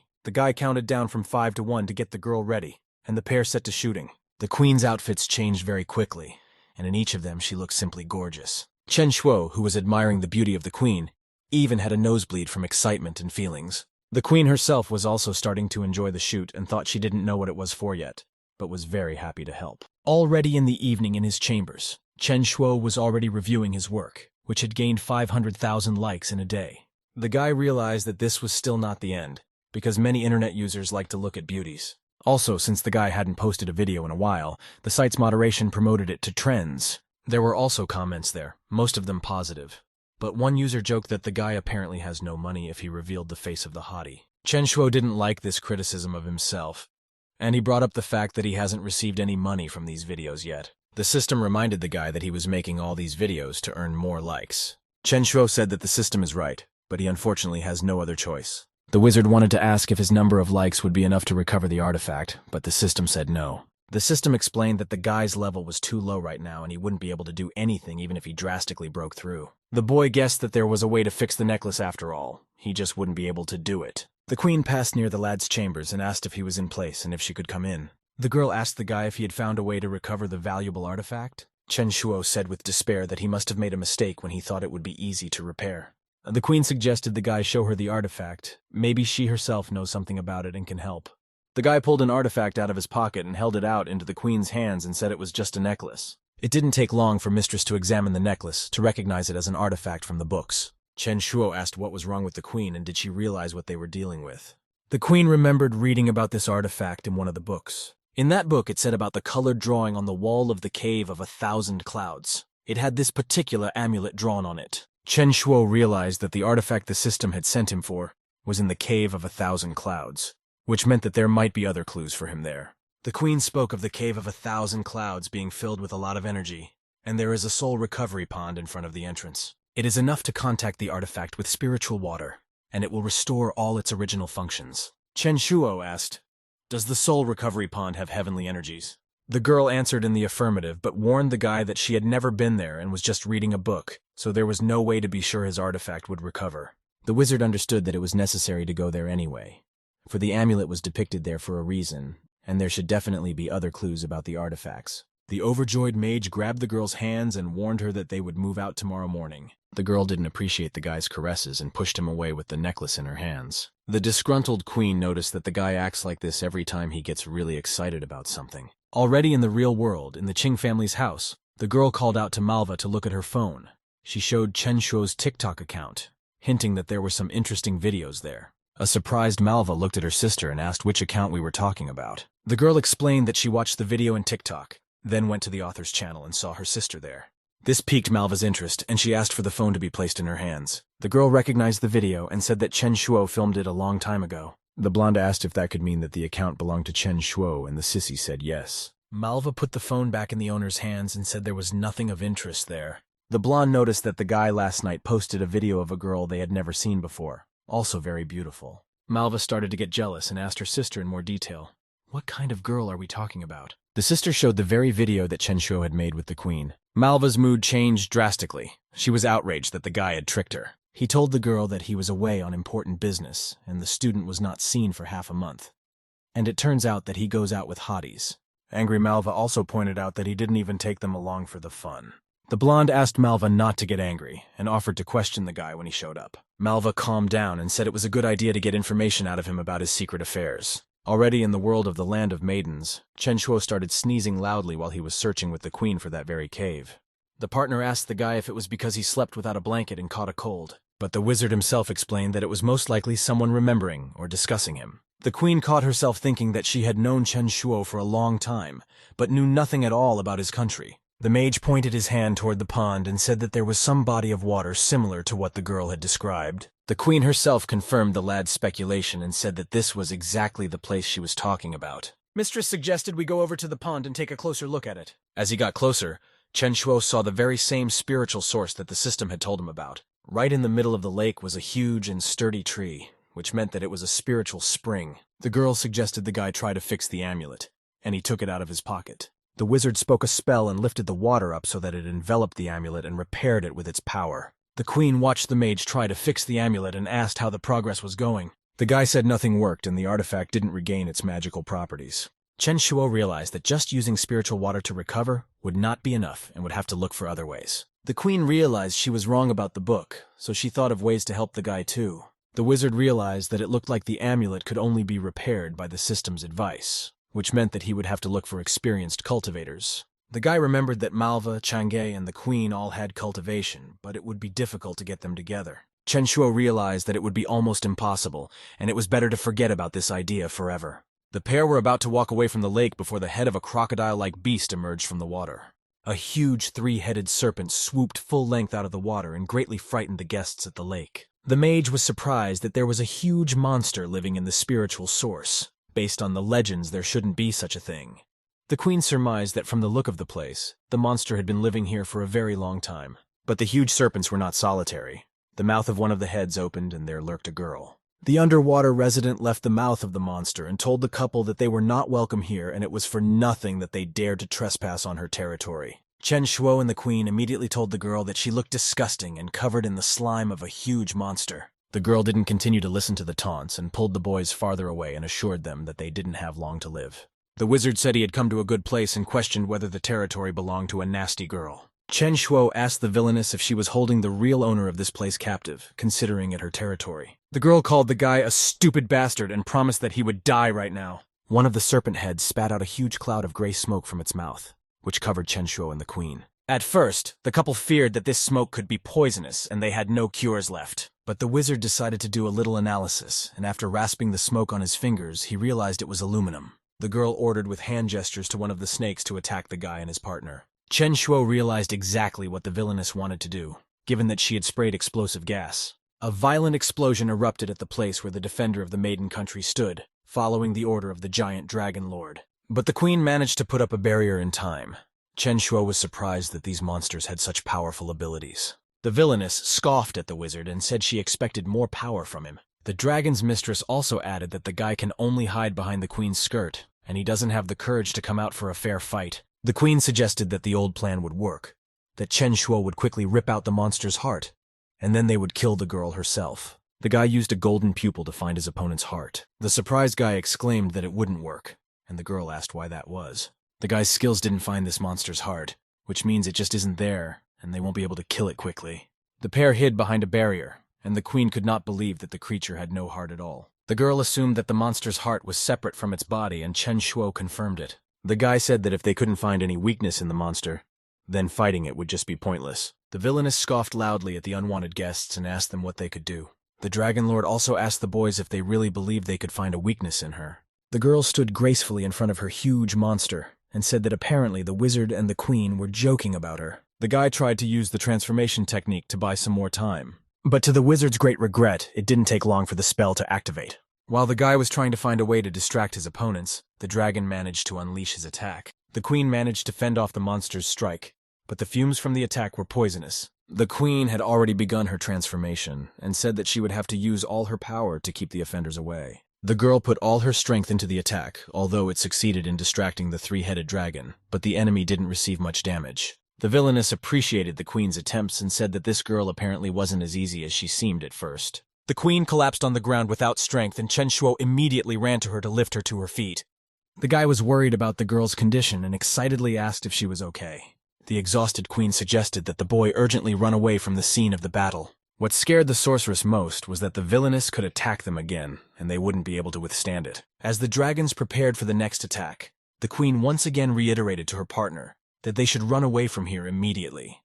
The slippery fiend commanded her dragon subordinate to turn the pair to dust. It doesn't take long to persuade the monster, and it immediately shot towards the guys from all three of its heads. The girl looked at the crater after the impact, and not finding any corpses, she said that unfortunately they were able to escape. But the monster's mistress didn't despair and told her monster that they could catch up with them later. Chen Shuo and the queen were able to escape and hide behind a tree in the forest, where the guy was worried about his partner's health. The annoyed wizard said that at the most crucial moment, the artifact did not want to transform. The queen suggested that it might have been the poisonous fumes that did this, and the guy heeded it. The wizard also called it odd that the girl could very well have set off in pursuit and caught up with them, but for some reason she didn't. The queen also found it odd that the monster did not run after them, but turned around towards the pond. The girl suggested that they were hiding something in the place, and the guy picked up on the idea. Chen Shuo said that they should wait for the right moment and attack them, taking the monster by surprise. The girl agreed to her partner's plan without any apprehension or hesitation. The queen and Chen Shuo floated down the lake in search of the monster's lair and its mistress. The guy's face was covered in abrasions and beatings he had received before he was even submerged in the water. The outraged queen called the wizard too brazen because of previous events. The story shifts to 20 minutes ago, where the queen resents the fact that she can't wear the outfit her boyfriend gave her. The girl asked her partner why she had to swim underwater half naked, but what confused her more was that the guy himself was in a closed wetsuit and fully clothed. Chen Shuo tried to get out of the situation and said that these clothes were designed to fit the queen's size. The guy asked his sister not to pay attention to the fact that there was little material in her clothes, because serious work had been done on them. The magician also added that he designed this swimsuit by the law of physics so as to increase the girl's speed underwater. Hiding the transformation stone behind his back, Chen Shuo explained that this swimsuit was the best option for a girl. The disgruntled queen accepted it and explained to the guy that this swimsuit would be her thanks for saving his life. The boy turned away and began to thank the magical artifact for its reincarnation properties. In the bushes, the girl saw the guy's camera and asked herself, "What is he doing here?" The queen took the camera in her hands and, calling her partner over to her, asked the guy what he was doing in the bushes. Chen Shuo was not confused and immediately lied about having lost it and further thanked the girl for finding him. But when the wizard turned around, the girl noticed the stone of transformation in his hands and realized everything. The queen guessed that the guy made such a swimsuit on purpose so he could secretly video her. Even though Chen Shuo denied all of this, the queen still decided to teach him a lesson with a solid punch. The scalded boy apologized to the queen and swore he would never do such a thing again. The girl accepted the apology and told the guy they had to get on the road. The pair paddled around the lake for a long time, each of them trying to find some sort of passage. Chen Shuo found something that looked like a passageway, and the guys realized that this was where they needed to go. Swimming towards the light source, the pair surfaced out of the water, and Chen Shuo was already on a small rock. The guy put his hand up to his queen and asked her to climb up carefully so as not to damage anything. The wizard was enraptured by the place, and he looked at everything with great wonder and pleasure. Jellyfish swam above the boys' heads. The entrance to the cave was illuminated by a bright light, and the magician continued to gaze into this beauty. The girl quickly found the passage next and beckoned Chen Shuo to go quickly with her. The partners saw a staircase that led upward, and the queen said that this was apparently the place. The queen assumed that this was the very thing the three-headed serpent was faceting. At the end of the stairs sat a little girl with a ball in her hands. She held the artifact with her eyes closed. Sensing the presence of strangers, the little girl opened her eyes to look around. Chen Shuo assumed that this vile mistress of the three-headed monster was holding a little girl hostage. The little girl asked the boys who they were and what they were doing here. The queen decided she needed to learn more about the artifact the girl held in her hands. The girl asked the little girl, "What on earth is a little girl doing here all alone?" The little girl wanted to start her story, and in a trembling voice she spoke the three-headed serpent. Behind the pillar stood the same monster mistress who had called the pair from the land of Maiden's young men. The villainess praised the couple for being able to find the place she'd been hiding so much after all. The guy used the illusion-dispelling ability, and the couple returned to their normal clothes. Snake regretted not killing the guys the first time. She said that if she had known about them being so stubborn, the guests would have been corpses by now. The villainess charged her staff and directed her power towards the poor girl with the ball. But the blow was able to be stopped by the queen, who was able to use her scepter to put up a barrier. The girl asked the little girl not to worry, and assured that she and her partner would protect her. The girl noticed that she was protected by a scepter and guessed that it was the queen. Taking advantage of the moment, Chen Shuo tried to attack the snake himself while it wasn't expecting it. Snake praised the guy for a nice try, but pointed out that he categorically lacked speed. Chen Shuo was confused that his opponent was missing, and the snake herself had already attacked him from the back. The girl was able to plow the powerless guy to the ground where he could only curse her. Snakey pounced on his opponent and promised that this time he wouldn't be able to escape anywhere. But to Chen Shuo's rescue, the queen came to the rescue and applied heavenly gravity. And the hard snake kick that should have finished the guy went nowhere. The queen was worried about the boy because of the heavy damage, but the wizard himself assured that he was fine. The villainess called the guy a weakling and made sure he couldn't take her treasure. But Chen Shuo said that he wasn't going to steal anything from the girl, which put the snake in a stupor. The wizard said he'd just straight up ask the child for her to give him the artifact. The snake itself was heading closer to the guy to scare him and anyone else nearby. The villainess suggested that the guy try it right away if the girl still had the courage. The little girl herself realized that she now had a very difficult choice to make. As a strong argument for the villainess, there was a huge serpent behind her back. The girl herself explained that a lot depended on the child now. The wicked girl threatened the captive that if she dared to give the orb to the humans, she would die at once. But in case the child gave it to her, the serpentess would think of mercy. The queen was outraged that the villain was threatening the child and called her very vile and despicable. Chen Shuo took the girl's hand and said that he believed that the little girl could make the right choice. The little girl had already made her choice and stood to her feet after the words of the queen and Chen Shuo. The girl confirmed the snake's words, that she was indeed afraid of death. The villainess was pleased at her captive's words and asked that the artifact be placed in her hands in order to survive. The queen realized that they had already lost, for the artifact could only be taken from the girl's hands. But Chen Shuo took her by the shoulder and asked her not to jump to conclusions because of the little girl's words. The girl said she would die either way and the snake would kill her even if she got her hands on the artifact. That's why the little girl decided that her death shouldn't be meaningless, especially if she could help. While the girl held the orb firmly in her hands, the villainess left no attempt to sway her to her side. The mistress sent her snakes to attack the captive, but the queen of the land of virgins was able to repel her with her scepter. The enraged snake wished the queen dead and began to attack her already. Looking at the queen being endangered, Chen Shuo decided to intervene in the small fight as well. The wizard used a moving technique and was able to cut off the snake's arm from behind its back. The villainess realized that she had been outplayed and with shrieks and screams claimed the loss of her arm. The mage said the villainess was thinking very lightly when she hoped he would let her get her way. The little girl realized it was the right time for her to come out and activated the anti-snake artifact. The evil three-headed serpent mistress could only see Chen Shuo's spear flying at her. The villainess realized she had lost and began to dissolve in front of her opponents. The artifact's power finally finished the villainess with its powerful blow, and her screams ended. The queen noticed that the girl was beginning to lose her strength and slumped to the floor. The couple immediately went to the exhausted child to find out what had happened to her. The girl simply thanked Chen Shuo and the queen for everything they had done for her. Chen Shuo held out an artifact that resembled a small blue ball to the girl and asked if this thing was important to her. The wizard said he had to return this artifact to the girl and handed it over. The girl eagerly accepted the artifact back and placed it at the level of her head. The little ball took on its properties and began to glow brightly green after reuniting with the girl. The girl took on her true appearance as the guardian of the Thousand Clouds Cave, Hua Yin. A surprised Chen Shuo noticed that the girl had changed her appearance, and he didn't expect that she was a real guard. Hua Yin suggested that the guys calm down and go outside to talk things over. The guardian told the pair that she had been guarding the Cave of 1,000 Clouds and was waiting for the Red Cloud Master to appear. And anyone who breaks the artifact's spell can become the master of the Red Cloud. One day, a three-headed serpent, who also wished to become Red Cloud's master, broke in on the guard. The girl failed to dispel the enchantment, so she became angry and put a curse on Hu Ying. She also ordered her life crystal to be guarded under threat of death. Chen Shuo called the snake woman too cruel, but he also asked why she gave her heart to the man she was holding captive. Hua Yin explained that the villain was forcing the girl's energy to be put into her crystal to become stronger. The wizard remembered the system's words about the 5 artifacts and guessed that the Red Cloud might be one of them. The guard told the boys that if they came here, they must be interested in a spiritual artifact. The guys replied that they were really looking for it, and the joyful mage couldn't believe his luck that he could blindly find 3 important artifacts at once. Hua Ying rose to her feet and motioned for the queen and her partner to follow her.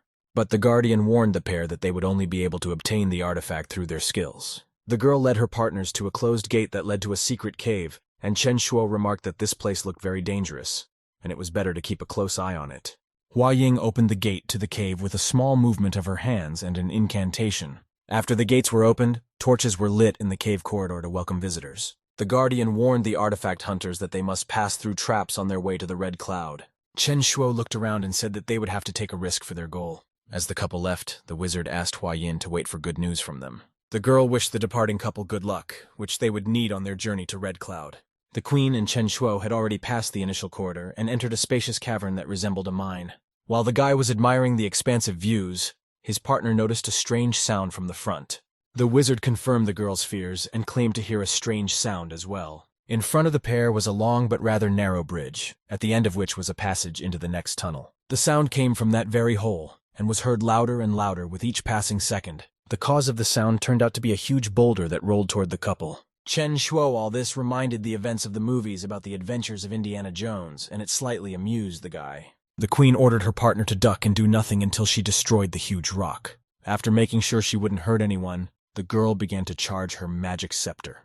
But the queen's blow wasn't enough to crack the cobblestone, and she realized it was the stone of a sleeping tiger. The queen began to worry because the huge obstacle was getting closer and closer, and the couple had nowhere to hide. Chen Shuo asked his partner not to worry and assured her that he had his own idea about it. The wizard took up his tool and said that if the stone could not be broken, it could be tossed up to fly over them. The mage was able to pick up a huge boulder on his lever, which he made into a weapon.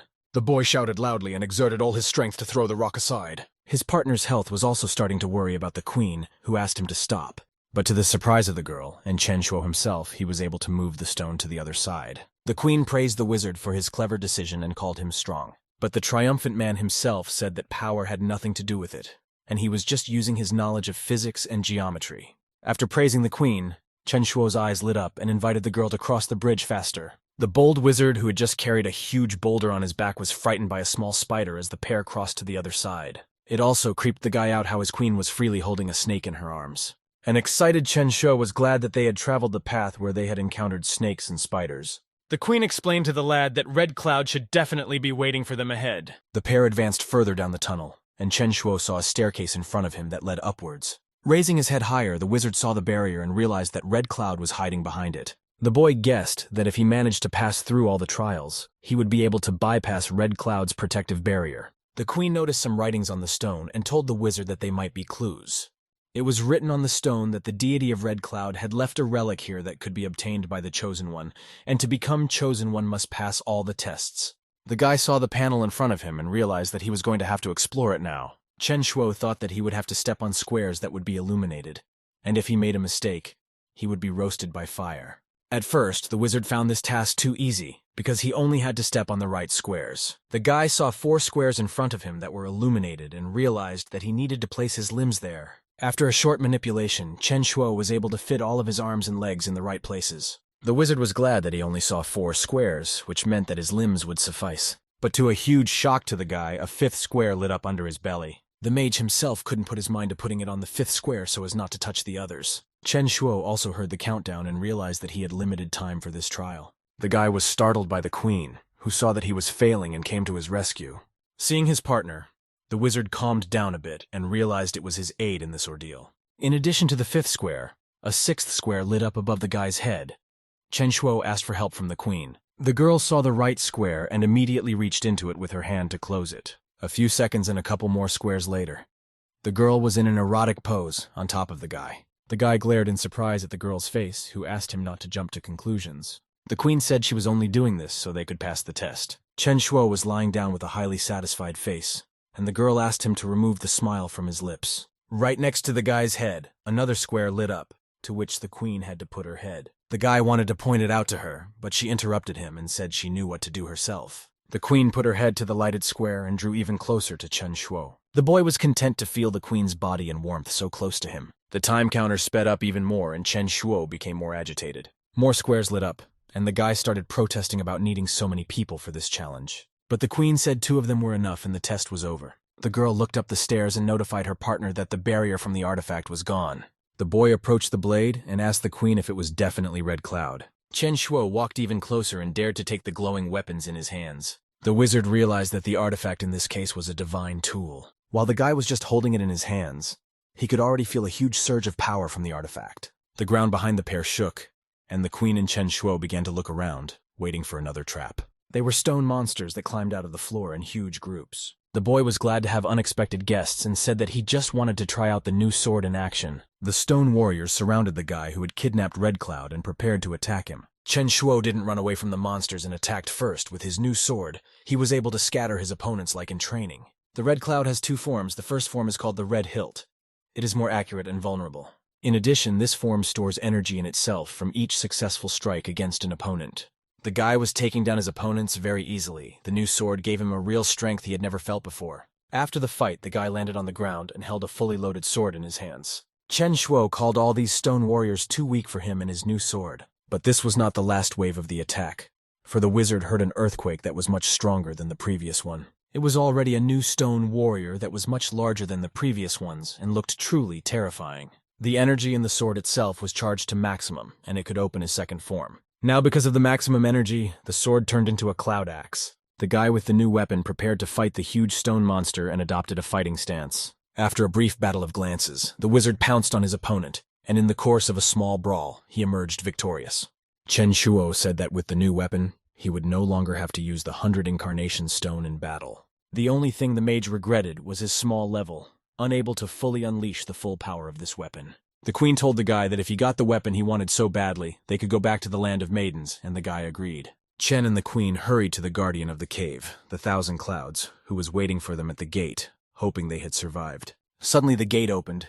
Yin saw Shuo with the leader of the maiden country. The protagonist shouted that they were finally back, and everything was fine now. The guardian of the cave remarked that they were extremely lucky, for they didn't have a single scratch on them. Chen worriedly said, "There is one very important matter." He needed cultivation masters to restore the Shadow Star Charm necklace, and asked Yin for help. Hua thanked Shuo, saying she would definitely help him, which the young master was genuinely happy about, since the matter was already practically solved. After a while on the courtyard, the protagonist was sitting at a table. He reasoned about restoring the magic amulet, and since Chanye could not leave her palace, only the Empress, Manhwa, and Huayin remained. Thus Cheng was only missing one person. At that moment he was called out by the queen, assuming he was thinking about how to recover the amulet. Noting that at the spirit pond everything is ready and all that is left is to gather people, Shuo muttered that he didn't know where to find another master. The Empress had swept up that he should look for someone with a base level, that they put their energies in during the restoration of the amulet. The queen began to eat the grapes. The young master seemed to be illuminated. He thought of Qingjian, who had the energy of a cultivator, which meant all was not lost, for with her help, they would be able to recover the necklace. The leader of the country of maidens inquired who John was. The protagonist ignored her question, but thanked her for her help. Declaring that she would go to her world for Qing right away, the Empress stopped Chen, asking me to take her with me because right now she has no business in her own country. Shuo literally froze in place. He didn't expect the queen to want to keep him company. In addition, he was well aware that John and the leader of the country of maidens might not be able to find common ground. The Empress said that if it was so difficult for him, then he shouldn't even think about it.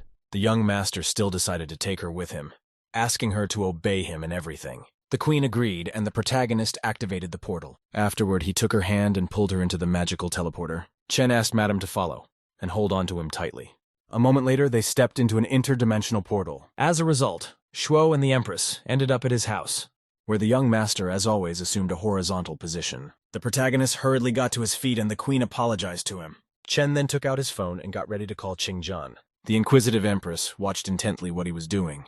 Seeing a picture of a young maiden, she inquired whose wife it was, adding that this much younger face, she was quite familiar with it. Shuo questioned her in surprise. Did she really know Qing? The queen replied that she had not heard her name, but had seen the girl in question somewhere. The feeling that she was her longtime sibling never left, meanwhile.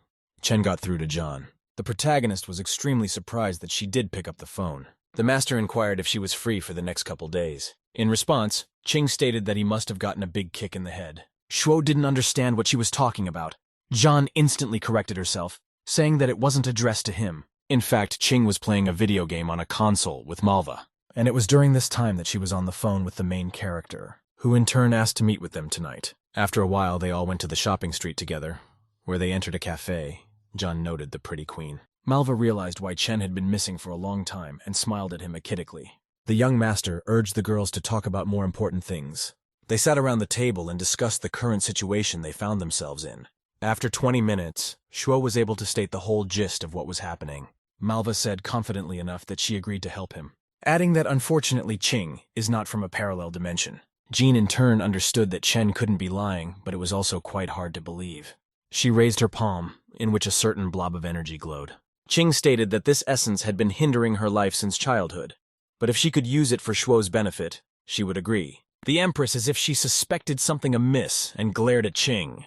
The protagonist realized that if it wasn't for a fortunate coincidence, John would no longer be with them. She mouthed enthusiastically that she was ready to take her in after all. The young master was touched and replied that he was immensely grateful to Qing.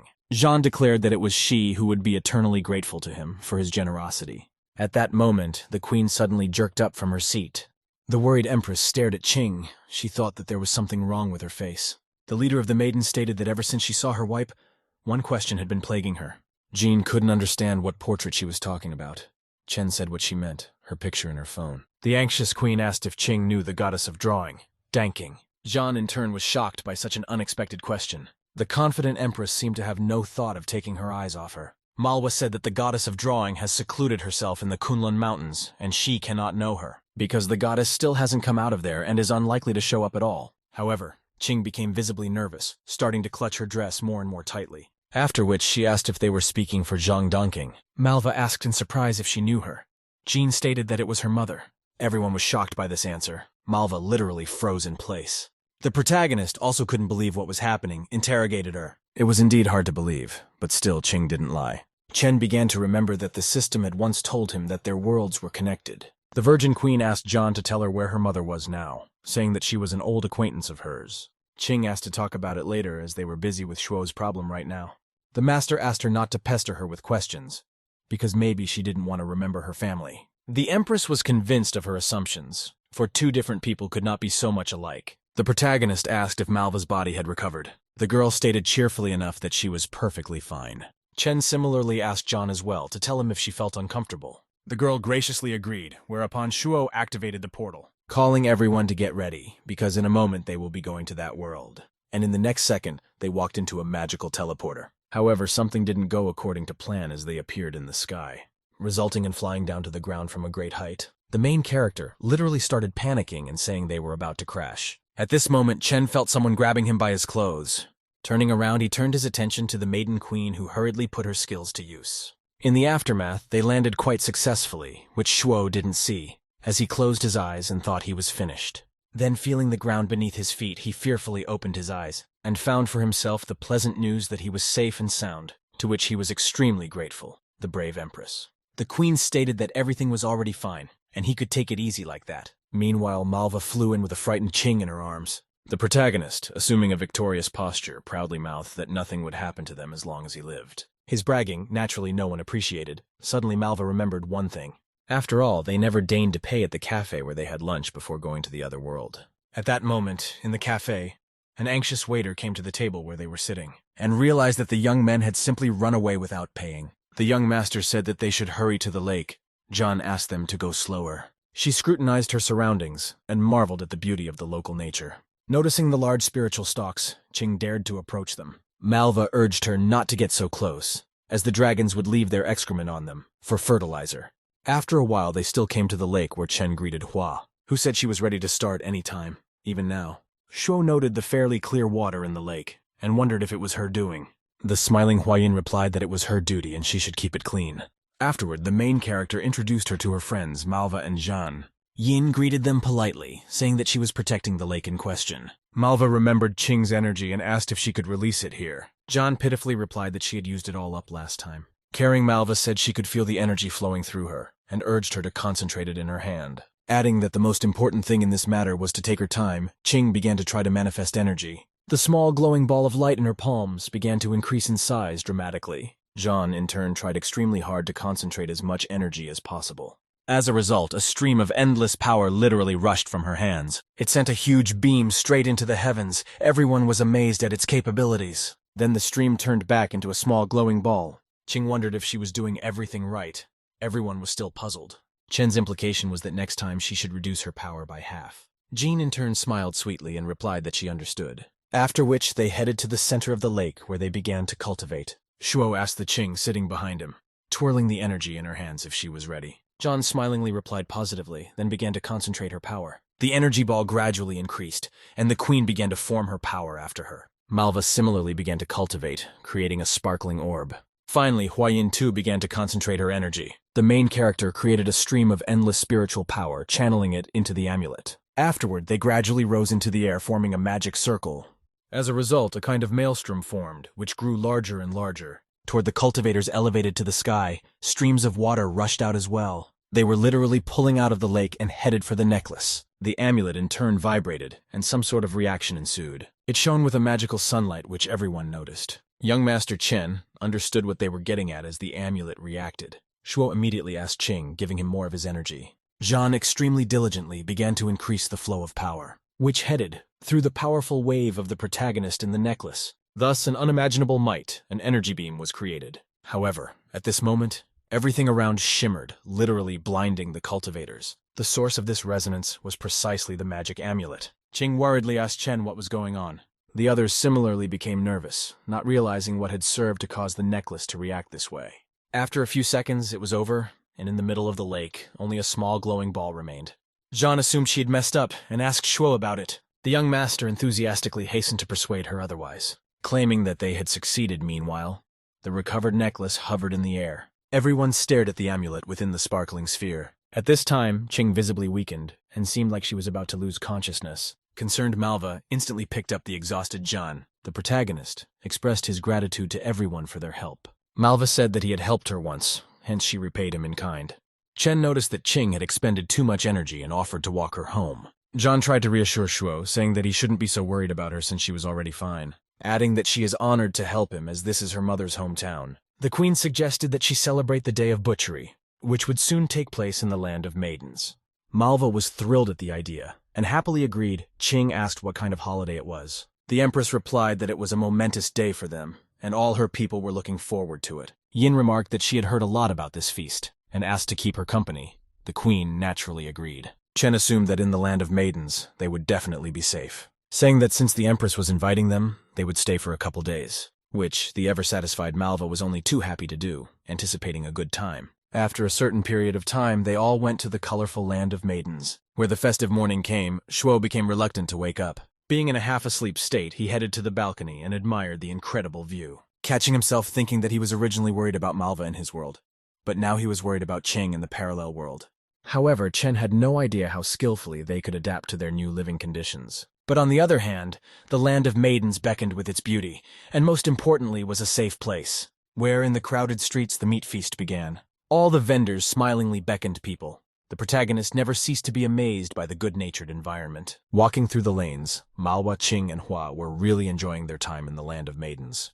Surprised at every step at something new to them, suddenly they saw a scene in the distance and came closer, passing through the pandemonium of people waiting for the spectacle, where a maiden on stage urged everyone to respect the queue, and said that the butcher's candle-blowing contest would be starting soon. Jean and Malva were in anticipation of the moment, for they did not know what was about to happen. Meanwhile, the artiste congratulated everyone present on the holiday, and just moments later, giant candles appeared on the stage, which couldn't help but impress the onlookers. Malva and Qing were just as pleasantly surprised. The host then stood in front of the huge candles, intending from her bow with a flaming arrow to light all the wicks. A second later, an arrow flew out and went exactly through all the wicks. As a result, absolutely all of the candles consistently lit up. People immediately squealed with pleasure and began to applaud. The rules were pretty simple, the principle of the arena, and whoever defeated last year's champion would become the new title holder. Plus, in addition to champion status, the winner will receive a VIP card for free admission to Mom's candy shop for a week. Upon hearing this, Malva was thrilled and realized she had to participate. After which, the artiste announced the start of registration for the contest. Qing was surprised to see Malva asking to participate. The young pageant host loudly announced the first contender, then asked the audience if this girl could be the new champion, and hastened to invite to the stage the first brave lady of the Land of Maidens. Following her and called out last year's champion, the Fatal Rose of the Western Lands, whose name was Su Mengzhou. She was an incredible-sized, manly, muscular maiden. It felt like a healthy man just wearing women's clothes. Zhan and Yin, in turn, became supportive of the cocky Malwa. She jumped onto the stage rather spectacularly, Zhou glaring at her arrogantly. The perky presenter asked the young lady what to call her. Malva defiantly stood in front of the huge Meng and called her name. Zhou was underestimating the little girl. It was written all over her face. Meng smiled wryly, confidently stating that she wasn't going to give in, thus urging Malva to be careful. In response, our heroine proudly mouthed that she should start worrying herself. The artist asked the heated audience who will win in this competition, and whether the Fatal Rose of Zhu can defend his championship title. Viewers were literally going crazy, naively believing that Maine would win. After which, the host announced the start of the 78th Games, candle blowing. The mangy Zhou, with the confident Malwa, stood face to face. Then they directed their gaze toward the burning candles, setting themselves up for victory. Meng offered her to start first, however. Our heroine declined. The thug immediately walked over to the candles, saying he wouldn't be ceremonious for long. She began her preparation for the ordeal by pulling her face forward, after which she sat down a bit, trying to concentrate as much as possible. People started shouting out that the champion was using that very tactic, which she hasn't used in 4 years because of the enormous energy expenditure. It is said that she disperses the air in her mouth with her tongue and directs it with her hands. And as the tongue speeds up, Main starts using jet speed. With this, Joe can activate his ability, Gentle Hurricane, which she ended up doing. A huge whirlwind passed over several candles and put out the fire. The people were in awe of Sumengjo's skills, noting the incredible strength and speed. In the end, Main was able to snuff out 7 candles, breaking her record from last year. Turning to Malva, she blurred into a smile and said it was her turn.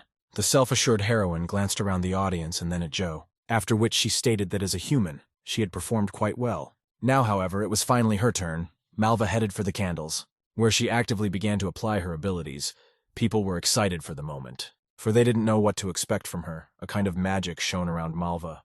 Meng, meanwhile, became visibly nervous and watched the scene. Qing and Huayin couldn't stop shouting words of encouragement. Malva, in the meantime, had gotten as much air into her lungs as she could, after which she instantly sent her magic hurricane towards the candles. Even the protagonist, who was standing on the balcony, saw this vortex. The townspeople were puzzled, as was the presenter who announced 10 extinguished candles. Former champion Sumengjo seemed to be at a complete loss for words. The audience never ceased to be amazed, saying that Malva had extinguished all the candles. The leading artiste rushed to announce the new champion of the pageant. A surprised Jew inquired who she was and how she had done it. Our heroine got into a victory pose and said her name was Malva, and only the young master could not understand what happened there. At this moment behind Chen, the empress suddenly appeared, who said that Malva and the girls attended a candle-blowing contest. The queen asked that Shuo call them because the festive ceremony would soon begin. In the meantime, she will change her clothes. The protagonist naturally agreed. After a certain time, it was late evening. The maidens under the palace began to blow their horns, thereby announcing the beginning of the festive ceremony. A crowd of girls outside the palace, waiting for the empress to appear. A moment later, one of the queen's maids appeared on the doorstep. She called on all the people to salute her majesty. The ruler of the land of maidens came out in a frilly outfit. All the maidens started shouting out wishing her happiness and prosperity. Jean decided to capture the ceremony on Chen's phone while Malva devoured her well-deserved sweets. The queen stated that it was the feast of the meat fast, and according to tradition they do not eat meat on this day, in gratitude to the spirits of nature. Afterwards, she also expressed her gratitude to the man who has contributed to their country in many ways. After all, he had helped restore the dried-up mother and child lake. Shuo was at this time coming up the stairs to her. The empress went on to say that he had risked his life for their well-being by obtaining the mountain flower, then said the name of Chen, who was only thinking about Qing remembering to take a picture of him. Walking up to the queen, the young master got down on one knee before her and wished her prosperity. The ruler of the land of maidens said she wanted to enjoy the festive feast with him. Shuo thanked the queen. She in turn gave him a gift of the finest ingredients in the country. The main character was impressed by this surprise, saying that he had read about them in various short stories. The system reported that eating the earth pearls would increase his health and add years of cultivation. Chen naively thought that if he ate everything at once, he would become immortal. The empress swept the given ingredients, extremely very for cultivation. The young master was truly grateful to the lord of the land of Divas. Her Majesty struck her staff on the floor, urging everyone to cheer. As she announces the beginning of the celebration ceremony, all the maidens rejoiced. After that, the beautiful fireworks started. Jean started filming them on her phone. The main character Shuo, in the company of the queen, also stared at the colorful sky. Meanwhile, Malva turned her attention to a distressed-looking Jew thunderbolt, who left in an unknown direction. She rushed after her, telling Qing that she would be coming up soon. The country of the virgins, at the same hour, was immersed in the atmosphere of the meat pasture feast. Everyone was having carefree fun, and not even aware of the chaos to come. From the outside, it appeared that those who wanted to sow sadness and confusion were watching the fun. Dressed up in masks, the fierce rebels were perched in a tree. At this time, Su Meng, as it later turned out, came to the orphanage, where she distributed gifts to the children. At this moment, the son was asking his dad without understanding why they were obeying the heavenly palace. Father replied that they were dragons and had to obey them, because otherwise dragons wouldn't even exist, which was strongly disagreed with by the rebel, who decided to solve this problem in a ruthless way. His henchmen asked if they could begin to act, naming their lord, the crown prince. The prince urged him not to call him that, threatening to kill his servant. Thoth in turn claimed he was joking, urging him to attack the land of maidens while they were having fun and more vulnerable. The disgruntled prince hurriedly jumped down from the branch without answering anything. He surprised his henchmen, who grinned evilly. Meanwhile, the guards at the south gate were devouring various delicacies, talking about how much they crave meat and there is literally one day left to be patient. Suddenly one of them saw an unknown man and inquired who he was. The guy greeted the girls, saying he had lost one thing in town, and kindly asked permission, intending to get in. The guards replied that for the duration of the festival, the town was closed. After asking him to leave the area, the unidentified man stated that he wanted to resolve the matter amicably. Afterward, he noticed that there was someone behind the young maidens. One of them hastened to give him a final warning. However, at this moment, another guard with a frightened look urged everyone to turn around. The commander turned back and saw something terrible. Fear instantly settled in her eyes, but she didn't have time to do anything. Eventually, the villain was already opening the main gate. All the young guards turned into dried-up corpse bodies. Meanwhile, in the palace of the Land of Maidens, the celebration continued. Qing told the queen and Yin about the daily routine of her life in the other world, saying that girls take a purse with them on the street, while Chen was busy taking pictures of the dancer on his phone and asking everyone to subscribe to the channel. At this time, the Lord's maid said that the first empress wanted to see her and Dr. Shuo. The ruler hurried toward her, ordering her servants to take care of the guests. Then Her Majesty announced the end of the celebration. Everyone began to thank her. Wishing the young queen glory and prosperity, those present bowed low to her. The maid asked the guests to follow her, while the empress called the master with her. Concerned Chen inquired what was wrong. The lordess replied that they needed to report to the first empress. The protagonist was taken aback, and out of surprise he interrogated the ruler. After all, he didn't think the queen had a mother. At least it wasn't in the book. Realizing that not everything the book says about the land of virgins is actually true. After a few minutes, the queen changed her clothes and walked out to Shuo, ordering the guards to stay here. Calling for the young master to follow her, he graciously agreed. The empress wondered to Chung if he wanted to ask her anything. Once the main character started asking about her mother, he was interrupted by the lordess, stating that she was the only daughter of the first empress. Upon reaching adulthood, the inhabitants of the Land of Maidens accept the gift of the Lake of Mother and Child, thanks to which their country has a high life expectancy, much less the rulers. Shuo began to wonder what the age of such a young ruler was. She turned around abruptly and asked how old he thought she was. Chen stated that she was 18. After walking through numerous corridors, they came to a mysterious door. With an emerald stone on it, the master didn't realize that the palace had such buildings. The queen stated that after the abdication, her mother settled here, and this door opens with the help of her spiritual energy. The protagonist watched intently as the ruler unlocked the door in question. She said it had been a very long time since she had seen the first empress, after which they went into her mother's chambers, watched by an impostor who had secretly entered. He was well aware that this might be his only chance. Walking down the long staircase, Chen asked what her mother was eating. The lordess sadly said that she was starving, having remarked that he was the first person the first empress had summoned to her. After correcting herself by saying that Shuo was the first person of the opposite sex, the protagonist was impressed. Such exquisite construction. It was literally an underground palace. The queen said it was where her mother was. Heading along the river, the young master asked what kind of water it was. The ruler replied, it was the Lake of Mother and Child, adding that this source has been protected by rulers at all times. Finally approaching the main door to the palace, the empress announced that they were in position. Suddenly she kneeled down. Chen watched in amazement. The queen mouthed that it was a great honor for her to see her mother. Then Shuo also fell on his knees, and said that he was infinitely happy to meet the first empress. And a few seconds later the gate suddenly opened. The atmosphere of the underground settlement was indeed quite gloomy. What the main character was thinking about, he even got goosebumps running down his skin. After which, the young ruler abruptly rose from her knees and urged Chen to go inside. The young master did not know what to expect from the mysterious meeting with the first empress. Upon entering the palace, Shuo began to look around carefully. When he saw the huge female statues, he asked who they were. The queen said that they were past lords, adding that it is not only a sacred palace, but also a tomb. At this time, they approached a large statue of a bird. The main character asked what it meant. The queen stated that it was a deity that protects the country of maidens in the Silian mainland. The first empress who suddenly appeared said that this deity is the first ruler. The young master was extremely surprised to see the old grandmother. After all, this was not how he had envisioned the mother of the queen of the Land of Maidens. Chen began to bow, saying that he was genuinely happy to meet her. The old lady asked him to get up, saying it wasn't necessary. She thanked Shuo for helping her through the crisis, after which he and the lordess graciously greeted each other. She inquired what her mother wished to see her for.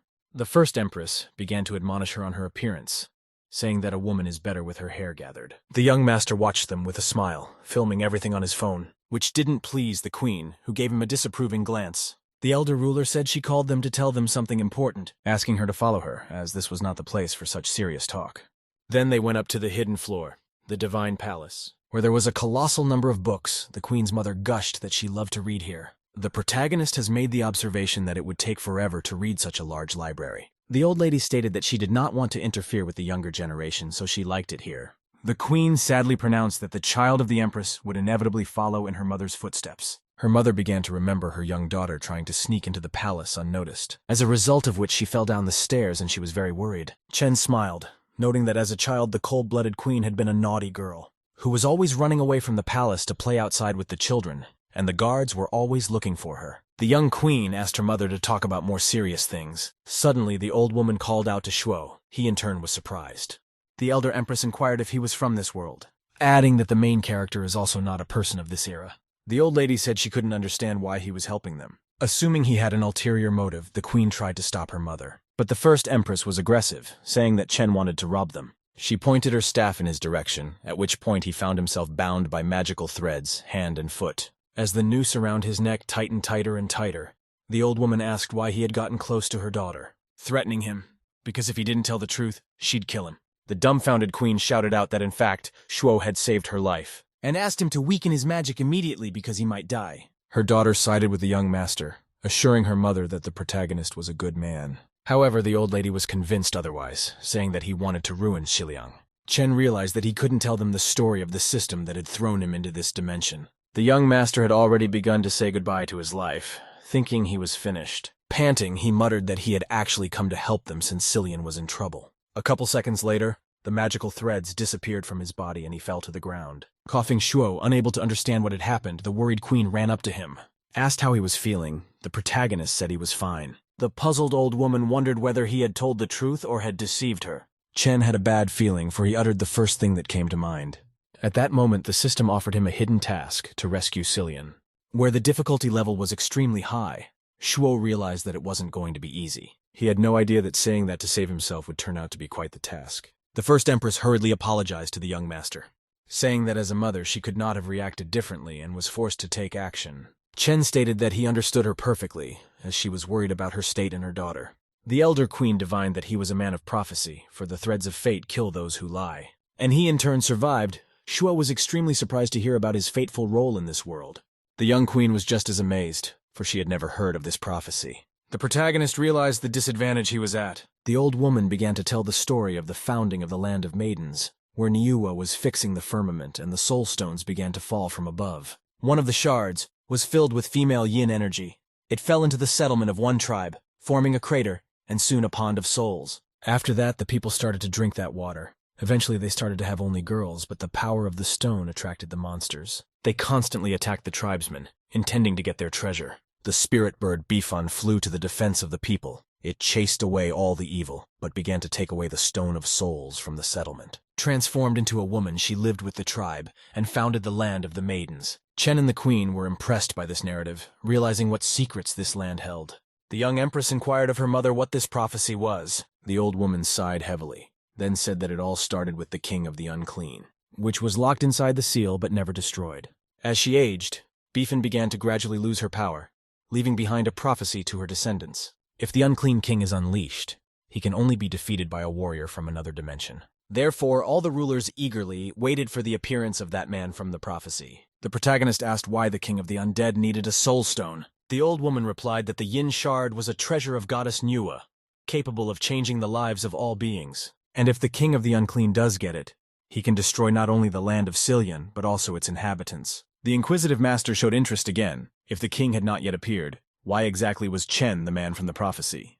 The elder queen stated that the subordinate lords of the netherworld had dried up the mother and child lake, searching for the yin stone, adding that the scorpion queen serves him, and perhaps the leader of the undead is already watching Shuo. The old lady sincerely believed that the appearance of the main character was not accidental. The master realized that the ruler of the undead might already be on the loose. The queen's mother stated that she senses a dark aura around the land of Xiliang, a dark aura.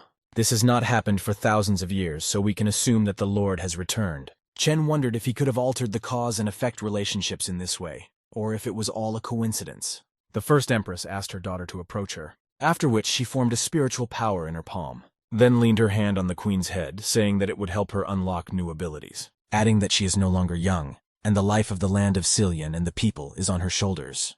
The young ruler did not know what to say to her mother, realizing what responsibility she was now carrying. The queen's mother declared that the life of her daughter and all the people of Xiliang depended on Chen. A confident Shuo replied that he would do his best to save the land. After all, he is a true doer of justice, will not allow the death of innocent people. The old lady thanked him, after which she asked them to come back, as she had already told them the most important thing.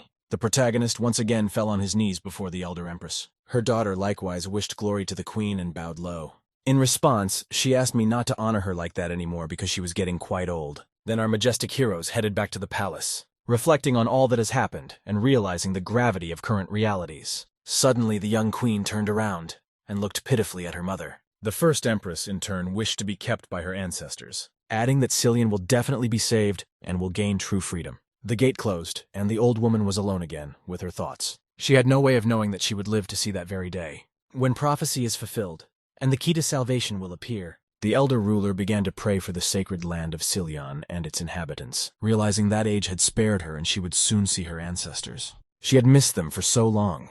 It was as if the old lady had a premonition of her end. As she approached the tomb of her predecessors, she immersed herself in memories, back in the days when she was a very young queen of the land of maidens. Meanwhile, brooding and sad, Chen and the queen walked up the stairs. The main character asked the system if he was really in the book, Journey to the West. Since the events were too different, the system urged him to think to understand. Suddenly, the sad ruler turned to the young master.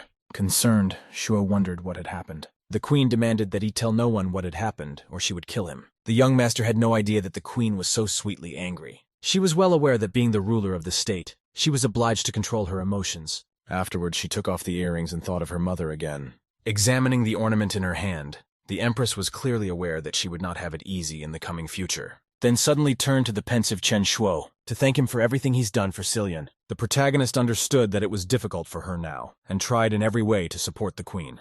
Meanwhile, Qing was telling funny school stories to Hua about Chen, about how he scared the principal who thought he and John were from the same family. They were having a carefree and cute conversation with Yin as Qing suddenly had a change in her face, remembering Malva, for she still hadn't returned. Hao Ying suggested to John that they go together to look for her, saying that she had lost some of her spiritual power, but by working together, they would definitely be able to sense Malva's aura. Qing formed a portion of spiritual energy in her hand and asked Hua if it was enough. Yin replied that it was enough, and John transferred some of her power to her. Hua Yin instantly activated her skills and tracked down Malva in the western part of the city. Afterward, Hua stated that she would go after her and bring her back soon.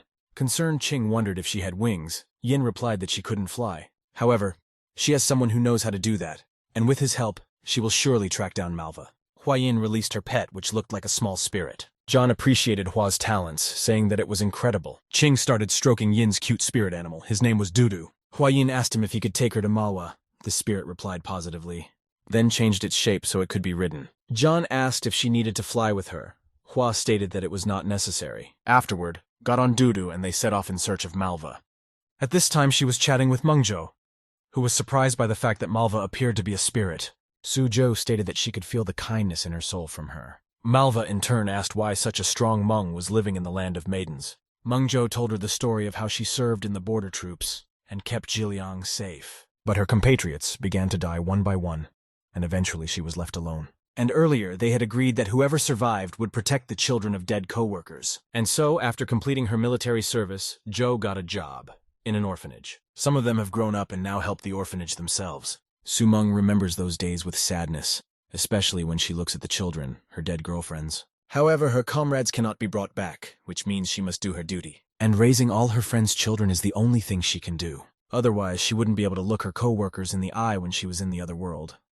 Malva sympathized with her, asking Zhu if she was bored with leading a measured life after her long service in the army. Meng admitted that she really misses those times, but raising children is far more important to her. At this moment, a golden dust flew by. Malva was extremely surprised when she saw the magic sand. She wondered if there were sand winds in Cillian. Zhu also didn't understand where it came from because after the whole city was planted with trees, they disappeared. Malva decided to give her winning card to Mama's Sweets, then hurriedly went home so her friends wouldn't worry about her. Su Meng called out to her, telling her that she had lost in that contest, which means the prize should be hers, especially since Malva loves sweets. She turned to Zhu and pronounced it was more for the kids than for her. Mengzhou was touched by such an act and thanked her from the bottom of her heart. Malva spread her wings at the same hour and said it was time for her to fly away. Adding that they would definitely meet her again, Su Meng wished her good luck. An overjoyed Malva flew across town thinking that Qing and Hua were already asleep, so she should have walked carefully into the house so as not to wake them up. But she found the golden sand again, not realizing where it was coming from. She decided to fly after the mysterious dust to track down the source. When she reached the tree in the middle of the street, she found no people, but the sand was wandering in that very spot. Especially in the land of maidens, there was no curfew, which meant that on the day of the holiday, people had to walk around town. At the same time, the magic sand was becoming more and more abundant. At that moment, someone started shooting Malva in the back. The girl began to suspect something wrong. It was as if she felt someone's eyes on her. Turning around, she saw the silhouette of a man hovering in the air, who moments later unleashed a ball of flame at her. Malva, in turn, lightning quickly jumped aside. Just a couple seconds later, another fire sphere rushed at her, our heroine once again dodging the attack, suspecting a certain person using sand in his atrocities. Which she was not mistaken about, because it was exactly Huang Fenglin, who stated that he hated the flower race for their sensitivities. Malva had swept up that he had killed a great number of her tribesmen, and now he was wreaking havoc here as well. Han responded by saying that he didn't come for her, as her race was no longer a threat. Though he missed the good carnage, the impulsive Malva couldn't stand it and threw herself in his direction. As she flew up into the heights, she rushed to strike him. However, Fenglin was not so simple, stating that he would leave the killing of the townsfolk for later, but now he would kill her. Freely dodging attacks from Malva, who was beginning to realize how fast he was. Huan noted her explosive nature, but she also lacked speed and strength. The girl, in turn, flew past him and instantly turned around. However, Fenlin still had damage in the form of a severed hand. A confident Malva menacingly declared that she would not allow him to kill innocent people, after which applied her ability, namely a pair of moonflowers. This time, the arrogant Huan didn't have time to react to her sudden attack. As a result, there was an explosion, the shockwave of which threw Malva backwards. To make matters worse, a sudden pop damaged one of the city's buildings. The heroine urged him to get out immediately to her Feng Wang. Taking a closer look, Malva noticed that he was missing half his body. Fenglin took stock of the fact that she had managed to catch him off guard after all. And for her age, she's got some pretty good skills. However, he could regenerate his health, and after a second he was already in one piece. This only made Malva even more angry, and she threw herself back into the fray. Huan said he was tired of messing with her and hurried to finish the fight. Applying his skill, the sand leopard shot. Golden dust embraced his hand. In the aftermath, numerous fiery grains of sand flew into Malva. Our heroine was forced to retreat back, thinking that he was immortal, and all its power seemed to lie in that fiery sand. Suddenly, Malva had one idea, which she rushed to realize. The girl abruptly turned around and rushed towards the defiant Fenglin. He, in turn, continued to shower everything with fiery grains of sand. Malva flew to meet Huan, successfully dodging his attacks. Praising once again, Fenlin noted her maneuverability, while the brave heroine has already gotten close to him. Then she applied her skill again, a couple of moonflowers. However, she now activated the division, thus a multitude of blossoms headed towards Huan. In doing so, his arms were torn off again, but he regained his health again without difficulty. A savvy, overly primitive ability on her part. Malva suddenly used her special skill, summoning a hurricane. Naive Fenlin didn't think she could do anything, but our heroine understood that he was recovering with sand. Huan grew nervous, realizing that Malva had found a way against him after all. She set about engulfing him, her magic swirling around him. Realizing what awaited him, Fenglin began to beg for mercy. But Malva wasn't about to let him live, ignoring his pleas for help. After a while, all that was left of Huan was his head. The distraught heroine continued to engulf him with her hurricane. After making sure Fenglin was gone, Malva stopped. However, still small grains of golden sand began to show. As a result, Huan, in a lightning-fast movement, grabbed her by the neck, saying that she was extremely intelligent, something he had never seen before among her race. And if they had brains, they wouldn't have hit rock bottom, adding that even such a strong wind, he is absolutely not afraid. Malva tried to hit him, but Fenlin managed to apply a sand prison. Afterward, she was restrained, unable to move. One sensed that she had great potential, and suggested she join them, saying that Baigu would reward her with incredible strength. Malva naturally wasn't going to accept this offer, stating that Baigu was nothing. In response, Fenglin uttered that the Lord would like her aura and took out a certain magical skull, adding that their army is already in the city and no one can stop them. And when Baigu fully regains his powers, they will rule the world. And soon, uncleanness will fill the entire globe, gaining power and unprecedented power. Malva proudly declared that she would never join them in her life. Huan actually realized that she wouldn't agree, and there was no way to change her mind either.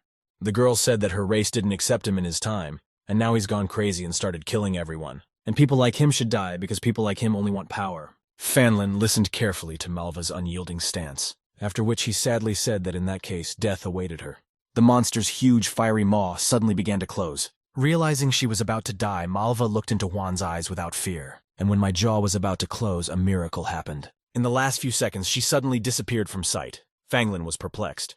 As it turned out, Yin managed to snatch Malva out of the sand monster's mouth, who in turn was prepared for the worst. Hua inquired if she was okay. Noting Huan's tremendous spiritual strength, therefore urging Malva to retreat soon, Fanglin was furious and declared that they couldn't escape so easily. After which he immediately sent his sand kite after them. Hua Yin realized that he could catch up with them, so it was necessary to throw Huang off his tail. She let loose a sea wave in his direction, trying to stop the madman. After rinsing Fanglin with an endless stream of water, Yin still managed to restrain him. Hua continued to actively use her magical abilities, surprised at how easily she was able to fight back against him, which Malva noted as well, stating that Huan had stopped following them, and this was their chance, because he spent a lot more time regaining health, because of the water technique. Malva noticed that Hua Yin's attacks were able to contain his skills, causing her to have some sort of plan in mind, and in order for it to work, she asked Hua to douse her body with water, confidently stating that they would definitely be able to defeat Fanglin now. Meanwhile, in the palace, the queen was discussing the successful feast with her maid, who stated that she was respected by all and wished her health. The ruler realized it was better to wish it on her mother. Releasing her faithful maid early, the empress reminisced about her childhood with her. The girl, in turn, graciously thanked her majesty. At this moment, a guard suddenly ran in and said that she should not disobey the orders of the elder empress. The young queen asked her maid Sewer to leave the room, stating that her mother's whereabouts were top secret. She asked how the guard knew of the order. Besides, the guards are forbidden to enter the queen's chambers, and she apparently doesn't know the rules, so it's safe to conclude that he had an extremely poor disguise. The overlord gripped her blade in a flash and called for help from the guards. The warriors who ran in pointed their spears at the stranger. The ruler of the Land of Maidens ordered the guards to capture him immediately. At this time, the main character sat in his room and digested the information. Chen was perplexed by the daunting task and didn't know what to do. The system tried to cheer up its master by telling him he was lucky. Shuo indignantly replied that she was always missing, at the most crucial moment. In response, the system stated that it would grant any wish of the Lord after completing a hidden task. The young master was surprised and asked her again, making sure she wasn't deceiving him. The system assured the protagonist that it would keep its promise. A few moments later, Chen's room suddenly staggered. He thought it was an earthquake and started looking around. At that moment, one of the frightened guards ran in to see him. She muttered that there was some sort of explosion in the queen's chambers. The young master naturally rushed to save his empress, realizing that the prophecy had indeed begun to come true. However, Sho didn't expect it to happen too soon. At this time in the queen's room, all the guards lay unconscious. The ruler summoned the villain to show his true colors, saying that there was no need to disguise himself as he would be caught sooner or later. John Doe agreed to assume his natural appearance, noting the strong insight of the young empress. It turned out to be the son of the fourth Dragon King, who demanded the treasure be given to him. In response, the lord has stated that his race served the ruler of the undead, so he would get nothing. Baigu replied that his race was too cowardly, and only the king of the unclean could save them.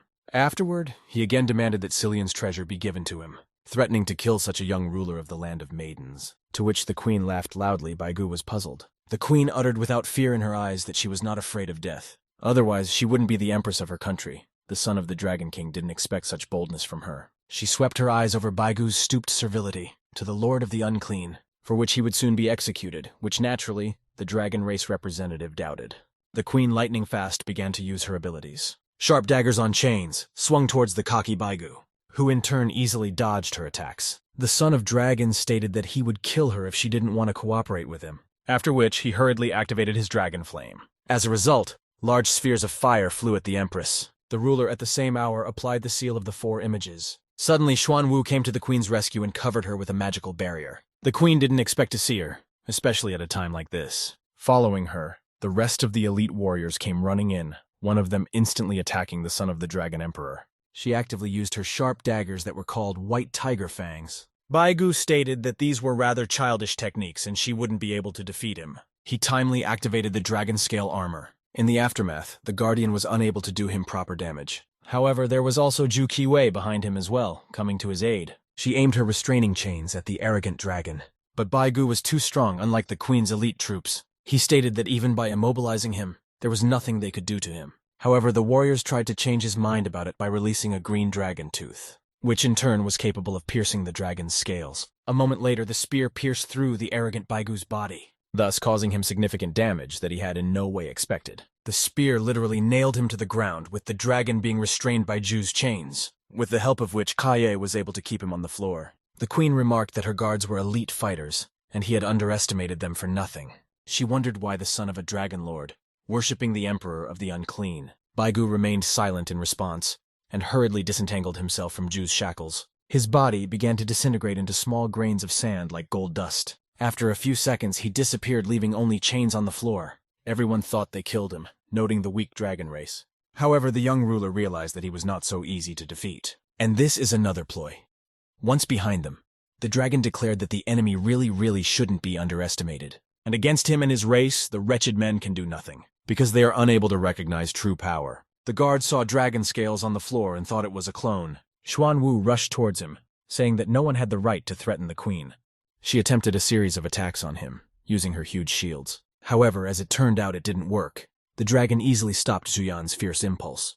He literally held back the shield with one finger, stating that they wouldn't have the strength to handle it. Pressing harder, cracks went down the shield. Baigu said it was worth pushing on people's shortcomings. How they are immediately vulnerable, after which they can be destroyed. At this second, the shield disintegrated into small shards, and the dragon began to counterattack Xuan. Having activated his race's strength as well, he was indeed extremely strong. As a result, there was a loud explosion, the shockwave of which flung Xuan away. She lay unconscious on the ground, and her body was mangled. The guards began to realize that the dragon carried a huge threat, because it seemed impossible to kill Xuan Wu so easily. The Empress urged everyone to immediately attack the maddened Baigu. The elite troops of the Land of Maidens, lightning swooped down on him from different directions. The dragon, in turn, fearlessly threw himself into the slaughter with them. Biding his time, he formed a magic sand in his hand. One of the guards decided to attack first, thus diverting his attention. Baigu activated the dragon flame again, but the girl managed to repel his hand, thus preventing him from being able to get a clean shot off. He was then chained up again, the dragon stating that they still lacked strength. In response to all of the warriors' attempts, Baigu only smiled achidically. At this moment, he was hurriedly attacked from the other side. The warrior let loose a spear at him, which shattered into small pieces, from which he was puzzled, not realizing how he had managed to break the dragon's tooth. Baigu confidently stated that he could not be destroyed by a spear alone, since he is a descendant of the dragon family, and glared menacingly at the guard, who seemed hypnotized by him and couldn't move. The others began to shout out to the green dragon that she shouldn't be afraid of him. Chie said that she had already locked his spiritual power, and it was worth proceeding, urging Baiga not to cross the chains because his energy would go to her. Dragon's implication is that it's a pretty good idea, but they don't realize where it's going to lead. He put his hand out in front of him, then clenched it sharply into a fist. At this time, Ju's heart suddenly clenched, cutting off her breath. Baigu muttered that his power would cause her body to reject it. In the aftermath, Kie suddenly collapsed unconscious on the ground. The concerned warrior asked what had happened to her. When she realized that Ju was dead too, she became furious, whereupon pounced upon the distraught son of the Dragon King. There was no way the green serpent could come to her senses while under his hypnosis. Baigu said that they were to blame for their own troubles, and if they had just given the treasure away, no one would have been hurt. After which he dodged the attack and dealt a fatal blow to the warrior. The girl died on the spot before she could do anything about it. The dragon stated that they would all die as they were too weak. He smiled as he stood over the breathless body of the warrior. The green dragon under hypnosis was no longer a threat. In this way, Baigu killed all of the Empress's subordinates. A multitude of bloody bodies filled the young queen's chambers. The queen looked back at them, realizing how strong an opponent he was. Baigu defiantly approached the ruler and again demanded that she give him the treasure, adding that if not, she will join her charges. The ruler muttered that she was ashamed of herself, for she had allowed the uncleanness to sneak into the palace.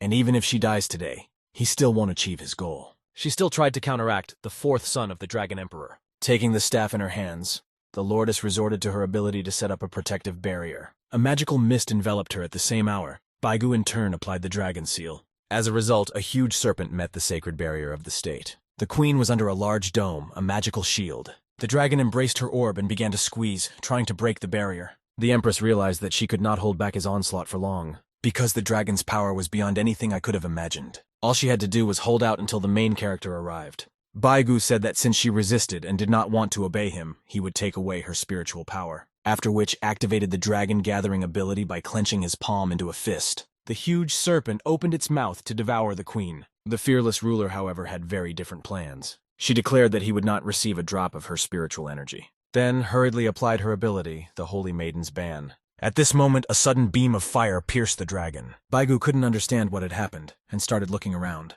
The Empress enthusiastically shouted out the young master's name, who had rushed to her aid and was already resisting the dragon. The young queen of the Land of Maidens was genuinely pleased at his appearance. Chen turned to her and with a smile said he would save her, of which the queen had no doubt, for she believed in the prophecy. Shuo said that it was humiliating on Baigu's part to attack the girl child's country, and urged him to fight the man. saying that henceforth he was his enemy. The surprised dragon asked what in the land of maidens this guy was doing. After that, he began to actively use his abilities. His hurricane attacks, in conjunction with the dragon seal, flew towards Chen. The cocky protagonist rushed to confront him, beginning to chop with his mighty blade an enormous-sized vortex, then activated the red cloud to speed up the process, and came close to destroying the hurricane with a celestial strike. The cloud literally began to eat away at the whirlwind arrogant dragon. The young wizard had picked up on the fact that he wasn't really as strong as he thought he was. The Empress saw Baigu attempt to attack Chen from the side and urged him to turn around. The dragon was cunning, and the hurricane was only a distraction, which, in the next second, Shuo thought about. But Baigu was already too close, and once again he used his beaten technique in the form of the dragon seal, as well as the Six Claws ability, which greatly increased his damage. The protagonist defended himself with his sword, holding off Baigu's attack. The ground beneath his feet crackled, the dragon sensing that Chung would have a hard time holding back his onslaught. In response, the young master said that he was on the contrary helped by his blows, because with the help of them he would become stronger. Suddenly Shuo's eyes blazed with fire. As a result, he easily tossed the cocky Baiga aside. The dragon hurriedly formed the energy in his hands. The protagonist was well aware of how devious he was. He said he couldn't cope with his incredible attack speed. Chen immediately attacked Baigu, thus not giving him the opportunity to do so first. In the aftermath, dealt him a crushing blow and sealed him in a red cloud. The worried ruler ran up to Shuo, inquiring if he was all right. The master stated that he was fine and could easily handle this dragon, in which it is worth noting he was wrong. The Empress urged him to be careful. Then she discovered in the dissipating fog a strange thing, and told the main character about it. They couldn't figure out what it was. More importantly, how was Baigu able to survive, as Chen held his strongest hold? The fog finally cleared, and a huge golden dome stood before them. Shuo began to slowly approach him. The kupal began to rise into the air, underneath which was the Dragon King's son, completely unharmed. He thanked him for teaching him the Red Cloud's new skill, for it made him perceive people differently. The protagonist realized that this opponent was much stronger than those he had met before, and urged the queen to leave. Chen said he would deal with Baigu and she should find a safe place. Dragon asked if the Scorpion Queen was the one he was referring to when he spoke of previous rivals, since he had heard that she had been subjugated by one of the deities, and naturally not without Shuo's help. He smiled eagerly and asked who the young master had called for help this time. As it turned out, they were actually at one with the Scorpion. A moment later, there was an explosion that threw Chen aside. In doing so, while inflicting significant damage on him, Shuo didn't even have time to dodge, and he didn't understand what kind of lightning-fast technique Baigu possessed. He called for the master to hear the dragon's voice, whereupon the dome rose into the heights. Then there was another explosion. The protagonist again did not have time to react. As a result, ended up on the floor in a horizontal position. Baigu defiantly headed towards the weakened Chen Shuo, stating that they went to this war in defense of something important to them. But he can't understand it because he's too weak and stupid. The fourth son of the Dragon Emperor looked pitifully at the defeated master, then set out to find the young ruler of the land of maidens. But the protagonist stated that Baigu is overconfident. He started trying to get up, saying that you don't have to kill people to protect something of your own. The dragon in turn was impressed by Chen's courage and bravery. Shuo didn't know what exactly the distraught Baigu was defending so fiercely, and stated that he would only leave this room over his dead body. The self-righteous son of the king thought of the weak not knowing how to defend it, for their lives are full of violence. At this moment, the young master, out of his last strength, rushed towards Baigu. The protagonist never gave up hope of killing him and struck hard. However, the dragon managed to dodge his attacks, Chen trying to prevent him from resorting to his skills. As a result of constantly attacking, Baigu didn't understand how with such an injury, he could still move fast. And to apply the sonic blast, he needed to increase the distance, what Shuo didn't let him do. Suddenly, the dragon activated the hourglass. The young master instantly used an evasion spell, realizing that he needed to destroy the golden dome. Baigu, in turn, was unable to get the distance he needed. To utilize the sonic blast, Chen, meanwhile, activated the heavy punch of the red cloud, which came exactly into the golden dragon dome that was his main aid. In the aftermath, there was a large explosion, with Shuo being thrown aside by the shockwave. The already weakened protagonist once again found himself on the ground. Even while writhing in savage pain, he never for a moment considered giving up. Suddenly, he heard Baigu's sarcastic voice saying that his attempts were futile. The bloodied son of the dragon ruler emerged from the mist of dust, stating that no one had ever dared to injure him and Chen had succeeded. Seeing the dragon's pitiful condition, Shuo hurriedly got up to finish it off. Baigu nervously shouted out why he was still resisting. The protagonist uttered, unbeknownst to him, exactly what he is trying to save. But a true protector will not rob others to protect his own, adding that absolutely any burglar is bound to lose everything. And most importantly, his life. Baigu laughed loudly in response, losing all vigilance in the process. but Chen seemed no longer able to act so quickly. He confidently mouthed that in the end people like him are left with nothing. The dragon answered him that it was the Celestials who had stolen his people and power over the territories. And his cowardly father has become a vassal of these Celestials, and the only way to protect his men, it is the destruction of the current world order. And so he is willing to do anything. Baigu held onto his mangled arm as he suddenly ripped it off. The main character was shocked and didn't understand how this was possible, for he began to grow a new arm.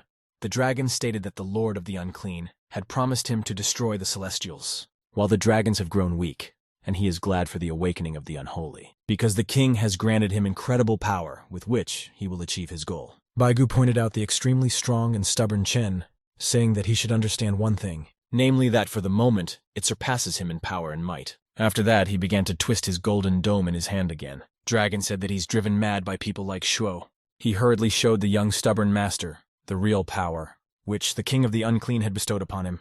Baigu's clothes began to tear. In a few seconds, he literally turned into a demon. The protagonist was well aware that his only chance. This is the use of a magic pill. Chen looked at the capsule in his hand. And I remembered the moment I wanted to trade her out of the system. Who said that by taking the pill, Shuo would gain the power of the Celestials, but the side effect would affect his rebirth. The young master wondered what the system meant. She urged him to just be careful. Since the protagonist didn't have time to think, he took the capsule immediately and waited for the effect. The pill was quite nasty, which made it difficult for him to swallow it right away. After a short period of time, something unpredictable happened. Chen opened his eyes and saw a cloudy lake in front of him, in the middle of which he stood. Finding himself completely perplexed, Shuo turned his attention to the wounds that had healed. The pain in turn similarly disappeared, at which point a child's voice called out to him. The surprised young master turned around and saw the boy, who called himself Bacon and claimed he wanted to talk to him. With that, he had a cigarette in his teeth. Perplexed, Chen asked what kind of deity he was. The young man stated that he was the author of the piece and wanted to discuss its ending. Because he doesn't know how to end this narrative, he won't be able to influence Shuo's fate in the future. The master's point is that the story is already ending, and he still hasn't had time to confess his feelings to the queen. And now, he almost died at the hands of his worst enemy. The boy replied that he wouldn't die because he was the main character, but it wouldn't be possible to defeat Baiga in the same way. The guy began to recount further events to Chen, saying that everything would be fine. However, he himself no longer has the energy or ideas to finish this adventure, and he worked so hard to write a masterpiece. And most importantly, he didn't do it to make money. The young man said that in this piece, he had given Shuo's soul, even though he had not succeeded in everything he had planned. The boy was extremely saddened. The master decided to cheer him up, saying that if it wasn't for him, it wouldn't exist with all the wonderful events. After all, in this world he made new friends and eventually met the Empress. And even though the ending won't be perfect, the entire journey was not traveled for nothing. The main character thanked all those who read the story. She and the young man continued to admire the beautiful clouds in the sky. The guy was finishing his cigarette and said he'd make a present for Chung, granting him divine power for the rest of his life, which might kill him, but the assistant won't let that happen. The young master thought the boy was talking about the system, after which the author stated that the rest of the way, he must go himself. Then he disappeared. A moment later, a certain beam rushed into the protagonist's head. Shuo noticed that the author was extremely indifferent, and he never had time to ask his questions. Suddenly, his heartbeat increased. There was a piercing sound in his ears. Chen's eyes gradually poured blood. His blood vessels began to burst. The young master started screaming loudly and grabbing his head in wild pain. This state lasted for a few more seconds, then everything stopped abruptly. Shuo distantly heard the voice of the Empress asking him to wake up. Opening his eyes, the protagonist saw a worried queen, and behind her, Baiga. He moved extremely fast, intending to destroy them. However, Chen still managed to grab the ruler and jump aside. Thus they found themselves behind the enraged dragon. Shuo held the queen in his arms and said he had a dream, in which he met the deity, and he said that the master would not defeat Baiga. But in any case, it's better to stash the treasure, somewhere more secure, and he could handle the rest on his own. The queen said she would stay with him and fight as well. Chen assured her that she was an empress, and therefore obliged to guard the treasure, adding that he would survive as the deity had told him so. In addition, the main character from now on was not an ordinary person, which meant he would definitely stay alive. He picked up his blade and headed towards Baig, who, in turn, was looking forward to this meeting. The confident dragon declared that there was no stopping him, not even with this pill, intending to show Shuo how insignificant humans really are. The young master urged him to quickly show his true power. After that, he began to cast a lightning spell, putting his hand forward, causing thunderous sparks to be directed at Baiga, then used his ability, the red cloud. The protagonist pointed his spear at the ground, the floor trembling beneath his feet. In the aftermath, a huge chunk of stone rose to the heights. Chen noticed the increased power of all his spells, and summoned the arrogant dragon to behold his new power, after which Shuo pointed a large stone towards Baigu. He himself flew after it, thus taking cover behind it from attacks. Watching what was happening, the dragon was not impressed, saying it's all useless, plus the lightning spell doesn't hurt him, because dragons from childhood could summon lightning from the heavens. However, these were not ordinary thunderstorms, but fiery thunderstorms, something Baigu hadn't considered. A moment later, there was an explosion that never did enough damage to him. But slowing his movements considerably, the dragon smiled, stating that the protagonist can't do anything to him anyway, and instantly resorted to the ability Sonic Blast, with the help of its main attribute, in the form of a golden dome. At the same time, Baigu noticed that Chen had become much stronger. Shuo Stone was unable to ignore the dragon's skills and deal damage to it. But the young master himself was already at his back and pierced Baigu with his spear. What he in no way expected, meanwhile, the queen came to her mother. She hurriedly reported that the Lord of Uncleanness had already entered the land of maidens. The elder empress asked her to come closer. The mother stated he was supposed to show up, but she didn't think it would happen this fast. The king of the undead wants to break the spell using their treasure, but he doesn't know it's not in the palace. After all, when Beefin got her hands on this treasure, she hid it in the mountains. The young ruler assumed it was about the mountains of mother and child. The first empress said she did not know the exact location of his location, nor did her predecessors. But she has inherited a feather, which is the key to the treasure. She handed it to her daughter, saying that it was her duty to save the people of the virgin country, and would go to the mountains. The queen was shocked to realize her mother wasn't going to go with her. The old lady said she had another important thing to do. The queen could not hold back her tears. Her mother gently stroked her silky hair and declared that the people needed her. Therefore, she should waste no time and set off immediately. In order to have time to help Xiliang's men, the young ruler couldn't believe what was happening. She looked sadly after her mother, who had gone to the tomb. The old woman thought that if the man from the prophecy had arrived in their world, then it was the will of the gods. The empress informed the Baifan ancestors that the king of the unclean has invaded Xiliang. As such, she is willing to sacrifice herself to open the seal of the country's defense. She truly believed that the ancestor's soul would save Xiliang. The old woman touched the statue, a majestic bird. This opened the seal of protection, but in doing so, it was literally covered in stone. The palace was suddenly enveloped by magical armor, at the cost of the first empress's life. Fanlin saw the defense and knew they'd have to move faster. Huang didn't know if the third sister had time to carry the spiritual pearl. However, he needed to break away from Malva and Hua first. Suddenly, he started to get covered in golden sand. Malva and Yin wanted to stop him.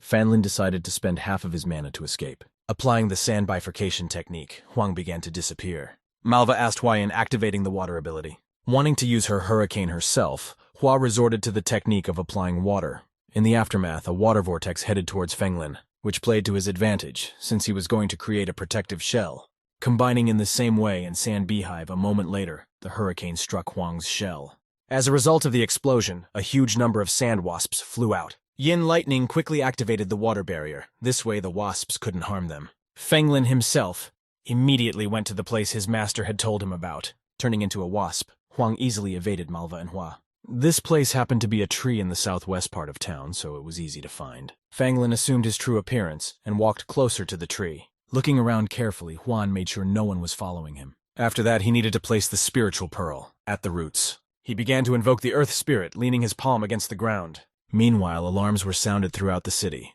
and asked to follow the guards. People began to discuss what had happened, saying that the Queen's elite troops had fallen to the enemy and they should hurry. After all, there was even an activation, the country's protective barrier, at this time in the lake that was near the mountains. A three-headed serpent swam carelessly, she lamented to the Queen, because of which she had lost 500 years of cultivation and wanted revenge. Seeing no guards in the city, she realized that the master was already in place, which means it's time for her to do her part in the impending chaos. She released the earth spirit, thinking she would soon gain the promised power. At that moment, her three-headed serpent swam out of the lake. The sinister maiden ordered him to go to the Lord and open the seal of the Gathering of Souls. At this time, the protagonist continued to hold back Begu's attacks. He in turn stated that to defend his people, it was the right choice. Instead of obeying the Heavenly Council, he is going to destroy soon. The dragon said he couldn't kill him, even with divine power, then destroyed the spear. As a result, it shattered into small shards. Chen didn't expect such a thing, not realizing how the red cloud spear had broken so easily. The system reported that the spear only shows its true power once it has been destroyed.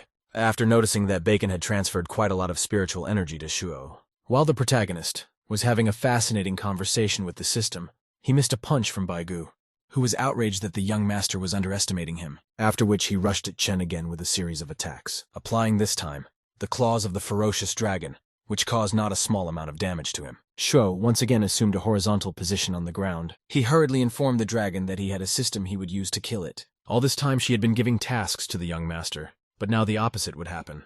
The protagonist ordered the system to destroy the son of the Dragon King. Turning into a small person, she stated that she would gladly fulfill his request. The talking system first called out its name, Daoban, and gave Chung the cloak of a great sage. This cloak, once upon a time, belonged to the king of the apes himself. As Shuo also happened to have a magical monkey cloud, he picked up a stick and headed towards Baigu. Thus the complete kit was successfully assembled. The dragon in turn couldn't understand where he got these things from, asking who he was. The young master replied that it didn't matter anymore because he would kill him. The main character immediately rushed over towards the fourth son of the dragon, stating that Baigu protects his men and Chen protects his men, and since he's protecting and killing other people, he can't be left alive. After which, Shuo delivered a crushing blow with his new weapon. Baigu asked if he thought killing his men was a fair solution. Literally a second later, the young master threw the dragon son outside the palace, accusing him of picking the wrong patron and being extremely unlucky to meet Chen. Then once again carried out his lightning attacks. Baigu seemed unable to do anything. After sealing the dragon into the ground, the protagonist still noted its resilience. Shuo determined to knock out all the power of rebirth from the weakened Baigu. The master hurriedly lifted the shards, spears of red cloud, into the air, and mouthed that thanks to him he understood how to use this weapon. A moment later he released sharp shards of red cloud into Baiga. The dragon leader's son in turn couldn't move. He could only watch as the red cloud particles slammed into him. The protagonist never stopped attacking the half-dead Baigu. Each time it does more and more significant and tangible damage. Another attack flew at the son of the dragon, but his allies rushed up to him. Fenglin managed to stop Chen's strike, shouting to his master that they would help him, after which a huge sweat of endless magic rained down on Shuo. The three-headed serpent helped beg, not understanding how he could have been injured at all. The dragon stated that he was unaware of the existence of a divine warrior in the land of Divas. The young master was surprised to see the green serpent, thinking he had killed her clone last time. The three-headed dragon declared she would take revenge on him for robbing her of her heart. The confident protagonist urged her not to waste her time, but to prepare for the slaughter, after which conducted a lightning attack with his stick, increasing its size beforehand, so that with one blow you can damage everyone at the same time. However, after cutting a crater in the ground, Chen saw some kind of signs. He didn't have a good feeling, and from the direction of the palace, a negative aura was pulling at him. At this moment, dead people began to rise from the ground near the palace. A huge monster suddenly appeared and tried to break the barrier.